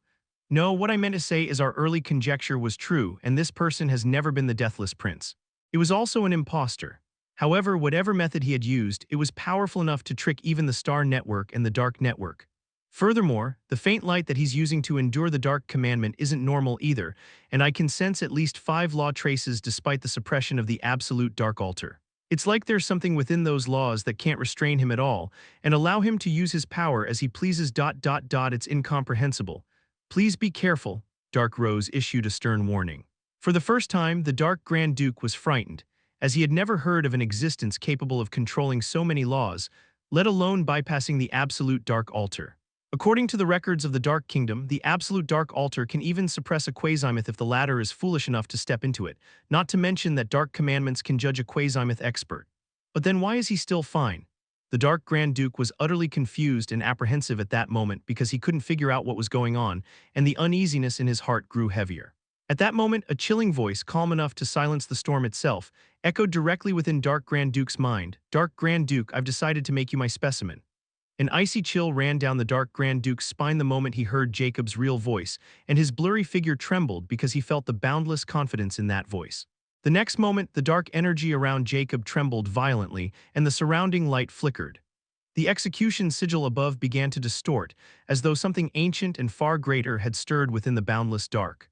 The colossal execution sigil above Jacob's head flickered violently, its black radiance beginning to warp, bend, and twist as though something even more ancient, something that did not belong to this realm, had awakened within Jacob's frame.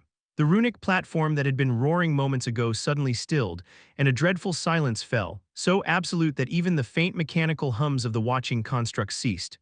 Thereafter, the temperature dropped. Not gradually, but instantly. In the blink of an eye, the suffocating heat of the dark annihilation turned into bone-piercing frost. The laws themselves began to slow. The space, usually endless and chaotic, froze into perfect stillness. Every ripple, every vibration, every spark of dark energy turned into crystalline shards midair. From within the dissolving storm, Jacob's figure became visible again. His skeletal frame glimmered faintly beneath the dark windbreaker. His aura, no longer masked, was an eerie fusion of ice and something beyond mortal comprehension. His hollow sockets burned like twin suns, and as he raised his right hand, a strange, ethereal core of shimmering blue-gray emerged within his palm. It pulsed with cold luminescence.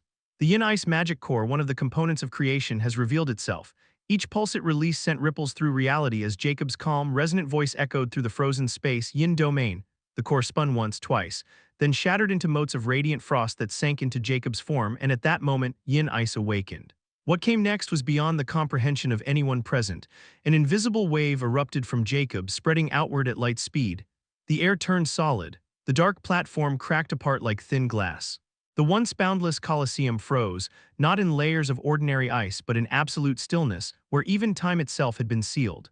The legendary king-class puppets guarding the periphery froze mid-flight, their energy signatures extinguished before they even registered danger. The annihilation sigil shattered with a dull sound, as if crushed by the mere existence of the Yin Ice's domain.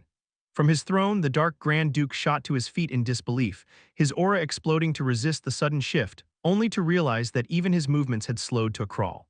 What is this?" His voice came out fractured, delayed, his words freezing as he spoke them.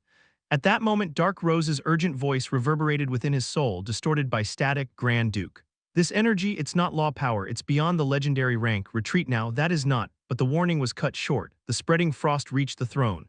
The darkness, the energy, even the surrounding space ceased to exist. The Dark Grand Duke's body froze, his shadow form crystallizing into a sculpture of translucent black ice. His soul flame flickered once in terror and was snuffed out. No scream, no final defiance, only silence. The entire sealed dimension had turned into a still world of mirrored frost. Darkness and light, heat and cold, all of it balanced perfectly in the Yin's dominion. When the last echo of energy faded, only one being still moved. It was Jacob. He stood amidst the frozen ruin, untouched, unbothered. The frost radiated around him in a perfect sphere, but it parted where his feet touched, as though acknowledging his supremacy. He slowly lowered his hand, his gaze sweeping across the crystalline expanse where even the Dark Grand Duke was now no more than an exquisite ice sculpture. Within the silence, Jacob muttered softly, "The first test of the Yin Ice. Satisfactory." His hollow sockets flickered with that golden-white light again, faint amusement glinting within. Now then, the law essence of dark should be unguarded. Chapter 1103. The Frozen Dark Grand Duke. Within the frozen structure, Jacob returned to being the Deathless Prince, as he couldn't remain in his real appearance for too long. It was too risky even if he was within a cosmic galaxy. Furthermore, now that he had revealed his true form, every second mattered as Jacob's silhouette glided through the crystalline stillness, the frost beneath his feet shattering with faint, melodic cracks. The world around him was a mausoleum of ice, each shadow, each ripple of darkness sealed into a sculpture of frost. His hollow gaze, calm and depthless, locked on the massive dark throne, where the Grand Duke now stood, frozen in the instant before flight. The scene was almost ironic. The once imposing Dark Grand Duke of the Dark Kingdom, whose presence could make every dark noble tremble, was now a perfect sculpture of translucent black ice. Every inch of his colossal form was etched in minute detail, his crown of darkness, his flowing mantle, his outstretched hand caught mid-gesture as if reaching toward escape. Jacob stopped before the throne, his bones gleaming faintly under the lingering frostlight. He murmured, voice quiet yet carrying through the frozen space, "Too slow." As he stepped closer, the illusion of grandeur began to peel away. Jacob's gaze sharpened. There at the very center of the frozen armor, beneath the chest plate carved from runic obsidian, he saw a small crack, and within it, something alive had once moved. However, Jacob had already expected this when he had used the eyes of Judge previously. Still, now the truth revealed itself without any layer of deceit as well, which shouldn't be known to anyone except for Dark Rose maybe. The truth was, the Dark Grand Duke, the terror of the dark regal galaxy, was not a towering monarch of shadow but a 2-foot-tall imp curled inside a hollow mechanical shell. The gigantic body Jacob had seen before was nothing more than an exosuit, something very much like the armor that the black mechanic had used when Jacob first encountered it in the Timeless City. This suit too seemed an artificial armor made through the fusion of soul puppetry and spirit mechanics, and Jacob didn't need the black mechanic to apprise it, for he was more than sure. At that moment, Jacob's hollow sockets flickered faintly as he leaned closer, since he was more interested in that imp. The imp's true body was hideous, its skin dark as tar stretched thin over wiry limbs. Strange crimson runes pulsed across its flesh, some etched directly into the bone. Its head was large compared to its body, crowned by a ridge of horn-like protrusions. Its eyes, small, beady, and dark red, stared outward, forever frozen in raw terror. The imp's twisted face was a mixture of shock and panic, his claws still clutching the edges of the opened core vault. A grotesque statue of fear, perfectly preserved. This entire scene painted a clear picture for Jacob. When the yin ice storm erupted, the Grand Duke realized he couldn't resist it.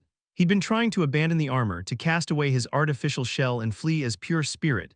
But the moment he cracked open the vault at the armor's core, the frost caught him mid-escape. Jacob tilted his head slightly, examining the scene like an artist admiring his work. Even I doubted for a moment when I first saw him through the eyes of Judge, but this is the true Dark Grand Duke. Nonetheless, since he could reach this stage, it means his outer appearance couldn't describe his true potential. His hollow sockets gleamed, that ghostly light flaring with faint amusement.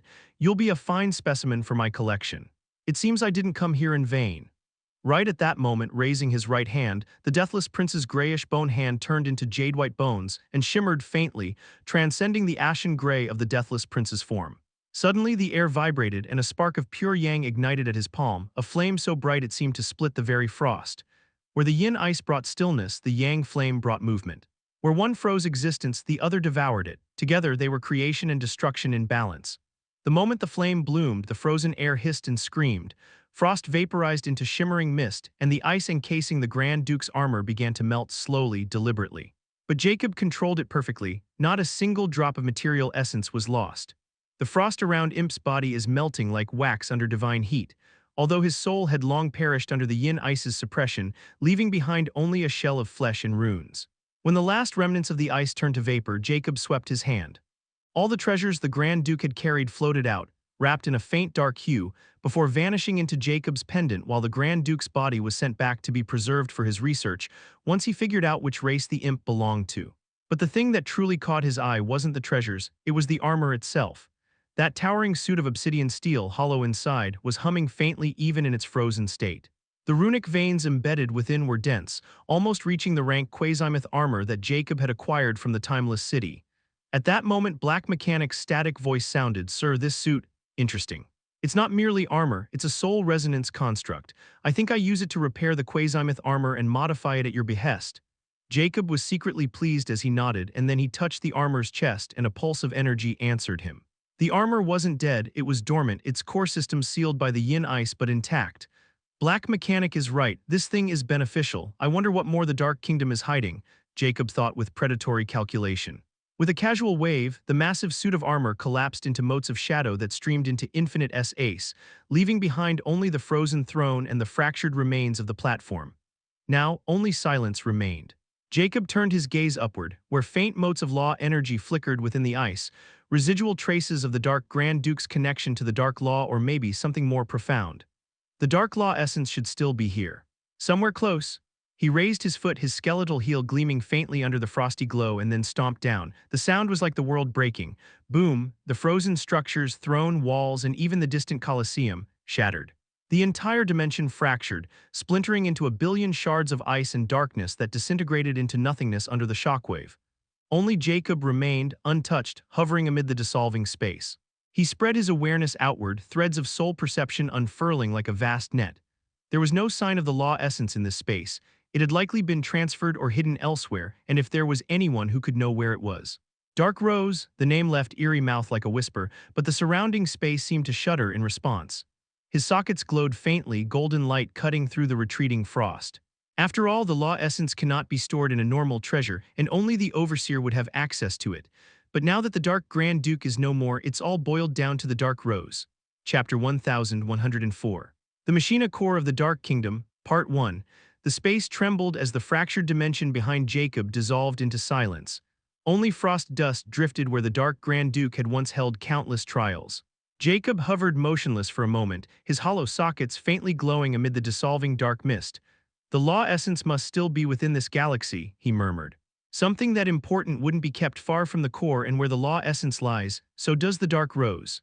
He turned his gaze toward the center of the dark regal galaxy, the heart of Nocturne's prime. Jacob made a rational guess about where the dark law essence as well as the machina unit of the dark kingdom, and the only place within the entire dark regal galaxy that fulfilled all the requirements was the core of the galaxy, also where the legendary vestige lies. Jacob's expression didn't change, but his aura rippled faintly. Black mechanic, since dark rose is one of your kind, you should be able to locate it, right? A faint mechanical hum resonated in his mind, followed by Black Mechanic's static-laced voice, affirmative, sir. Dark Rose is a spirit mechanic, just like me, though built differently. If it's weaker, I can trace its residual frequency no matter how it conceals its machina unit. Permission to initiate spectral scan and deploy the scout unit. Jacob nodded, and without hesitation he lifted his hand. The next moment a small metallic sphere detached from his sleeve, unfolding into an insect-like machine with crystalline wings. It buzzed faintly before vanishing into a streak of light. Seconds later, Black Mechanic's voice came again, tone sharp with precision. Trace detected. Resonance pattern confirms spirit mechanic. Energy signature matches 98.7% probability. It's most likely the Dark Rose. Location, the deepest sector of Nocturne's prime, approaching the gravitational nexus of the Dark Regal Galaxy. Jacob's sockets glimmered faintly as he knew his task had become much easier thanks to Black Mechanic as he impassively ordered, perfect. Guide the way. With a thought, his figure vanished in a blur of shadows, streaking through the shattered remains of the frozen dimension and into the galactic abyss. The journey through the dark regal galaxy was both majestic and foreboding. As Jacob moved through the vast dark space and got closer to the core of the Nocturne's prime, vast clusters of floating citadels hung like silent fortresses in the darkness, each carved from blackstone that shimmered with faint magic fire. Everywhere Jacob passed, powerful auras stirred dark nobles, marquises, and even a few legendary kings whose soul sense brushed against him, probing cautiously with a hint of surprise. He felt their attention, their wariness, but none dared to intervene.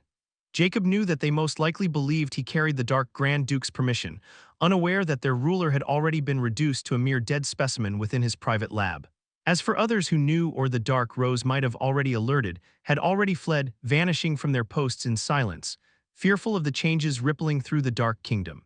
After all, they might all be loyal to the Dark Kingdom. Since even the Dark Grand Duke perished, they would flee without hesitation because their lives are more important than loyalty. Nonetheless, Jacob didn't care, nor did he pay them any mind. As long as they didn't get in his way, they could live or die for all he cared. All he wanted was the Dark Essence and the Machina unit before leaving this place. Under Black Mechanic's unerring guidance, Jacob descended deeper past the noble layers, past the royal sanctums, until even light seemed unwilling to enter. Right at that moment, a colossal door awaited him, embedded within a mountain of condensed dark matter. Its surface shimmered with runes of absolute order engraved by law itself. Each symbol pulsed faintly, like the heartbeat of something profound and ancient. At that moment, Black Mechanic's tone sharpened. Sir, the resonance is strongest here. The Dark Rose's Machina unit is most likely behind this barrier. Right at that moment, Jacob's sockets burned brighter as he had already suspected this much. Without hesitation, he raised his right hand.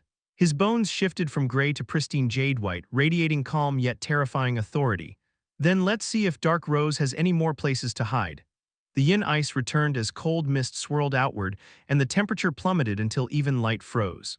The colossal door began to crack, its runes flickering violently as frost devoured their power.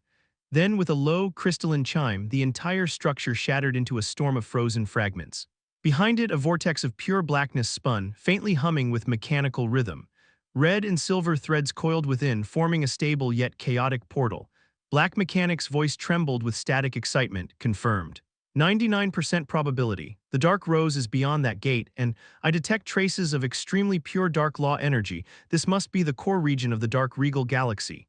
Jacob didn't need Black Mechanic's confirmation because he could also sense the dense law of dark. The feeling was the same when he encountered the law essence of death law.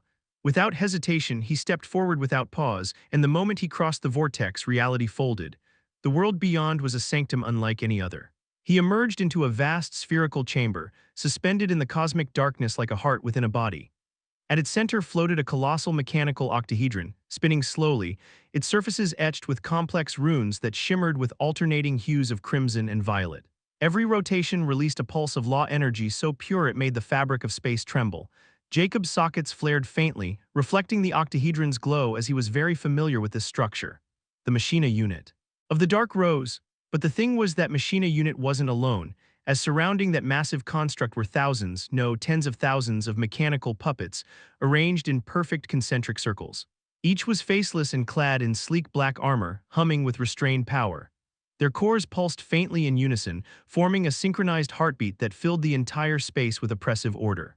Those puppets were exactly the same as the ones he encountered in the entrance of the Nocturnes Prime, and to Jacob's surprise, they were all legendary kings, and he wondered just how many resources the Dark Kingdom had placed on them to create so many mechanical puppets. Nonetheless, now they were going to be part of his collection. Chapter 1105, The Machina Core of the Dark Kingdom, Part 2. Jacob hovered in front of the army of mechanical puppets. The silence was absolute until the black mechanic's voice whispered in calm calculation, "Sir, this is it. The Machina Until of the Dark Rose, the true overseer of the Dark Kingdom. Every puppet here is linked to it, forming a planetary defense network around the legendary vestige of the elemental galaxy.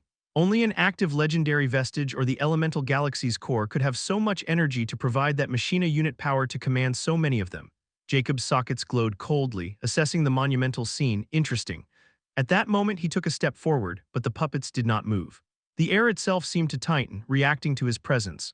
From the core of the octahedron, a faint flicker of crimson light ignited, slowly expanding until it became a swirling eye of light gazing directly at him. A voice faintly mechanical yet tinged with feminine grace echoed across the chamber. "Unauthorized entity detected within the core sanctum, identify yourself or face annihilation." Jacob's gaze rose calmly toward the crimson light and couldn't help but chuckle with a hint of derision. "Cut the crap, Dark Rose, or should I call you the Red Rank Spirit Mechanic, also the Machina unit of Dark Rose?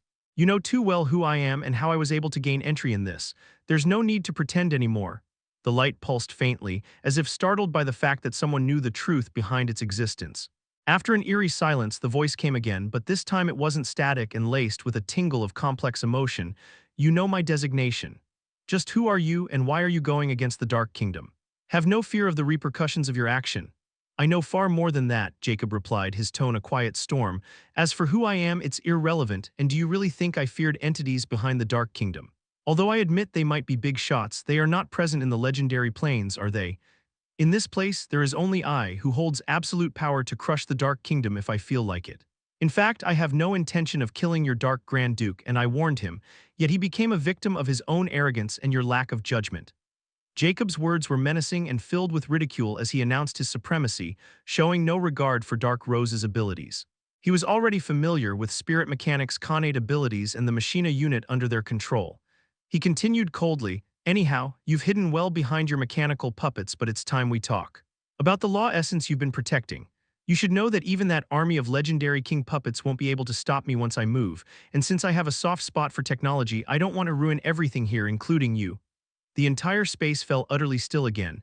Then one by one, the puppets' cores flared crimson. The entire space began to vibrate with awakening energy, while the Machina unit pulsed with terrifying energy. "You are quite arrogant if you think it'll be that easy to destroy the Dark Kingdom's accumulated strength. Although I admit you indeed have that unknown cosmic law within your grasp, even you can't use it on such a high scale constantly. I can now also sense that you have a similar entity like me behind you, and that's how you were able to reach this place."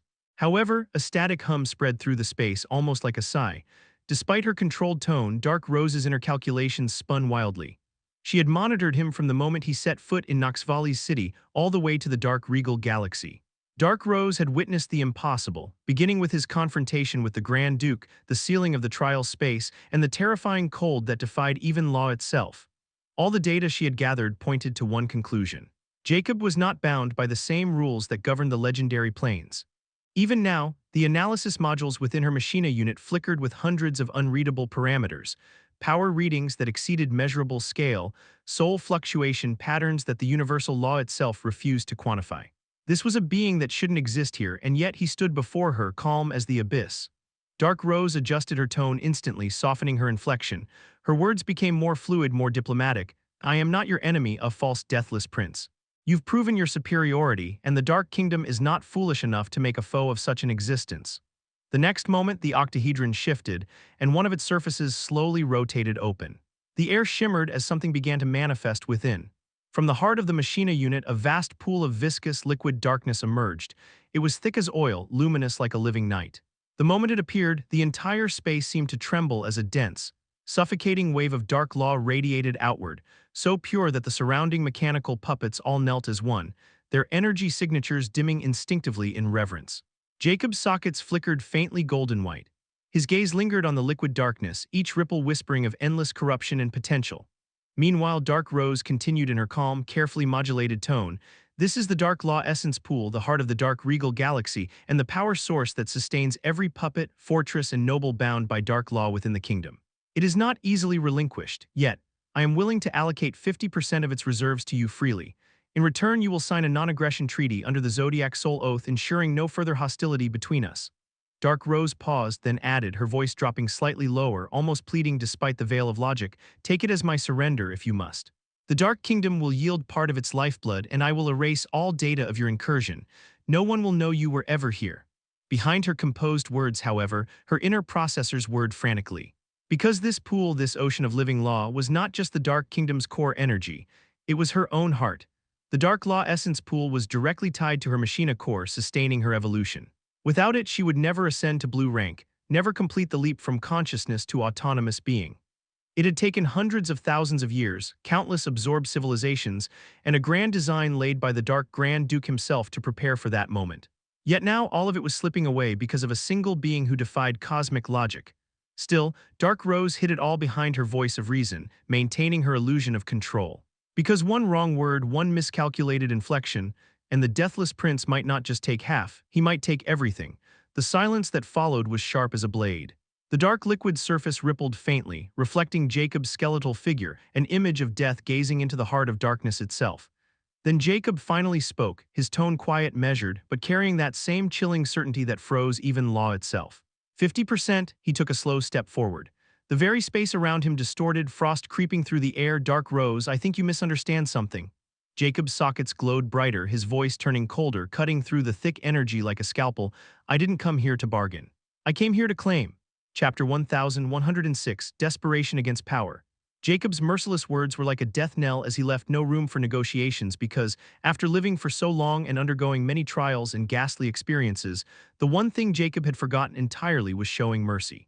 Everyone in the Zodiac Plains was driven by self-interest and benefits, and Jacob was no different. If he were the slightest bit uncertain about taking down the machina unit of Dark Rose, he might have agreed to play along and sign that soul contract.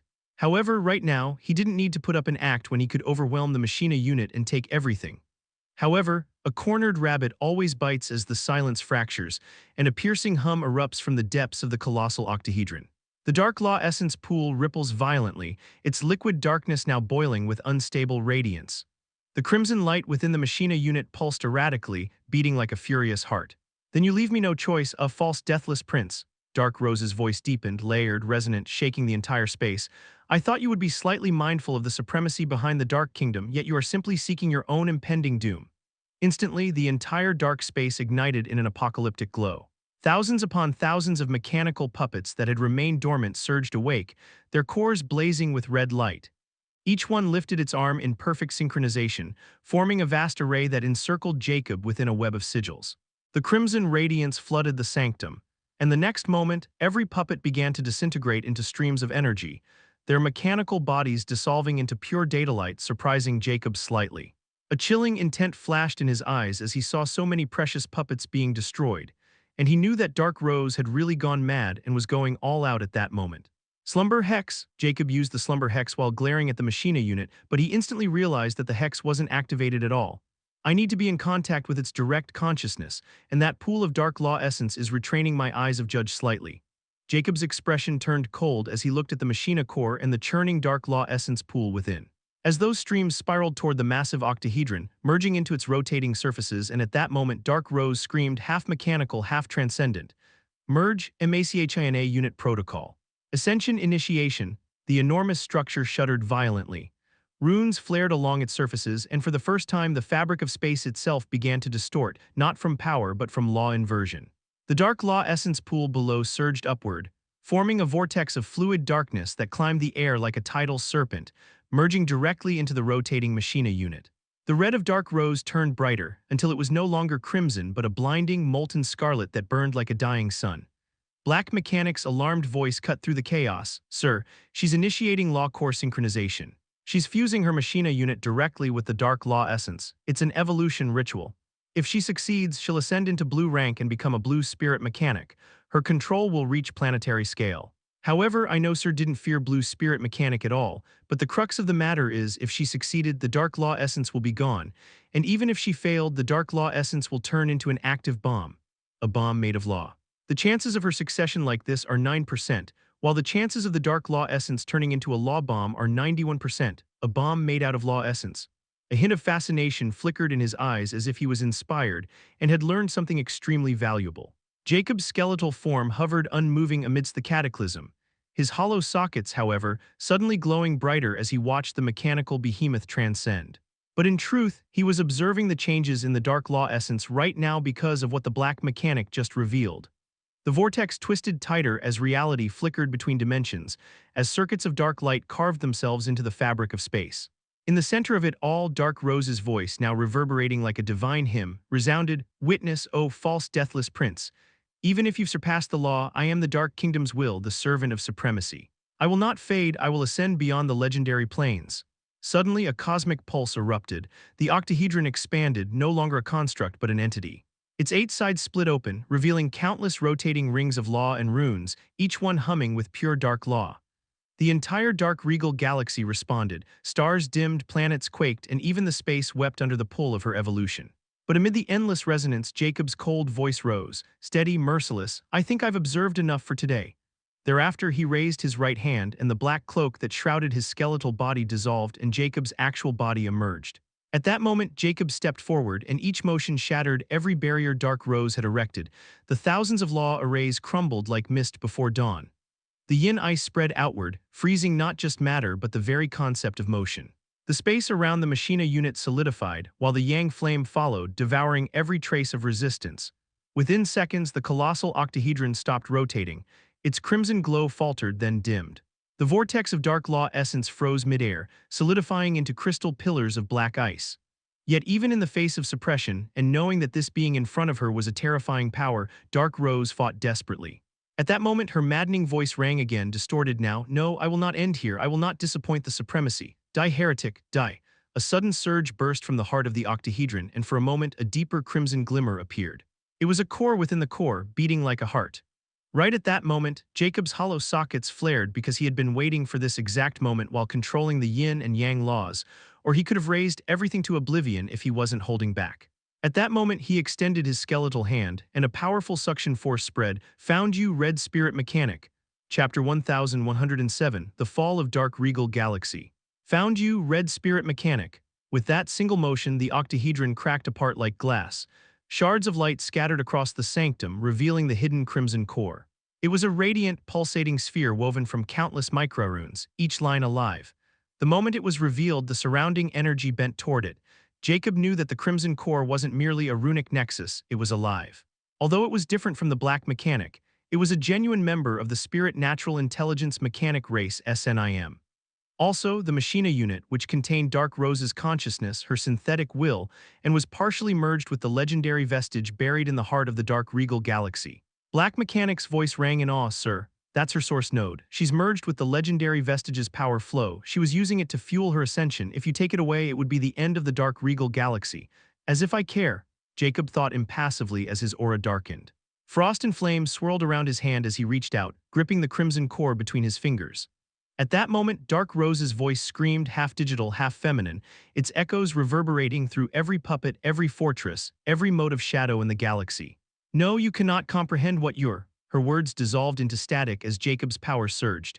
The frost spread, devouring the crimson core from its outer layers inward. Runes cracked, light shattered, and for an instant the entire Dark Regal Galaxy dimmed, as if the universe itself held its breath. Thereafter, the crimson core vanished after losing all its resistance, and an eerie silence fell as Jacob stood in the heart of the collapsing sanctum. The colossal shell of Dark Rose's Machina unit trembled violently, its countless runes flickering out one by one until only faint embers of light remained. Jacob hovered unmoving, his hollow sockets reflecting the fading radiance of a dying space. Black Mechanic's voice resonated. "Sir, it's done. The Machina unit is gone, which means the legendary vestige of the Dark Regal Galaxy has fallen." Jacob's sockets glimmered faintly as his gaze lifted toward the dark heavens beyond the sanctum's fractured shell. What happened when the core of the elemental galaxy was claimed? As if answering to those words, the inevitable began. Across the dark regal galaxy, the effects were immediate and catastrophic. Everywhere, the endless armadas of mechanical puppets that had survived Dark Rose's desperate ascension protocol suddenly halted mid-flight. The crimson glow in their chests flickered, then dimmed entirely. One by one, they froze, motionless husks drifting through the starry void. The once glorious citadels of the Dark Kingdom, those blackstone fortresses suspended among the stars, lost their gravity fields and started collapsing in on themselves. Entire worlds began to dissolve as the law of darkness unraveled, the energy that bound the galaxy together leaking into the void. From afar, it was a breathtaking yet terrifying sight as an entire galaxy, its spiraling arms once radiant with dark luminescence, was now fading, breaking apart like smoke in the wind. The stars grew dim, then winked out entirely, leaving only patches of distorted void where once entire civilizations had thrived. The elemental galaxy was dying. Because its legendary vestige, the heart that governed its law and structure, no longer existed, the system's integrity was compromised. Without that core, it could no longer sustain itself within independent dimensional space. It would now collapse, fragment by fragment, returning to the legendary planes as pure elemental dust, a natural process known as reintegration phenomenon. Black Mechanic spoke again, calm and clinical, reintegration phenomenon confirmed. The dark regal galaxy is undergoing systemic disassembly, estimated collapse in 42 minutes. After that, the entire spatial layer will merge with the reality of the middle planes. No trace will remain. Jacob's gaze remained steady as the great darkness began to fall apart around him, all according to plan. Without another word, he extended his hand, and a dark vortex unfurled behind him, a devouring storm of frost and shadow formed from the convergence of his yin ice and yang flame laws. The remnants of Dark Rose's shattered machina unit, the shell, dense with rare alloys and untouched runic systems, were instantly drawn into it. The liquefied Dark Law essence pool, still suspended in frozen crystal, followed suit, vanishing into his infinite space like water being swallowed by the sea. Even the fallen puppets, thousands of legendary tier constructs, were not spared. Each one, a masterpiece of craftsmanship and technology, was worth legendary artifacts in terms of material value and research potential. Under Jacob's control, they rose from where they floated, their bodies consumed by black frost before disintegrating into streaks of light that vanished into his pendant. Within mere moments, the entire sanctum, the last remnant of Dark Rose's empire, had been stripped bare. Only fragments of frozen law and shattered metal drifted silently in the dying void. Black Mechanic's voice came again, quieter this time. All assets secured, sir. The Dark Law essence, machina fragments, and puppet systems have been stored for reconstruction and research. Nothing of value remains. Jacob gave a faint nod. Good, then we're leaving. His sockets dimmed as he turned away from the collapsing remains of the machina core. The yin ice around him flickered, forming a spatial rift that shimmered like fractured glass. For a brief moment, he looked back toward what was once Nocturne's prime, now crumbling under gravitational collapse. The stars that had once danced across the dark regal galaxy were fading, replaced by a yawning void that pulled everything inward. Dark Kingdom's backbone is no more, Jacob murmured coldly, his tone devoid of triumph, merely stating a fact. Then, without hesitation, he stepped into the frosty rift, and as his figure vanished, the galaxy behind him broke apart completely. When the first light of the dark regal galaxy died, the entire legendary plains trembled. From the distant cosmic continents to the far dominions of the star ocean, every power that could sense the flow of law felt it. A ripple, a distortion in the very structure of the elemental balance. An entire galaxy's law signature had just vanished. In the depths of space, warning sigils flared without end. Alert, elemental galaxy number 47 Dark Regal has collapsed. Legendary vestige missing. Reintegration in process. Estimated cause, external interference. Probability of universal law breach, 99.8%, sending data back to the darkness pantheon.